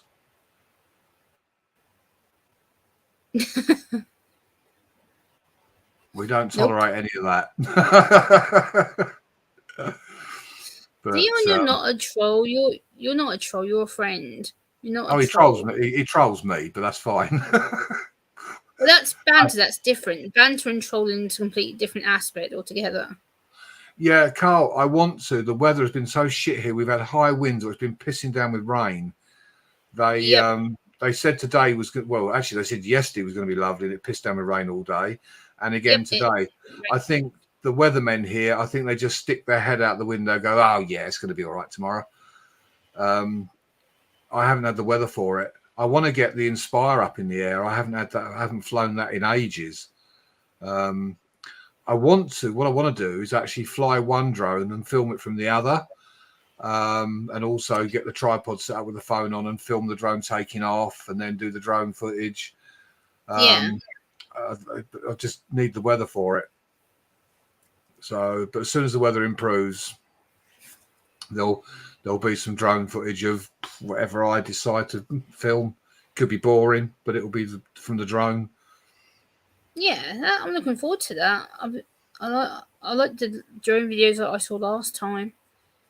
So it was...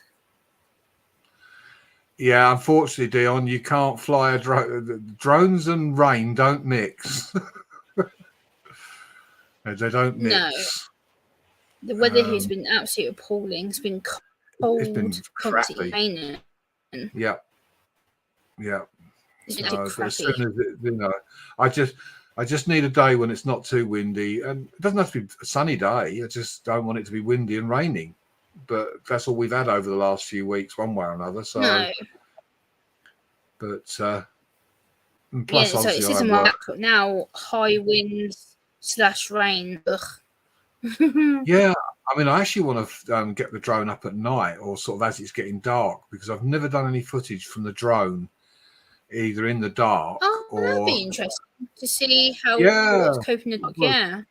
Yeah, like flying over the town, sort of thing, seeing what's what. Yeah. So I will get round to it. Plus where near where your area is, it's really pretty. I know I've been close to your area before, but it's really pretty. Your area, it's got quite a few nice scenery.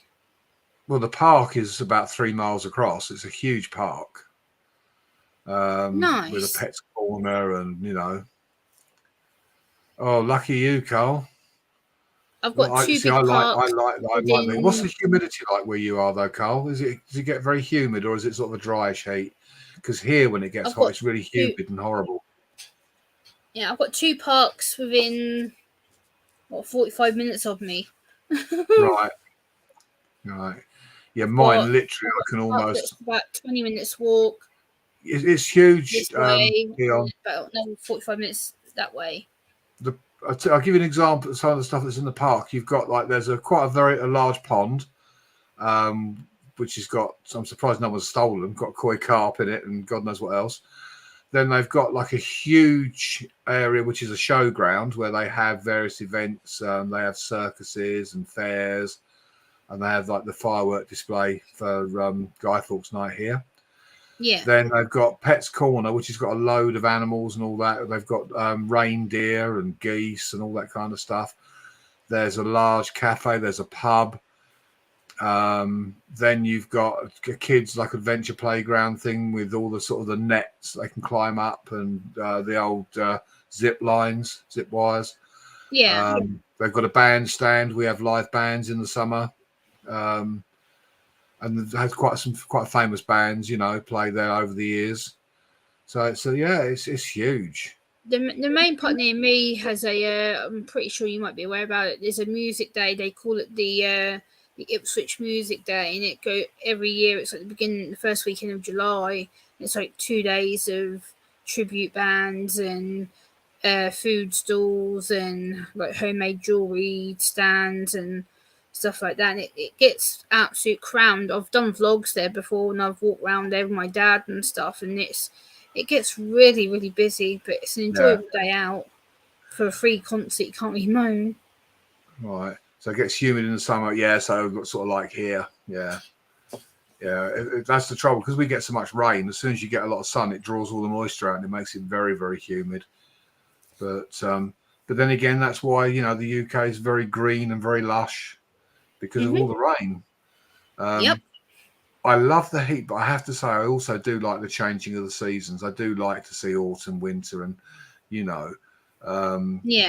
Like I've got some footage and photos in the snow, but I do like being hot as well. Not hot, but the warmth, Yeah, I like it if it's fairly warm, but if it's too hot, I don't cope well. But the problem we have in the UK is our homes we don't have air conditioning. That's the thing. We don't. Jesus Christ, it was only probably 10 years ago that we had air conditioning in cars. Yeah. Before that, you drive along with your windows open. Yeah. We didn't have it. We didn't have air conditioning. I think last year we learned about the true hot heat when we had that 3-4 days of 42-degree heat. Oh my God, that was awful. I mean, that was bad. Cars used to have sunroofs. They were about as much use as a chocolate Fireguard. Oh God, I remember my dad's 4x4 cars used to have the sunroof used to get so hot. And you'd sit and you'd feel the sun just burning you on the head. I'd sit and go, oh my God, my head's burning. It used to be horrible. We used to get the sun beating through the glass sunroof on the back of your head, but you opened it and there was no benefit. You weren't getting any air in the car because it was deflected over the roof. Yeah, just the sun. Yeah, it just reflects on you. Yeah. Yeah. I mean, I suppose, Carl, we never really had the temperatures here until sort of recent years to sort of have air conditioning. Yeah. I mean, cars in the UK are very, very expensive compared to other countries in Europe. Because we want everything as standard. Like you buy a BMW in any other country in the world, especially we'll say Europe, because I don't know about America, but if you buy a BMW, you have to pay extra for alloy wheels, you have to pay extra for mats, you have to pay extra for a stereo system, you have to pay extra for electric windows. Here in the UK, we won't buy a car unless it's got electric windows and air conditioning and the mats and all that, So that's why we pay more money for our cars here, because we want absolutely everything on it as standard. We want alloy wheels. We don't want plastic wheel trims. So, because people say, Jesus Christ, your car price is through the roof. But you think, but that's because we want all these extras on them.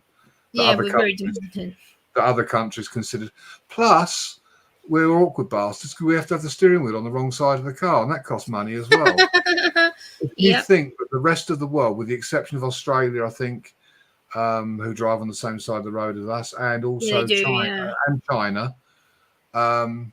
But for the most of the world, the steering wheel's on the other side. So to make cars for the UK, you can imagine they've got to produce a whole load of cars with the steering wheel on the opposite side. Yeah, the opposite side. It must be weird having to move.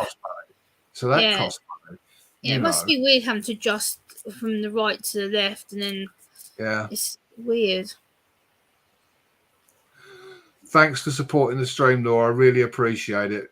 Really take care, Laura. I know I'm amazed that I've done this long actually, but the chat's been flowing, so I see no reason to end it. So, but thanks very much for your support, You've and got amazing people here. catch you up on the flip side, Laura. Take care. Have a good one, Laura. Thanks a lot. Yeah, I mean, it's, you know, they're all the things that make stuff expensive here. Yeah. I mean, I think, you know, in many ways, I know I've only ever known the steering wheel on the side of the car it's been on in the UK. I mean, to a degree, I think it makes sense. Yeah. Actually, for us to drive on the other side of the road and for us to change our vehicles in line with the rest of the world. Yeah, I think we should. I don't understand why we haven't already, to be honest. You know, I think we really need to do that. One, because of the messing around with the vehicles. Two, you know, we get so many foreign visitors to this country that have got to get used to driving on the wrong side of the road. Yeah. You know, when you're talking about only 3 countries in the world that I'm aware of that drive on the same side of the road as us, it would make sense to. My battery's still fully charged at the moment, Dion. It probably helps because Medic's already had a nap, unlike the rest of us who have been up. I've been up since 4:30 yesterday morning. Right, Emily, take care. Yeah, I did. I had a power nap. Yeah, I wish I would have probably done that now, in hindsight.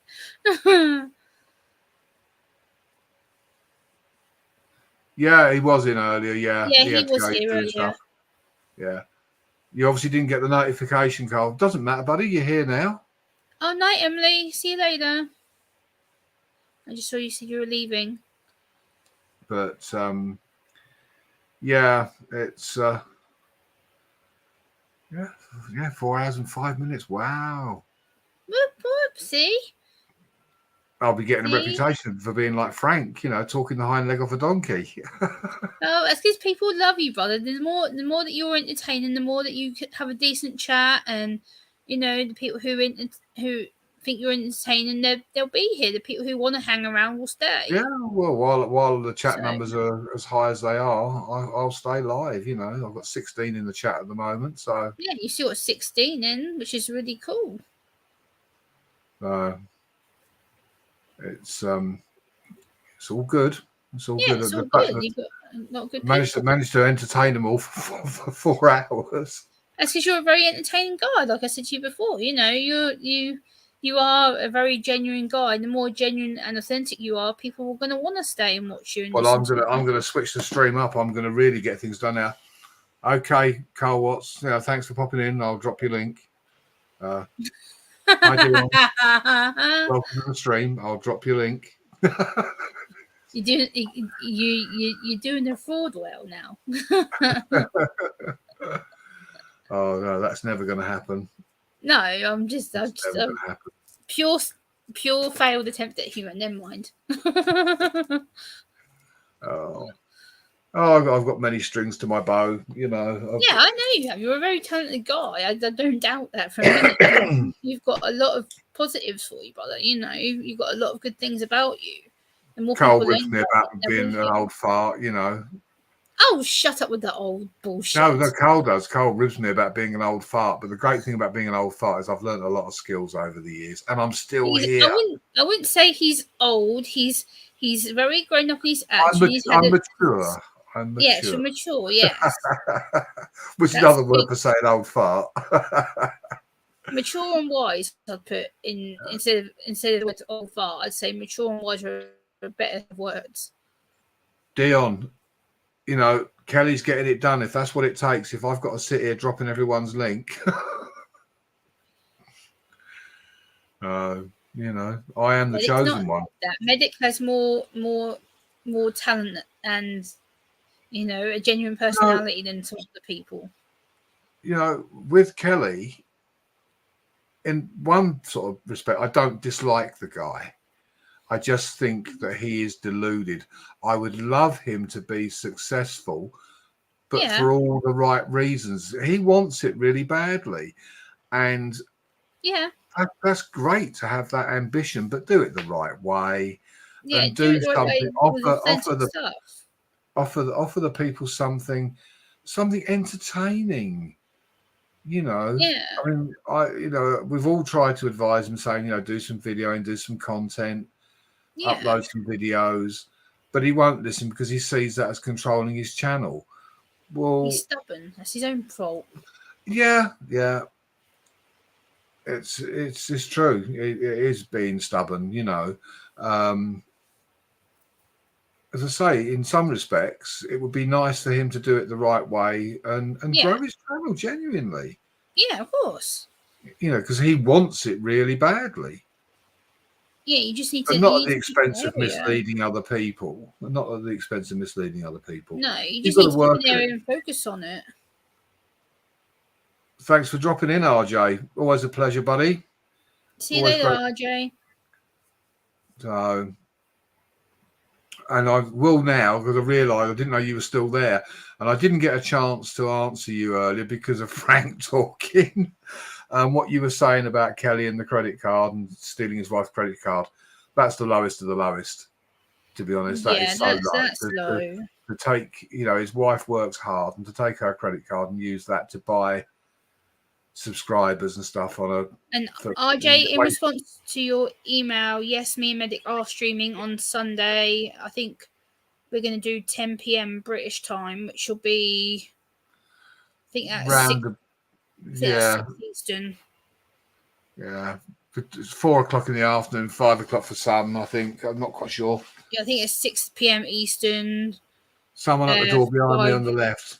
5 Central and 3 West Coast. I believe the time zones are, if I'm correct on that side of front. It's probably Russell Crowe knocking on the window. He won't be up there. It's not daylight yet. I was going to say, we don't get daylight here till what, 5? I was on Ivy and Rich's yesterday. Yeah. And Russell came for his food, and I literally got the camera and put it live out the window with him sitting like about a foot from my window. So she actually got to see him live, actually in real time. So, but glad you enjoyed the stream, RJ. Thanks for dropping in, buddy. Yeah, we're going to go live Sunday, RJ, so you're more than welcome to pop in and join in the discussion and stuff. So we've got an amazing crowd in here. Got all all the big hitters, Yeah. This is all your community, brother. This is all down to you. This is all your. It's Frank's. Well, yeah, it's part of my community. Well, we are a community. Yeah. No one really takes ownership of the community. We are a community. This is your community. It's on your channel. It's based on your channel. You're the one who's done the hard work and doing the hard work for it. And only because they're bored and they've got nothing better to do. They're thinking, "Oh, fuck it, UK Medic's live. We're going to sit on his live." No, I wouldn't say that. Give yourself a bit more credit, will you? Oh, no, I'm just teasing. I know. I kick your ass for it. I'm just teasing. Our Moon's still here with 4 devices. With 4 nice, devices. Wow, Moon. Your check will be in the post, buddy. or I can do a direct bank transfer. I don't know if you got Poker Rossi's message in the chat earlier. He said something about check your email. He said that he sent you an email. Now the name was something crafting with whatever, which is why. Oh, she was telling me to check the email. I did look at that. He said a couple of times that he'd emailed you in the chat earlier. If we are here, it's yours, man. No, I look at it, Carl. Stopping in for us. Hiya, Raymond. Welcome, buddy. Thank you for dropping in. Hello, Raymond. No, I don't claim to take ownership, Carl. We are just a community and we support each other. Yeah. Great, Dion. I'll give you some stuff to take back to Kelly. No, I mean, I really appreciate you guys for supporting the stream and supporting my channel. But at the end of the day, as I say, we are a community as a whole. And Yeah. I'm certainly not taking ownership of that. Yeah, we're a great community, Dion. We're all We're a great friends. community. all We're a very support each supportive other. community. We all do care about each other, and we all try and help people out. So, and this is what Frank has tried to get across to Kelly. Keith has tried to get across to Kelly. You know, you want to get the numbers. You need consistency. You want people that are going to support your channel and support you. And it's What people also need to consistent. remember, though, it's not all about numbers. It's about friendships. It's about supporting the actual creator behind the scenes as well. Yeah, but people that are trying to grow their channels, of course, the numbers are important. So it's the people that you get in your chat. That, you know, because let's face it, if I only had 3 people in my chat, to be quite frank with you, I wouldn't be bothering. I'd be saying, oh well, you know, that's it. There's no point me sitting here just to talk to 3 people. So it's having the numbers in there, and it shows you're doing something right because you are providing entertainment. Like Frank, when he fired up a stream, you know, he's entertaining. He's doing wrenching. He's talking about a particular subject. Then we invariably get on to Kelly, who's Gemma. She's really mouthy. Get used to it, Dion. That ain't gonna change. Be careful, Dion, because she is autistic. She might take that the wrong way. She doesn't always I am get mouthy. it. I'm proud of it. I don't care. I am fairly mouthy. I'm very opinionated. I'm not going to change. I've always But you're a been genuine opinionated. person, though. It's all right being mouthy, Gemma, as long as what you're saying is the truth and you're genuine. We're all mouthy. Exactly. We've all got something to say. Yeah. His batteries ran out. Moon. His battery ran out. He's had to go. He's had to go on charge. I know you're kidding, Dion. I can take humor. I'm getting used to it. I can take more humor than what I used to, but I am pretty mouthy. I am. I'm quite direct with what I say. So. Hiya, James. Well, thank you for that. I would like to think so. I don't think I've ever really done anybody any harm on YouTube. I do make fun of one particular YouTuber because he gives me the ammunition and the material to do it. But I'm certainly not. It's making fun. It's parody. That's different. Yeah. Well, no, I turn what is actually misleading and misinformation into humour. Yes. I'm not a malicious person, that's for sure. No, you're not at all. Anyway, so James, I don't think I've seen you before, so welcome and thanks for dropping in. Hi, James. Welcome. And please sub to UK Medic if you haven't. Please and thank you. This is still new. This is only my 6th live stream ever. You know, and I think 3 of them were sort of like, one of them was like only about 30 seconds, and because I hadn't got it set up properly. Yeah. I do try and make some funny videos, Dion, that's for sure. Often the guy says, we'll see, that's where I speak my mind to. It's a community and good people make it up. You'll be surprised if you would say, let the supporters decide if it's good or not when a person hits that like. Yeah, that's true. Exactly. Yeah. You know, for me, I'm just here for fun, you know, to enjoy myself. Yes, as I've said, I mean, you know, I know Carl says to me about the numbers and that, you know, bust my balls over it. It's frustrating. It's frustration. I mean, I'm in no rush to get monetized or have huge following. I don't want loads of followers. I'd rather have, you know, a couple of hundred genuine people that enjoy my content, and when I do a live, that I can have a laugh and a joke with. Yeah. Rather than thousands of people that are not actually supporting the channel or watching it. Money wise, I don't need or want the money. The only time that I look to get money from anybody on YouTube is if I'm doing some kind of a fundraiser for a charity. And I can always show, I mean, Frank said, fuck them, don't bother. But I can always show how much money I've put in out of my own pocket towards whatever it is I'm, you know, trying to raise funds for. I have the proof of how much money I personally have put in. That's the only time, because I'm not worried about making money on YouTube. It's a hobby, it's fun. Yeah. But I get frustrated at the numbers because it's a case of you feel like you're taking, like, you know, 1 step forward and 10 back. But yeah. You know, that's where it becomes frustrating, and that's it. You know, I'm not everyone feels that though when they first start YouTube. I know I got a bit agitate because you feel like you're trying to make such a difference and you're trying to put out really good, authentic content. And I got upset and I got to the point where I wanted to quit several times. And people were like, no, Gemma, keep at it. It's going to be hard, but keep at it. And I'm still here nearly 9 years later. So it proves it Well, works. I enjoy helping other people, like where I've done shout out videos or I've done an intro video. Yeah. Like I did one for Shadow Ops, and he loves it. He uses it as an intro to his videos. And I enjoy that. Of course you can, RJ. Let me. Okay, Dion, take care. We'll see you on the next one. So I've got to look over the top of my phone because that's what I'm using as a camera.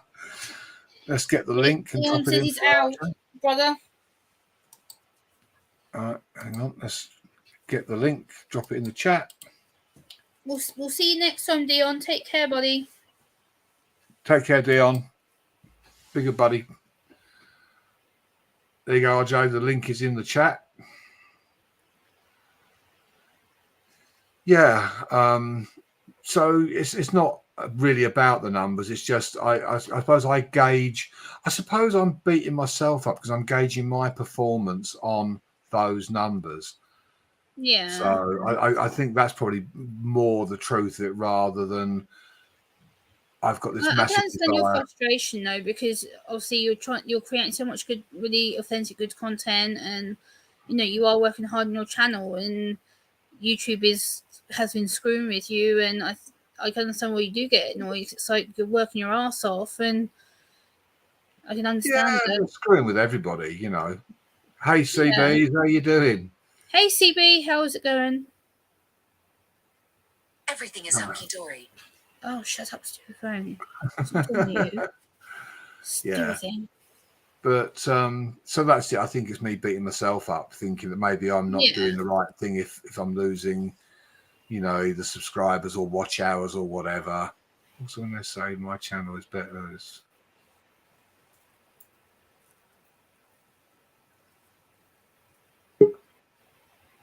and we have RJ. Yep, that's me. Welcome, RJ. Good to see you, buddy. Hey, buddy. And Gemma, you and I have been through it. I mean, I remember when I first came out on YouTube. When I first came out on YouTube, actually, you were like one of the first people I met, if I remember correctly. I think so. Yeah. Yeah, I mean, because you had the amazing autism Facebook page at the time. Yeah, I've still got that. I haven't used it in a long while. Oh wow! But I mean, you both are right, because this channel I have now, I've got over. And we've got Moon joining us as well. I've got like 1,079 subscribers already, and Gemma has seen me create channels, take down channels, but this channel that I'm on now has been up for an entire year. Yeah. So it's I mean, it's tough, but you got to work through it, just like RJ, I'm going to ask you a question, and don't take offense to this, but I'm going to be completely, directly, bluntly honest with you right now. Okay, what's up? Are you going to get this channel deleted or take it down like you've done every single channel you've had? No, why would I do that? Because you've done it for like the last 4 channels you've had, RJ. I know. No, this channel.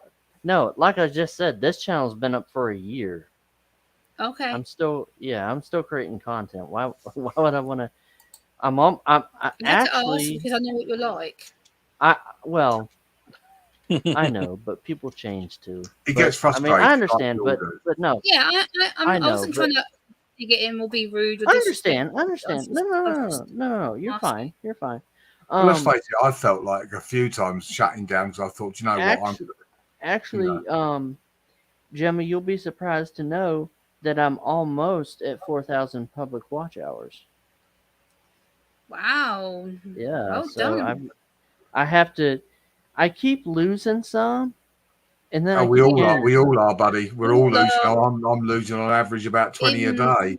Even with my channel, it's like I said to Medic the other day, like I'd had over like 400 something watch hours, and then me and Medic spoke the other day, and YouTube had dropped me down to like 320 something. I was like, what the Oh, yeah. hell?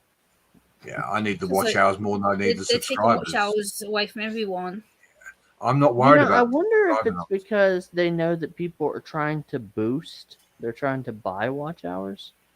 But then they can see the channels that are and those that are not. Because if you suddenly gain all Right. that watch time or subscribers in a 24-hour period, you know, then it's Hey, obvious. I Fry. mean, I gain on average Oh. about 3 a day, and I may lose 2 of them or 1 of them. You know, I've heard that people always, that people that have been around for a while, around tax time, YouTube does this a lot. A lot of people lose hours. right? No. So they don't have to Oh, pay out. that makes sense. They don't want to pay. Yeah. And then all of a that sudden does people make get them back. sense. And Yeah, then all of a sudden people get them back. that makes But perfect sense. people say things that make up stuff, but you never know. Yeah. Yeah, it's. I mean, like I said, this without keep going on about Kelly, but when you're buying, it's just not the way to do it, because eventually YouTube. I mean, I know these apparently what he's got a non-drop, but eventually YouTube will put a stop to that anyway. There's no Of course such they thing will. as non-drop on YouTube. If they want to take it away, they'll take it away. No, I'm not whining, Carl. What I said earlier, Carl, was Stating a fact. what I said earlier, Carl, was more bit about beating myself up and my performance on YouTube if I'm losing numbers or whatever. Not, But also, can brother, you have to call remember that number you work for the- full time as well, so you need to give yourself a bit of slack. You're working full time and doing YouTube, so there's you need to realize that as well. oh yeah. Jim, Well, Yes. Call that what number birdhouse. what is your And what is your no take nitro on works. what's been happening in the UK with the in the past few months with the death of the Queen and everything? The UK. Oh god. The UK Well, isn't is Charles severely sick too, I heard? messed up. When we very careful what I say Yeah. on here. The UK is very backwards. It's Hmm. it's very broken. divided. The UK is broken, basically. The UK is that's the nicest way of putting it. It's severely broken. When you've got migrants coming in, being put up in hotels, Hmm. yeah, at 6 million a day.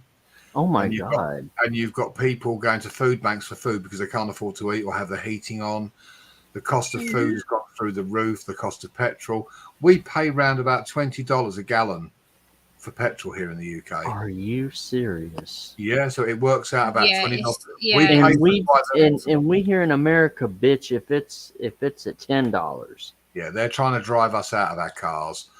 Our electricity bills have gone up by about £3,000 a year, so that's about $4,500 a year. Most people have been sat through this winter afraid to put their heating on. You've got old people. There's actually a video I've put up. There's an old lady. If it's from a TV ad. All right, Night, Jeremy. Jeremy. Thanks for stopping by, buddy. Appreciate the support. Take care, buddy. An old lady, it's age concern, and she's crying and on the phone saying, "I don't know what to do. I'm so cold," and she's shivering.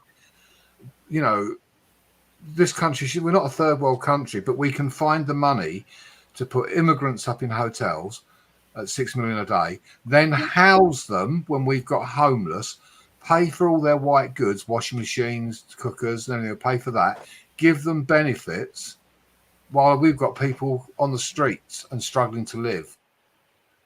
I'll tell you how bad it is, RJ. The ambulance service went on strike. The fire brigade went on strike. The teachers went on strike. Good Lord. Went on strike. The railways went on strike. The nurses went on strike, and the junior doctors went on strike. Oh my Because God. the rate of inflation has gone up so high that our wages don't give us enough to live on.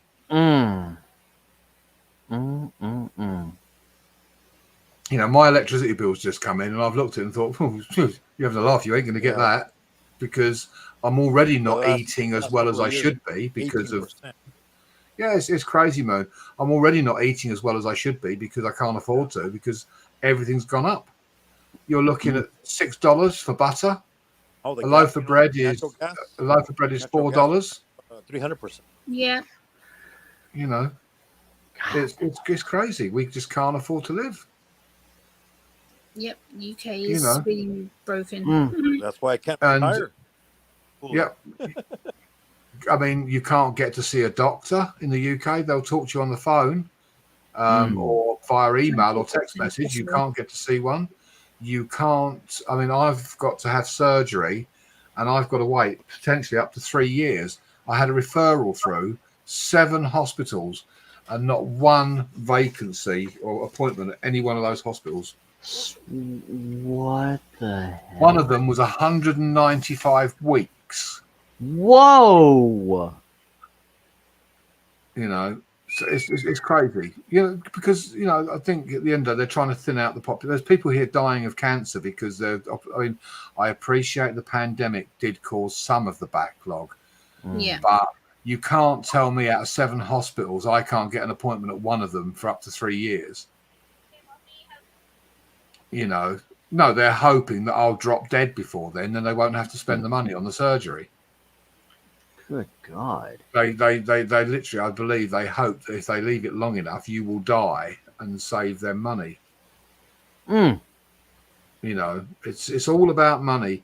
Yet the politics. I mean, I'll give you examples. All right, so all the doctors, the nurses, the ambulance service, all those that went on strike, basically the government stuck 2 fingers up at them and said, "Get stuff. We ain't giving you an extra penny." Yet they all had a pay rise. Yep. All the government ministers all had a pay rise. They're not affected by this crisis that we're all suffering. Mm. I believe it was a 10% pay rise, wasn't it, this year they got? The government, yeah, and you know, but to have your doctors, nurses, and ambulance crews all going on strike, and then turning around and saying "get stuffed," not very clever, is it? Really? Nope. God. You know, so Man. and all it does is it creates even more sort of hatred or whatever towards these migrants because we're suffering. It's okay, you know, being charitable towards these people, providing you're looking after your own. Mm-hmm. But when you've got your own people, you know, struggling to survive, and I mean, we give out, I think it's something like 3 billion a month to Africa. Mm. Yeah. Hey, my shorts. I hate my shorts. We're giving them, you know, about 3 billion a month. Now, I've got to sort of say this in a way that doesn't sound like I'm being racist, because I'm not racist. All the things that are going wrong in Africa in terms of people starving and the water and all the rest of it were going on when I was at school. I'm 63 and it's still going on. Mm-hmm. So we keep throwing money at it and nothing's happening. Mm. You know, we might just as well burn, you know, sort of, you know, £50 notes, because sending that money over there clearly isn't doing anything, because in 50 odd years, nothing has changed. You know, so it's just wasting money. But what's happening is it goes to corrupt governments. That's why the government get hold of the money and they keep it. You've got the leaders of these countries living in palaces and driving fancy cars, and the people are starving. Yep. But we're supporting that. That's the problem. By giving them all this money, we're supporting that. We need to say, whoa, stop.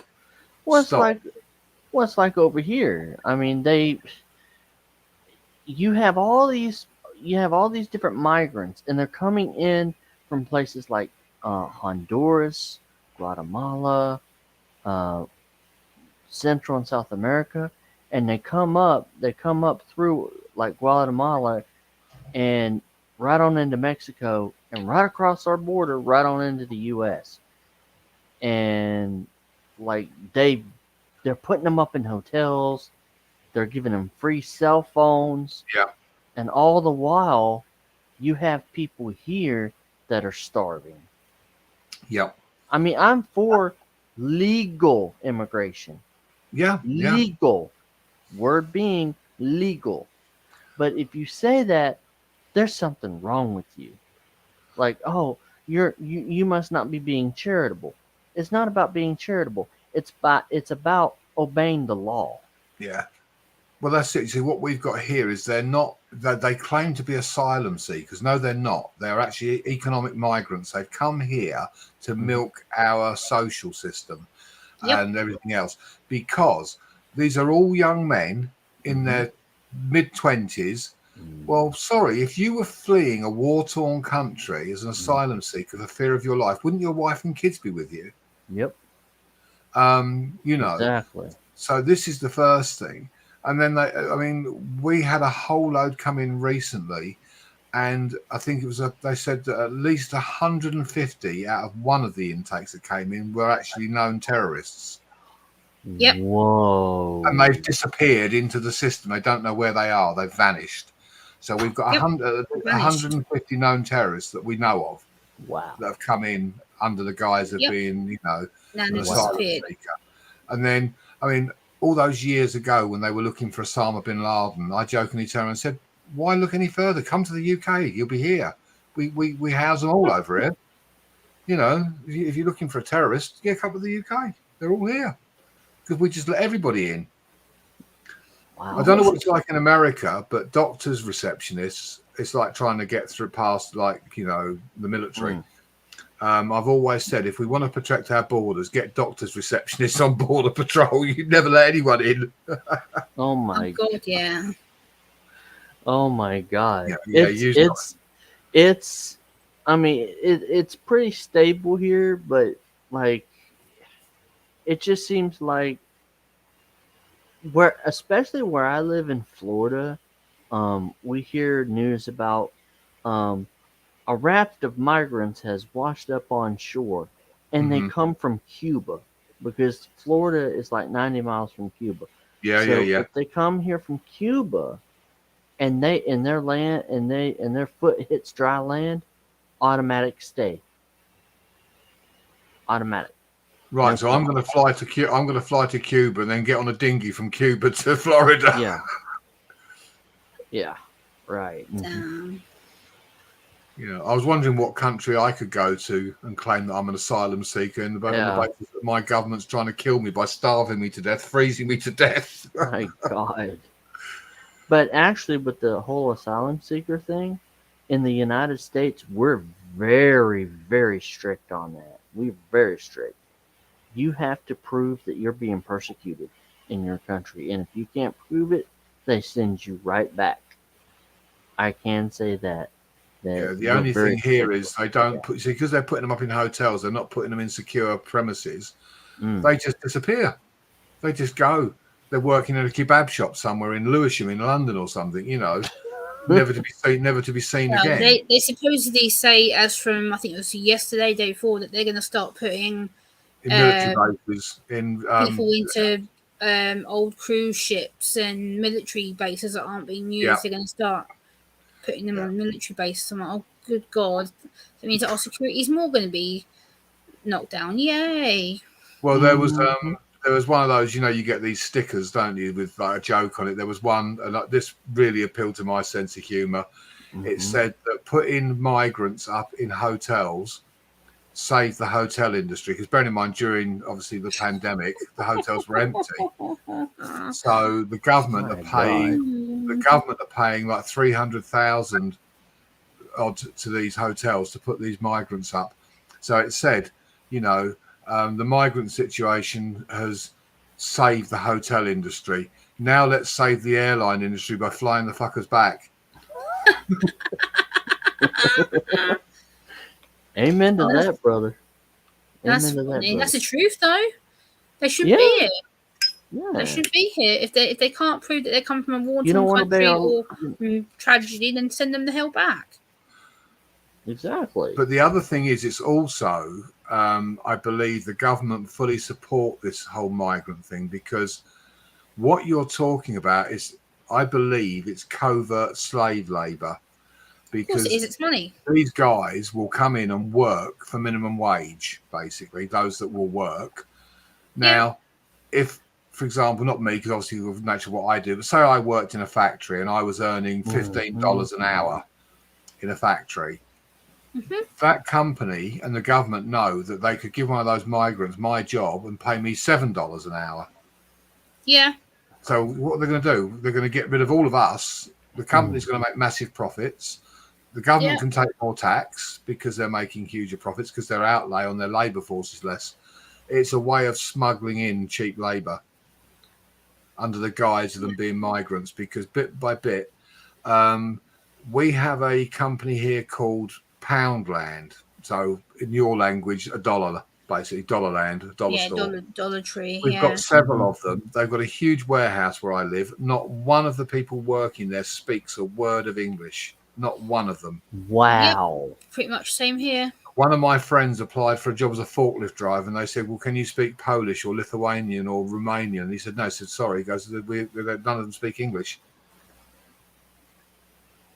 You know, and it's bad here because especially here in Florida, they require the kids to learn Spanish. It's required. And my dad, you know, because when I was going to school, they required us to learn Spanish. And my dad's like, why is it that my son has to learn Spanish when we're here in America? We speak English here. Yeah, exactly. You know, like he couldn't understand why I had to learn Spanish. No. He's like, I didn't have to learn it when I was in school. Why does he have to learn it? Yeah. I mean, it's just getting to the point now where it's not just Spanish. You have to learn Italian. You have to learn whatever the other person speaks. Yeah. Well, one of the funniest things here was about 20 years ago, we had a massive Japanese industry in the UK. Japanese car companies had their factories in the UK building Japanese cars in the UK for the UK market. Mm-hmm. And that was based in Birmingham, which is sort of like the middle of England. Yeah. And all the police were having to learn Japanese because of the fact they had so many Japanese living in Birmingham and around the area because of the car industry. Oh my God. So the police had to learn to speak Japanese so they could communicate with these guys. As it happens, most of the Japanese speak very good English anyway. I've never yet met a Japanese person that didn't speak. Yeah. I've never yet met a Japanese person that didn't speak English, but they were required to learn Japanese. More and more, we're giving up our identity in favour of all these sort of minority groups. You know, I mean, currently in Scotland, the leader now in Scotland is some. Good night, John. Thanks for supporting the stream, John. Appreciate it, buddy. The amount of jobs this guy had within the Scottish Parliament that failed at, like Transport Minister, Justice Minister, and so on, he failed at all of them. He's now running the country.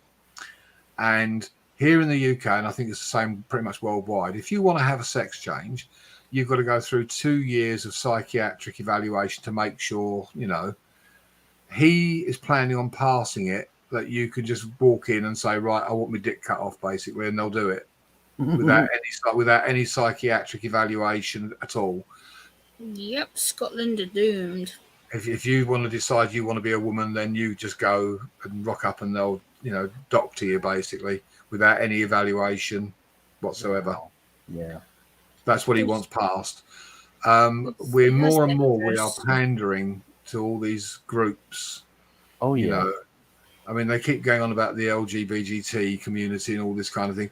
I don't give a shit what you identify as. I mean, I filled out a form, and it was a form for my local council, basically. Mm-hmm. And I actually put on it, it asked me what I identified as. It had all the various options or what or other. And I actually wrote on it that I identified as a black 6'3" trans lesbian dwarf. So,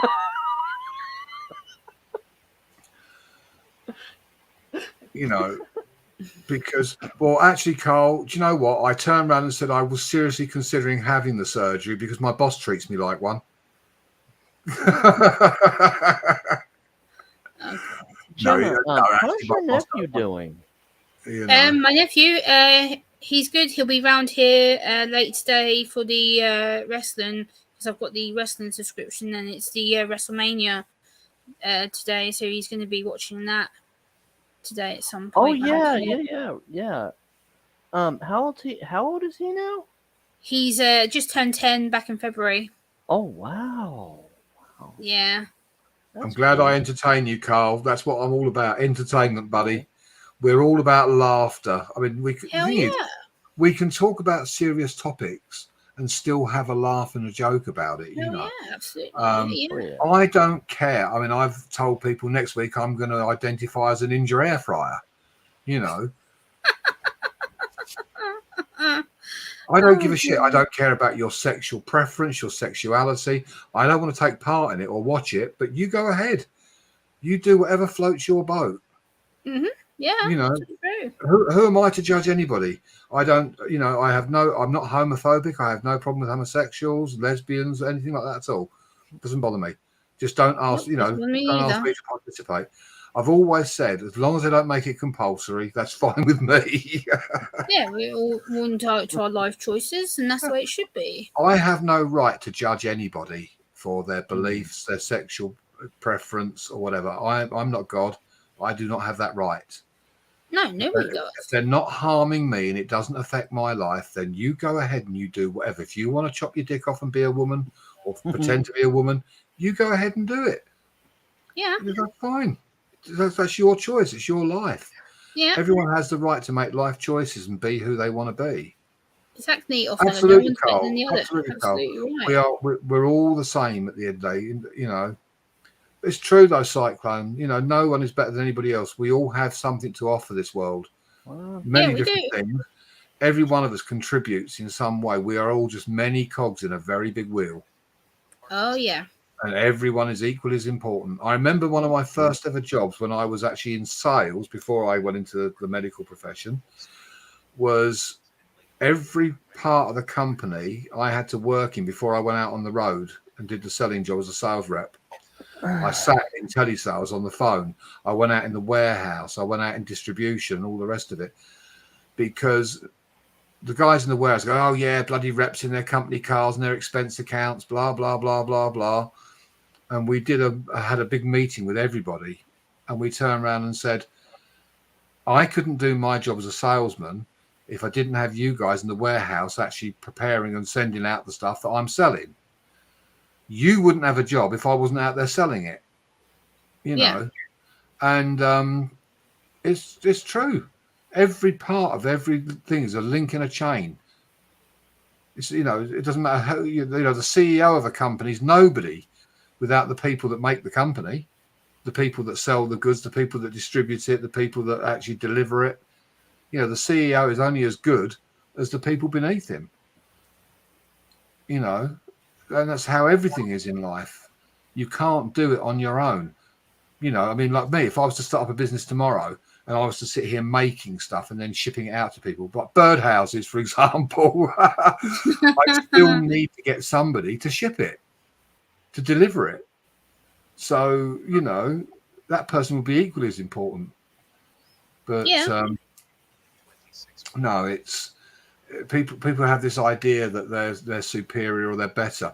I mean, my boss is no better than me, and I've told him that. I get on very well with my boss because basically I call a spade, and he's asked me to do stuff, and I've told him to fuck off before now because I thought it was unreasonable. But I've said to him, you know, you're no better than me, but I respect the fact that you have earned the right to be in the position that you're in. I respect that. I respect that you've gained, you know, to be where you are within the organization, but you're no better than He me. drives a Mercedes and you don't. It doesn't matter. I tell you what, none of us can afford to drive Mercedes on our salaries. Even what they have a tendency to do here in the UK is they give you a fancy title rather than give you the money. Yeah, I know. Yeah. I mean, when I was in London, I was what they call a divisional commander. And that sounds really, a divisional commander, that sounds really high powered. Well, it was to a degree. It meant that I was a manager of 5 ambulance stations within a given area. Yeah. You know, And your salary. but the salary was like an extra $1.50, you know. Yeah, and you probably made more when you weren't salaried. Well, that's why I took a drop in rank and everything to be where I am now, because one, I didn't want to be sat in an office, because that's not what I signed up for. I wanted to be out in the field doing what I was trained to do. I didn't want to sit behind a desk. So I actually relinquished that position in order to actually go out and do my job that I trained for. And I'm happier because I'm actually not sat there with wads of paperwork in front of me. Yeah, it's like when I moved up in management, when I was working at Craigan's, and they're like, "Oh, now you're salaried." I go, "Oh, how much am I going to make?" Yeah, I go, "I made more last year, not being management." Yeah, I mean, what's crazy? Paper cuts hurts. Yeah, they sure do. They're a bastard because it's like getting cut with a scalpel, Carl.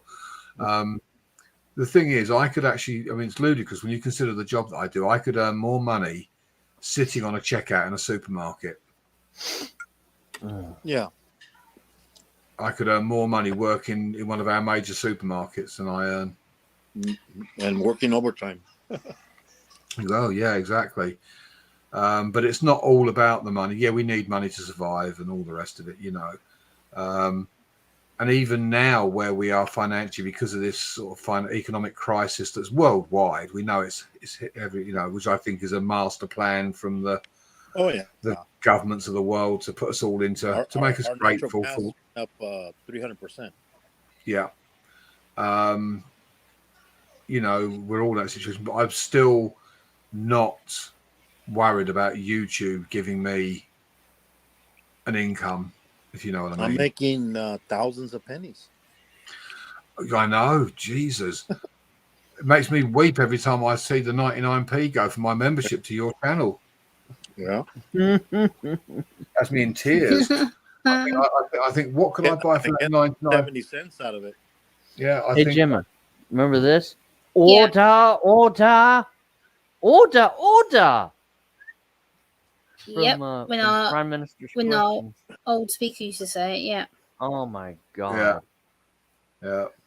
That's the thing with our parliament. It's like a load of kids squabbling, all shouting over each other. I'm embarrassed whenever I see parliament. I think, my It's God. more like a circus. The same And thing then- here in the US. They're like little kids. Yeah, remember you didn't want to vote for the Yeah. Well, if Cole actually looked at UK TV and saw the House of Lords, he'd think he was watching me. You know, they're all asleep. They're all these old boys in their 70s and 80s. They're all sat there in the House of Lords, which is like the House of Parliament. They're all sat there.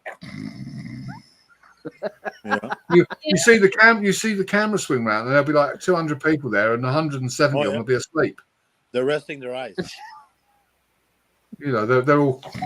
I've actually been for a tour of the House of Parliament must be about 5-6 years ago now. I got invited to go up there as a guest. One of my local councillors was having a group of people go up there, and they needed a person with a disability to be one of the head guests. So they invited me to go up there. My God, that building is not disability friendly at all. Oh my God, no way. Well, they don't even acknowledge that disabled people exist. You know, come on, don't be silly. It's literally, they have no knowledge whatsoever. And like, when I got there, the guy was like, "Oh, well, you don't look disabled. We were told you're disabled." I'm like, "I'm autistic, you dumbasses." Like, what the fuck? I'm going to do a Kelly on you guys. Now, can you all please send me some money via PayPal to buy a new chair, because my backside's getting numb. I've been sat here for nearly 5 hours now. Only 5 hours? I did. Yeah, so if you guys would be kind enough to just, you know, PayPal me so I can buy myself a new chair. Heck yeah. Don't you dare, guys. I'm only joking. Oh, you know what day it is in the UK, right? It's April Fool's. Yep, April 1st, April Fool's Day. Yep. Oh, that's And guess who the biggest fool of all is? The first one Me. of April Fool's. Well, then in that case, I'm going to send you $100. Okay. Okay. I look forward to that. Well, actually, guys, I've fooled you all, because this here is a puppet, and here's the real person controlling UK Medic. Yep. This is Woohoo. UK medic is really a crow. Yep. He Don't is. don't be fooled by that. Yeah. You know, I've got my hand up Yeah, UK medic. yeah. Yeah, no, for the benefit of Carl, I've got my hand up UK medic's backside and I operate him. Yep. Yeah, yeah. Carl will be pissing himself now. Carl's just wet himself. The thought of Russell having his fist up my backside. And as they say, everybody has one, but some are bigger. The crow looks better. Just give Actually, me. That's just give me. No, never mind. Shut up, Gemma. I'll tell you what, Carl. No. Inquiring minds want to know. That crow looks What? better than Kelly's hair. Well, you said that gives me an idea, and then you were like, "Shut up, Gemma." And I'm like, "No." I was like, it's just. So basically, Medic's just giving me a visual picture in my head, and no, I'm not going to say what I was going to say. Never mind. Shut up, Gemma. Moon's practicing dentistry. He's like, a bit of dentistry there, mate. Do you want me to give you some floss? Bit of dental floss? Oh God. Okay. Very interesting. Oh, Yeah. Medic, you are funny. Jesus. Oh, God, still holding on 10 people in the chat. We must be entertaining the chat. That's good. I'm glad everyone. Yeah, I mean, and only 5 devices are mine. Dr. Evil. Oh my God. Yeah, I've got Dr. Evil See, on this the is panel. how funny Medic is. This is funny. What? Wait. So, how did you meet UK Medic, Gemma? Did you meet him before you met me, or? It was by accident. No, I met Medic fairly recently. I met Medic through another channel called Weaves World, who introduced Oh yeah, us. Weaves World. Yeah. I'm Yeah. subscribed to them too. No, Cole, I'm not blushing. Thank you very much. Yeah, because I I met. am naturally happy, if you want to call it blushing. But I am good. I met Medic, and I met Medic through Nitro Freak. Yeah. Like Yes. when was it? Like a year ago? It's been about, Yeah. it's been about a Weaves year. World Yeah. introduced me Yeah, and a year Medic. ago. Yeah. I'd known him. Yeah. I'd known the Medic previously. I'd known who he was. I'd heard his name being mentioned in quite a Yeah. few streams that I'd associated with, and then Weaves World connected me, and we were. I actually got the invitation to meet Medic via Instagram on Weaves World, and he's like, "Oh," and then I remember Weaves World, I think, had Medic on his panel, was on in a chat, and also we started talking, and then I got to actually talk to him very recently through Nitro and through other people. So Cool. Okay. So, Yeah, and Gemma, you'd heard all Small about world, huh? So, Gemma, you'd heard all about me before you met me, and you still talk to me. yes, yes, because you're a very lovable person. You didn't see it as a warning. He is. He is. And then Nitro Yeah. and UK. Sadly, I met them both through Kelly. Yeah, well, I met Nitro Freak and Kelly on Shady's, and Yeah. myself, Nitro, and Kelly were all sort of friends at the time. Yeah, I think I And met through Kelly also. I know, yeah, Cole. You're fine. and we were supporting Kelly until we realised what was going on, and then slowly but surely it all sort of fell apart. You know, the wheels fell off the wagon, so to speak, and you know, we decided to abort that. And then Frank and I were doing, well, Frank was on a live, and it was just me and him talking, like, you know, now. And we discovered a military background, that we had some common ground with the military and all the rest of it. Yeah. So there's myself, you know, shadow ops and so on, ex-military. So we all have this sort of, Hated, huh? yeah, so it's all sort of have this sort of common bond, you know. Hence, I think as much as you can have sort of a relationship with somebody across the other side of the world in terms of friendship, I think Frank and I have become quite good friends. You know, Frank trusts me, I trust Frank. As you know, Frank doesn't give out wrenches to everybody. He's quite selective about who he gives wrenches to and who he trusts on his channel. Yeah, You know, we're sort of like brothers in arms in that sense. You know, and then the community that's built around that. So here's something for you, RJ. The other day, my wife said to me, she asked me if she was too heavy to carry to the fridge. I said, "Stay there. I'll bring the fridge to you."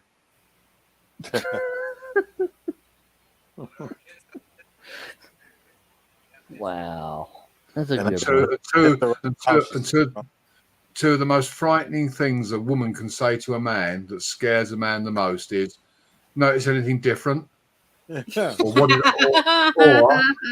what did I just say? Mm-hmm. They're two of the worst things a woman can say to a man. It fills them full of dread. Because hey, Brandon. Hiya, Brandon. We we have a habit of switching off when women are talking 9 times out of 10. Well, UK Medic, thank you for having me on your panel, buddy. I'm gonna go ahead. You're always welcome, buddy. All right, man. Nice seeing you, Gemma, and I will be there Sunday. I'll try to make it. All right. Talk to y'all later. Take care, RJ. Be good, buddy. You too, man. All right. Yep. RJ. Well, 5 hours now in just a few seconds. Yep. Hey, Fry TV, what's up? Only 2 more to go, huh?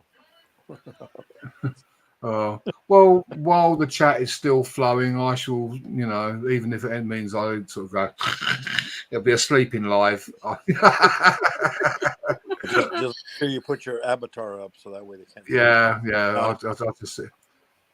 Hello, ex-Juggernaut. I didn't see you till just a second ago. Have I missed him? Because he was here earlier and I thought, well, he's probably there lurking in the back. He's just typed in the chat. All right, there he is.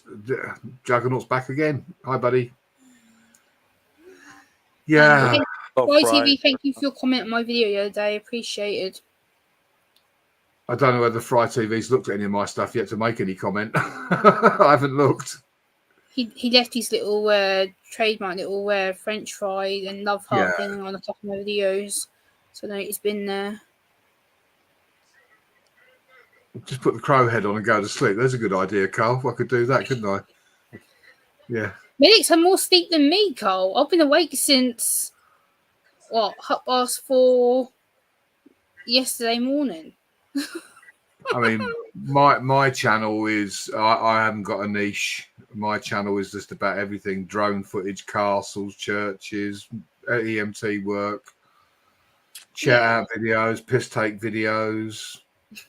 I didn't want to have a niche. It's just, you know, me sharing. I understand that. It's me sharing stuff that's interesting, that I find interesting, that I hope other people find interesting. Yeah. I mean, I know a lot of the guys in America love seeing the castles and the old churchyards and all that, you know, because there's some real history there. Yeah. To me, I mean, literally, I've said within an hour's drive of where I live, I've got 5 castles, you know, which I take for granted. I mean, I'm only 45 minutes from Buckingham Palace. You know, that's one place I do want to go at some point. It's you know, it's all on my doorstep. Poker, Rossi in the house. You're still here, Poker. Holy crap. Hello, 907 Arctic. Yes, Arctic brother. The chat's been holding steady between 15 and 10 people, so I figured I'll just keep going while people are entertained and enjoying the stream. I mean, I will sacrifice my own health and sleep just to keep everyone entertained, you know. Hey, UK, how many hours drive is it from like one side of the island to the other side? It's difficult because you can't drive straight across. You've got to sort of go down. Probably about 6 to 8 hours. Oh, that's nothing for me. No, exactly. I wouldn't necessarily say I'm the Energizer Bunny, but yeah. It's like 8 hours or 9 hours to go visit family. Yeah. Oh, yeah. In California, that's only half of California. Yeah, I mean, you know, I've driven up to Scotland back in the day, you know, so which is quite a trek. Yeah, from I always here hear to you guys. Scotland, I always hear it's about people 6.5 from the UK, hour oh my drive. God, it's so far. I gotta drive. It's an hour. I'm like, an hour. My God, I drive Oh 45. God, that doesn't bother me in the least. I know. It's like I drive that every day, pretty much for Yeah, work. yeah. Yeah, well, someone said to me when I said I'd got to drive somewhere, they said, "Oh, it's like a 2.5 hour drive for you." And I go, "How many hours a day do you think I spend behind the wheel of a car? And how many miles do you think I drive?" Yeah. Yeah, You know, especially I mean, I driving. don't just cover my area. I drive right across the county. I mean, I've gone from here up to Colchester. I've been right onto the border of Ipswich, which is not even our county. Yeah, I've been up as far as the big roundabout coming off the A12. When we Pokerasi, meet, we need to schedule where we're going to meet. 907. It's got to be Tim Hortons. Heck yeah! It's got to be Timmy Hortons. I've got to stick another of them maple donuts down my throat. In fact, can everyone drop me a PayPal so I can afford to go to Tim Hortons and have a coffee? Because at the moment I'm so poor, I can't even afford a coffee and a donut from Tim Hortons. All donations, great Let me food. super chat you here. Oh. Me and UK Medic are going to meet. I'm determined to make that happen. That is going to happen this year. I am determined to meet UK Medic somewhere. Yeah. Just call 911 and he'll be there.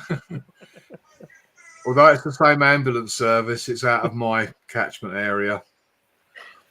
Yeah, I'm in Suffolk and he's in Essex, so I'm across the border from him. But just cross the border and then call 911 from there. We have to have a passport to go into Suffolk.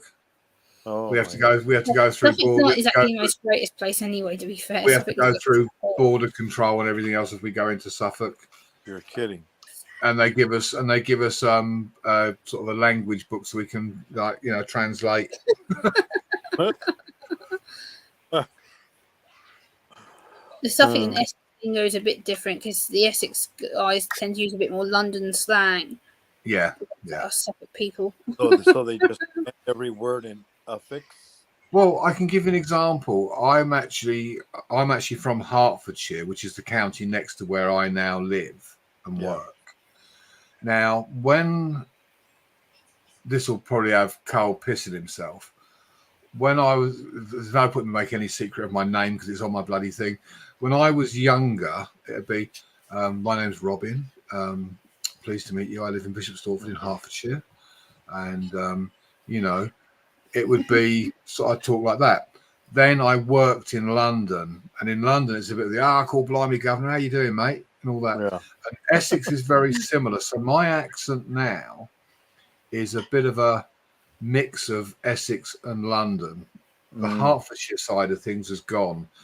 My mother always used to pull me up once I moved because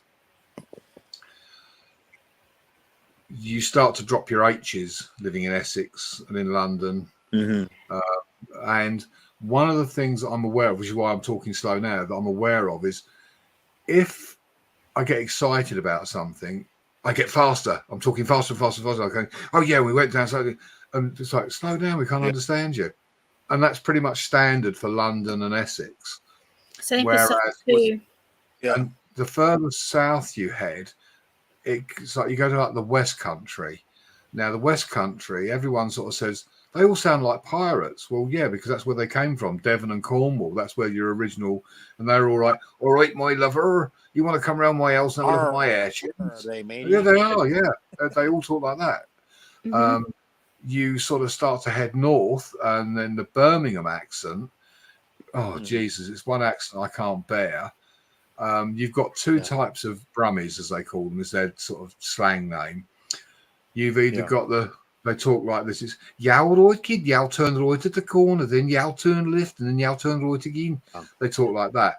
Or you've got the manic depressive Brummie that's like, I'm really, really depressed, I'm going to slash my wrists.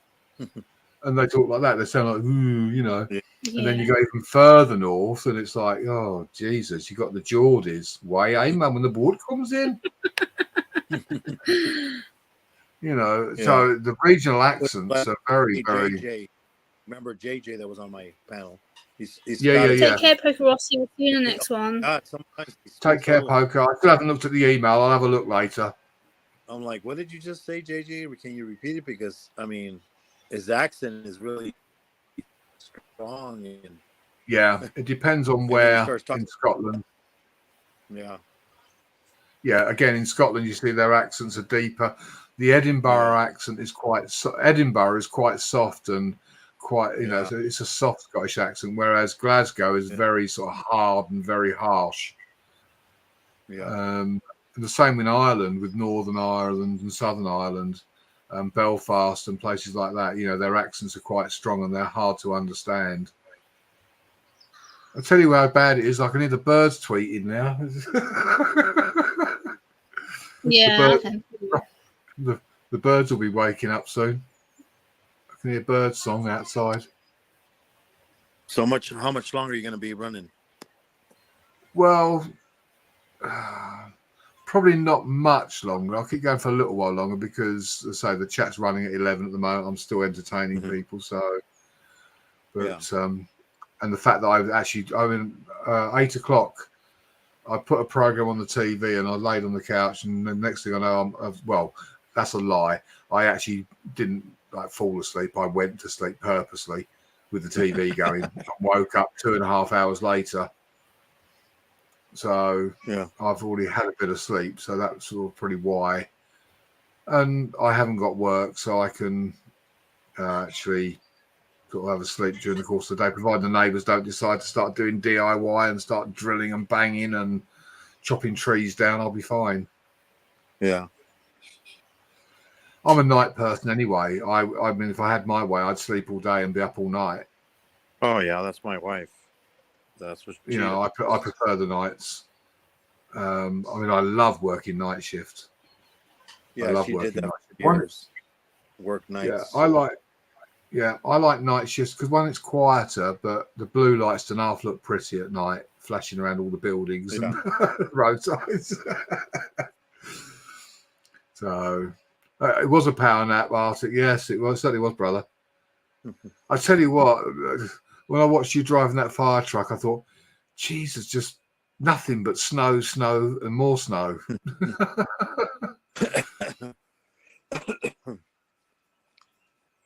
Oh, I guess we lost Gemma. Yeah, it might be her internet dropped out or her phone battery or whatever. Mine's kind of overheated. That's why. Yeah.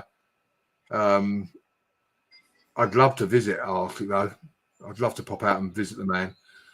I'll have to sort out some patches to send to you, brother. I'll have to sort out some medical patches to send out to you. I'll be waiting. I'm not sending you any.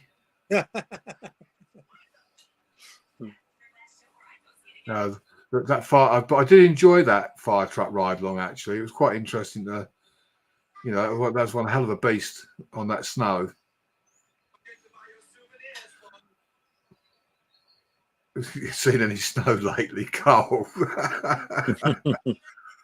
Hiya, Bubbles. How you doing? Hey, Bubbles. Bubbles was another one that I did a banner for as well. That's why I said to Carl, if he wants a banner.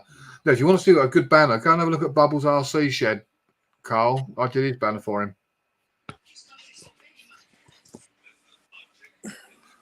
That was the one that I turned around in about within 12 hours. I think it was done and emailed. I don't hang about. If I say I'm going to do something for somebody, I do it. You know, I am a man of my word. And yeah, I know what you mean, Carl. Some of my health issues, I'm better off to be. Yeah, no worries. I will catch up on that, buddy. No worries. We'll sort out patches. Yep. I've got quite a few goodies. In fact, this is only a small goodie, if I can find it. Here it is. Oh, Jesus. Got so much crap on my... This is a home-built desk, by the way, that I'm sitting at with all LED lights under it. We do those, which is the old air ambulance helicopter pin badge. So I'll send you one of those out. I don't know how well you can see that. But yeah,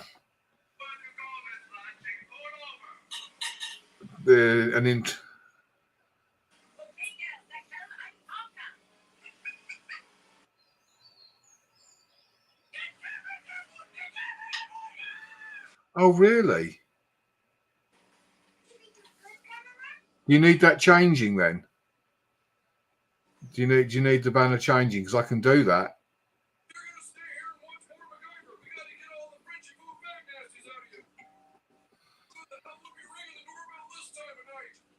Yeah, yeah. I love seeing the content on the stuff on the snow. It's great seeing some of that RC stuff buzzing around on the snow. You know, we get 6 inches of snow here and we're bitching about it. Jesus Christ. I mean, I was trained to drive in. I mean, I've driven in heavy snow, and I mean heavy snow. You know, people drive in the wrong gear too fast and brake too heavy. That's the biggest problem with most people driving in the snow. They don't moderate their speed. They accelerate too fast. They think that because they got snow chains, they could go 65 miles an hour.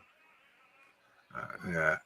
And they slam the brakes on. They don't ease the brakes on slowly. See, I was told, well, I wasn't told, when I was trained to drive in the emergency services, I was trained you use the gearbox to slow the vehicle down. The brakes are for stopping. Yes. Not for slowing down. The brakes are for stopping. Just what you got a gearbox for. You slow down through the gears and take your foot off the gas. You know, it's just like semis where they use the Jake brake. Yeah, exactly. Yep. You don't use brakes to slow down. Brakes are for stopping. No. So they can't hear either, Carl. Again, they don't moderate their speed. They drive too close and they slam their bloody brakes on. Oh yeah, I hear they tailgate me all the time going to work. Yeah. People have got no sense. They're brain dead. And I'm already going the speed limit. Yeah. I mean, I see some of the craziest things. I mean, when I've been on a night shift, sometimes we sit on bridges over the motorway, like when we're double crewed and that, you know, and just watch the traffic. And one night it was a little bit foggy, a bit wet. And this Jaguar came belting on the carriageway like a bat out of hell. It's about 2:30 in the morning, nothing on the road. And I turned around and said to my colleague, I said, any minute now, I said, we're going to be getting a call. And he said, you reckon? I said, yeah. I said, give it 5 minutes. I said, we'll be getting a call. Next thing, radio goes. He was on his roof in the middle of the carriageway, about 5 miles up the road, you know. It's like, you just know it. You can just sit there and watch, and you think, yeah, any minute now, I know what's going to happen. There's not going to be a happy end. Yeah, I know. It's just like when I was living in San Diego, and it would start sprinkling a bit. You know, the road gets wet, oil starts coming up, and then you got people that are driving like crazy, and then all of a sudden they hit a puddle of water and they get hydroplaned all the way across 5 lanes. Yeah. Into the grass on the right side. Yeah, it's crazy. I hear you there, Carl. Same thing here. I'll tell you what, as soon as we get any hint of snow, they're in the supermarkets and the shelves are stripped bare. Tins of soup, bread, milk, pasta, rice, empty. Everything's gone. Like they're going to be snowed in, you know. Yeah.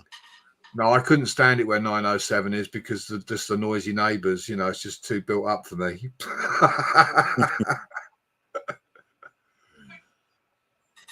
Now, my other half would love it there. She's not a fan of hot weather. I mean, her view of cold is you can always get warm, but you can't get cool if it's really hot. Yeah. You know, because you can always wrap up in warm clothing. She'd love that. I think that'd be heaven for her. And that snow fox was amazing. I don't know if I commented on that. Yeah, I did. I'm sure I did. Seeing that snow fox, the Arctic fox, was beautiful. Yeah,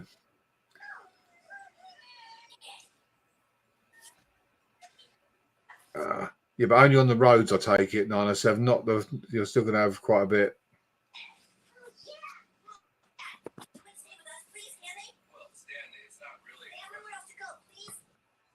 it's great to see something completely different, you know. They had a live stream on one night. Allegedly, it was supposed to be the Aurora Borealis, and when you clicked on the channel, it looked like he got the camera on a sheet of white paper. Yeah, I'm with you, Carl. I know exactly what you're saying, buddy. I know exactly what you're saying. And you couldn't have that in a worse place, Carl, in your back. Jesus. I can't think of anything worse. Arthritis is bad enough as it is without having it in your back.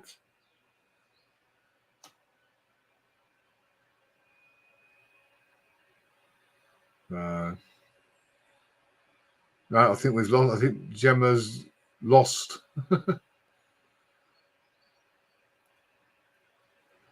You're muted. Yeah, her phone probably. Yeah, it's pretty died. I know mine's overheating and it's at 65%.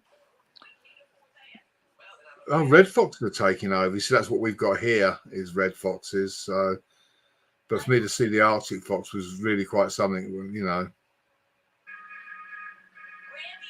Well, what I think I'll do is I'll run this for another 10, well, it's actually 11 minutes. And that puts me on 5.5 hours. Okay. Well, just over. And then I'll wind it up. That'll save your phone, and I can get to bed before the birds wake up. But I appreciate all you guys for hanging on in there in the chat and supporting the channel. It's been great.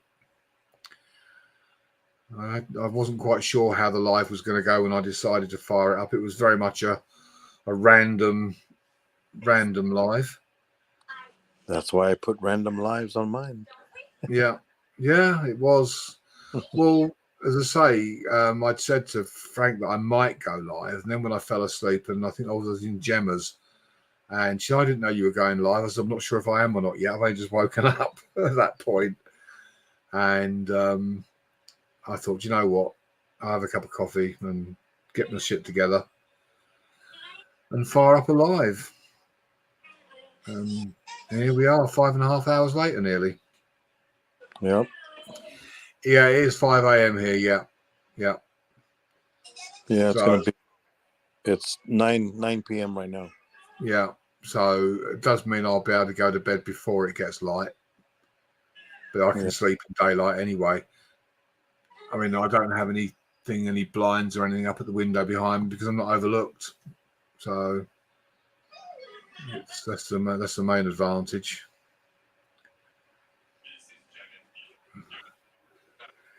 Well, having said that, it's yours crept in there, and Poker's gone off to bed. He's falling asleep now. Yeah.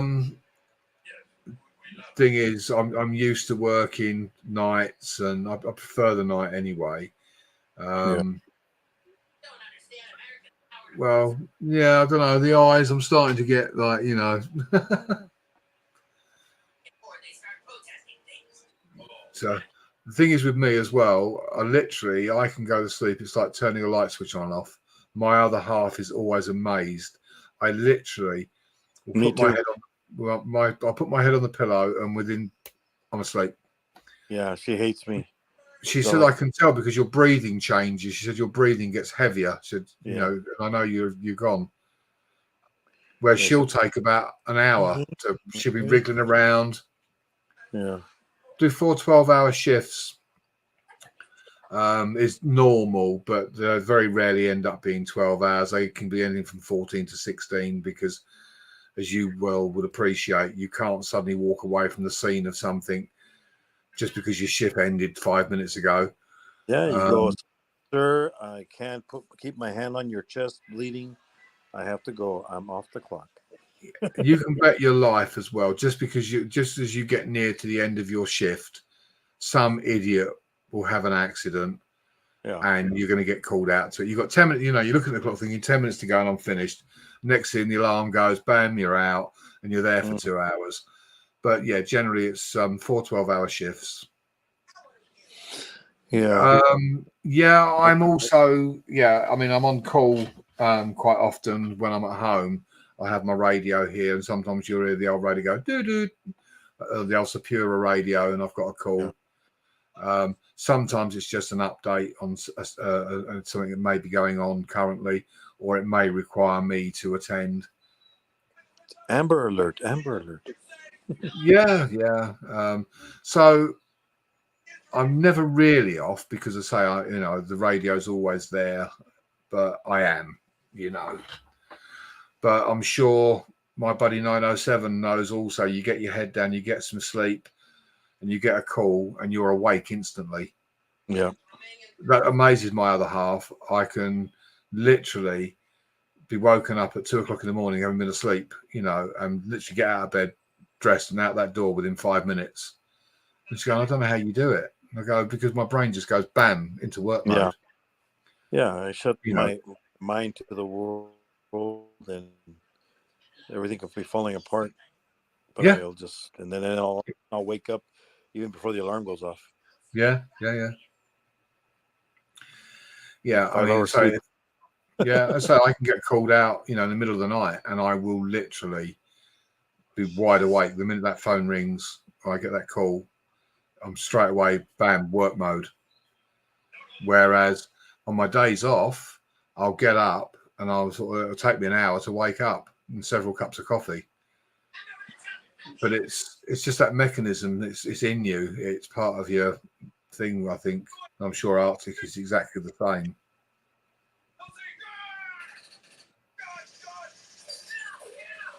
Yeah. That's true, Brandon. Yeah. Well, me too. 33 years, Arctic. 33 years I've been at it. Yeah, I'm still at it, Frank. Stella, how you doing? Good old Stella popped in to say hi. Yep. Actually, I don't know if 907 was in the room when I ran the video of basically who's UK medic. Let me run that video. You can see me through the years in the ambulance service. Let me find it. Where's it gone? There he is. I'll just show you this. There you go. A bit of entertainment for you.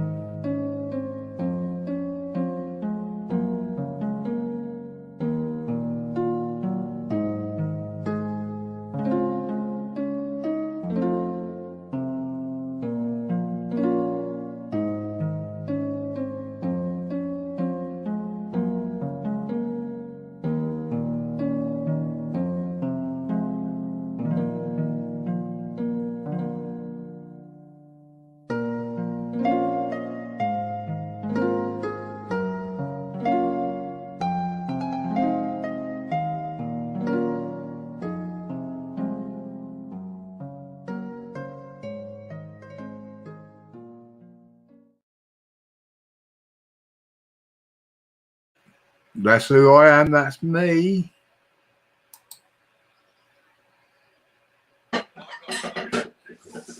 Yeah, I see the hair started getting combed forward more.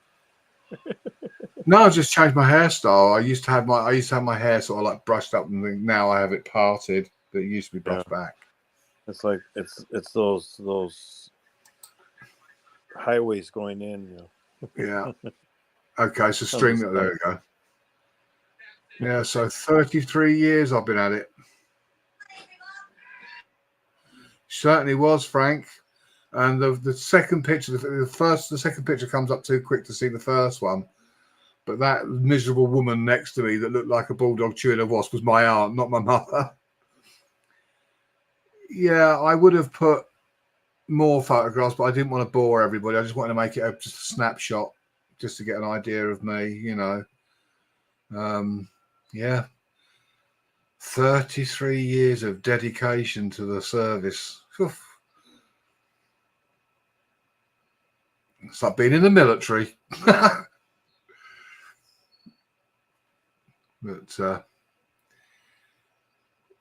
yeah. Hello, how are we doing? Right. Give it another 5 minutes and I think I'll call it a night. having run it, so I just take it just over the 5.5 hours. I don't think I can last for 6. It'd be nice to think that I could, but I don't think I can make it that far.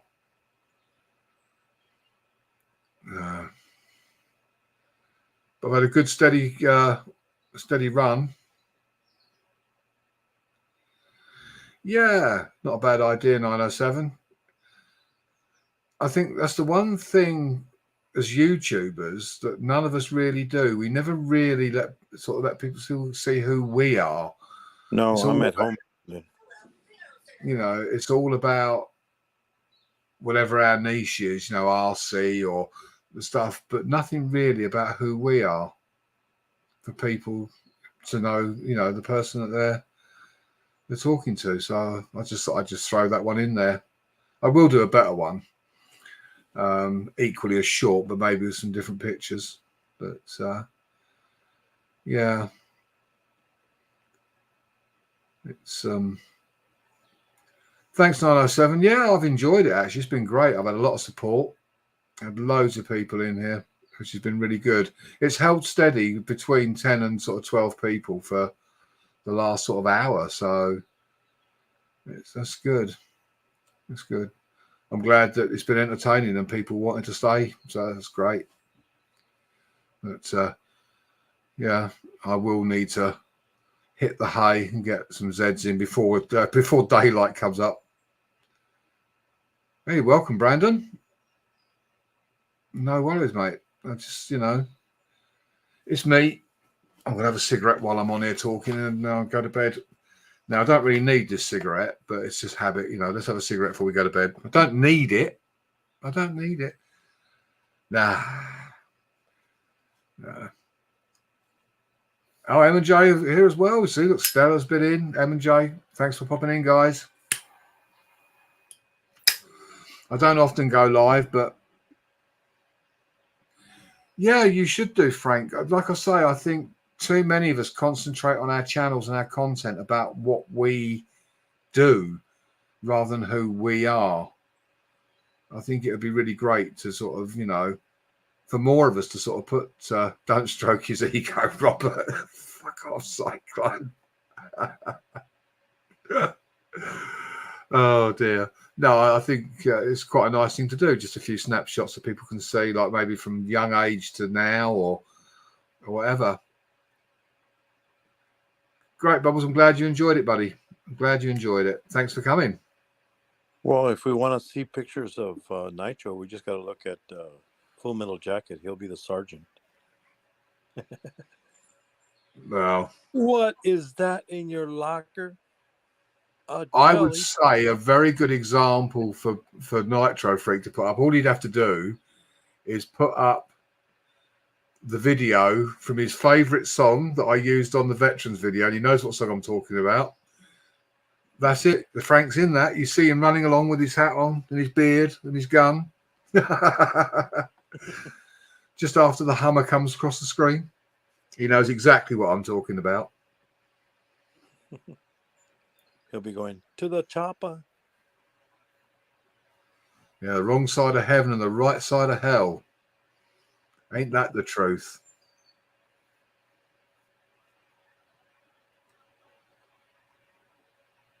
It certainly was, Frank. Do you know, when I saw that bit of footage with that guy running across there, I thought, that's Frank. That's Nitro Freak.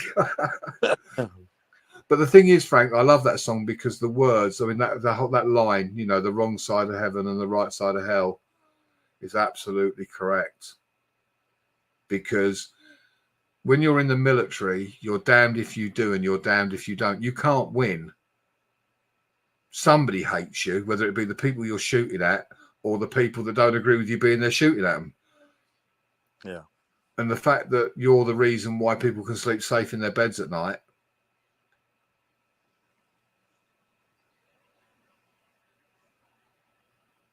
You're going to be there to be what? Absolutely. I'm getting it done. I'm getting it done.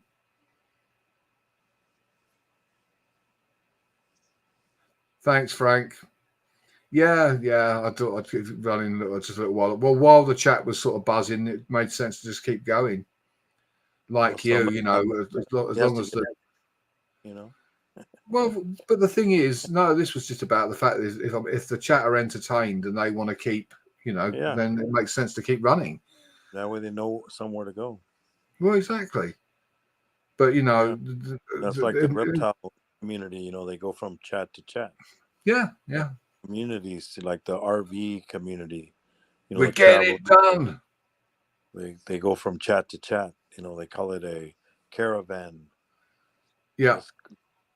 The caravan guys, you know, they're all like going from chat to chat, channel to channel. I'm taking the internet by storm. I'm getting it done. I'm taking it, and I'm going to be a YouTube legend like Frank.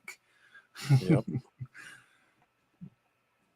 So, but no, what I said about that line in that song and about the military and damned if you do and damned if you don't. Well, I gotta take out this Camaro out, and I gotta wash the dirt off of it. You know, getting kind of dusty. Yeah, I did have 32 at one point, but it's held steady between sort of 12 and 15 for the most part. It dropped down to like 11. It's been a steady flow, but You'll probably lose some of the ones on the views with you know how YouTube is. They'll say, "Oh, wait a minute, these 5 are coming from the same house."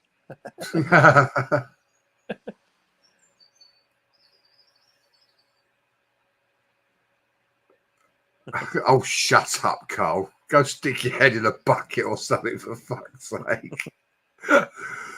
But what I was saying about the military, it is actually got to be one of the hardest jobs in the world because, like I say, you're hated by so many people.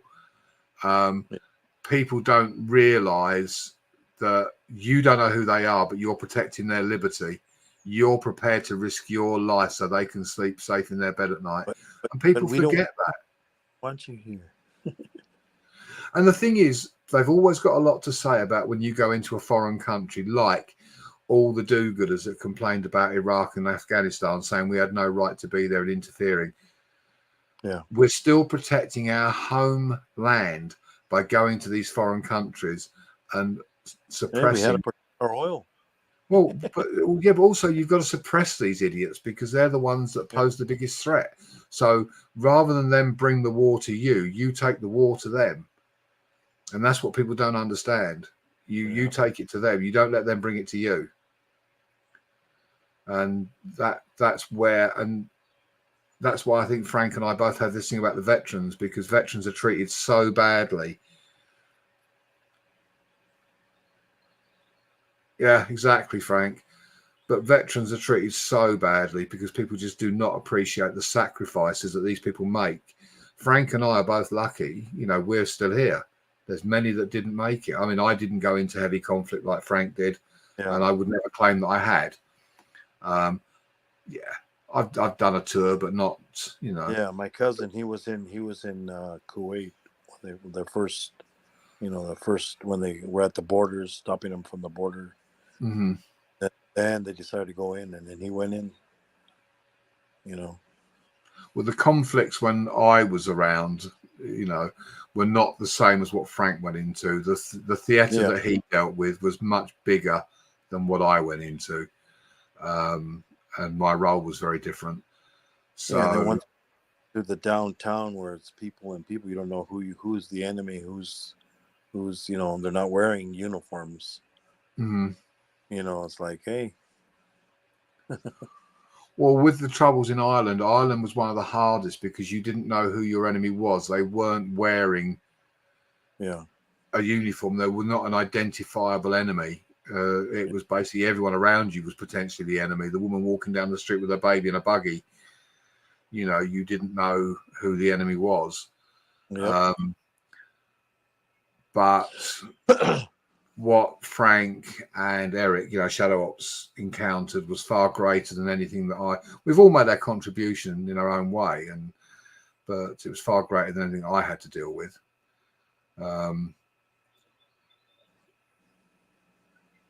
It's a good job it was easier in my day because the equipment wasn't as good as it is now in my day. Yeah.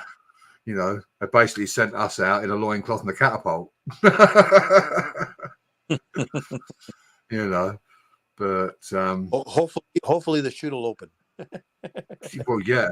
Well, if the chute doesn't open, just take it back and complain.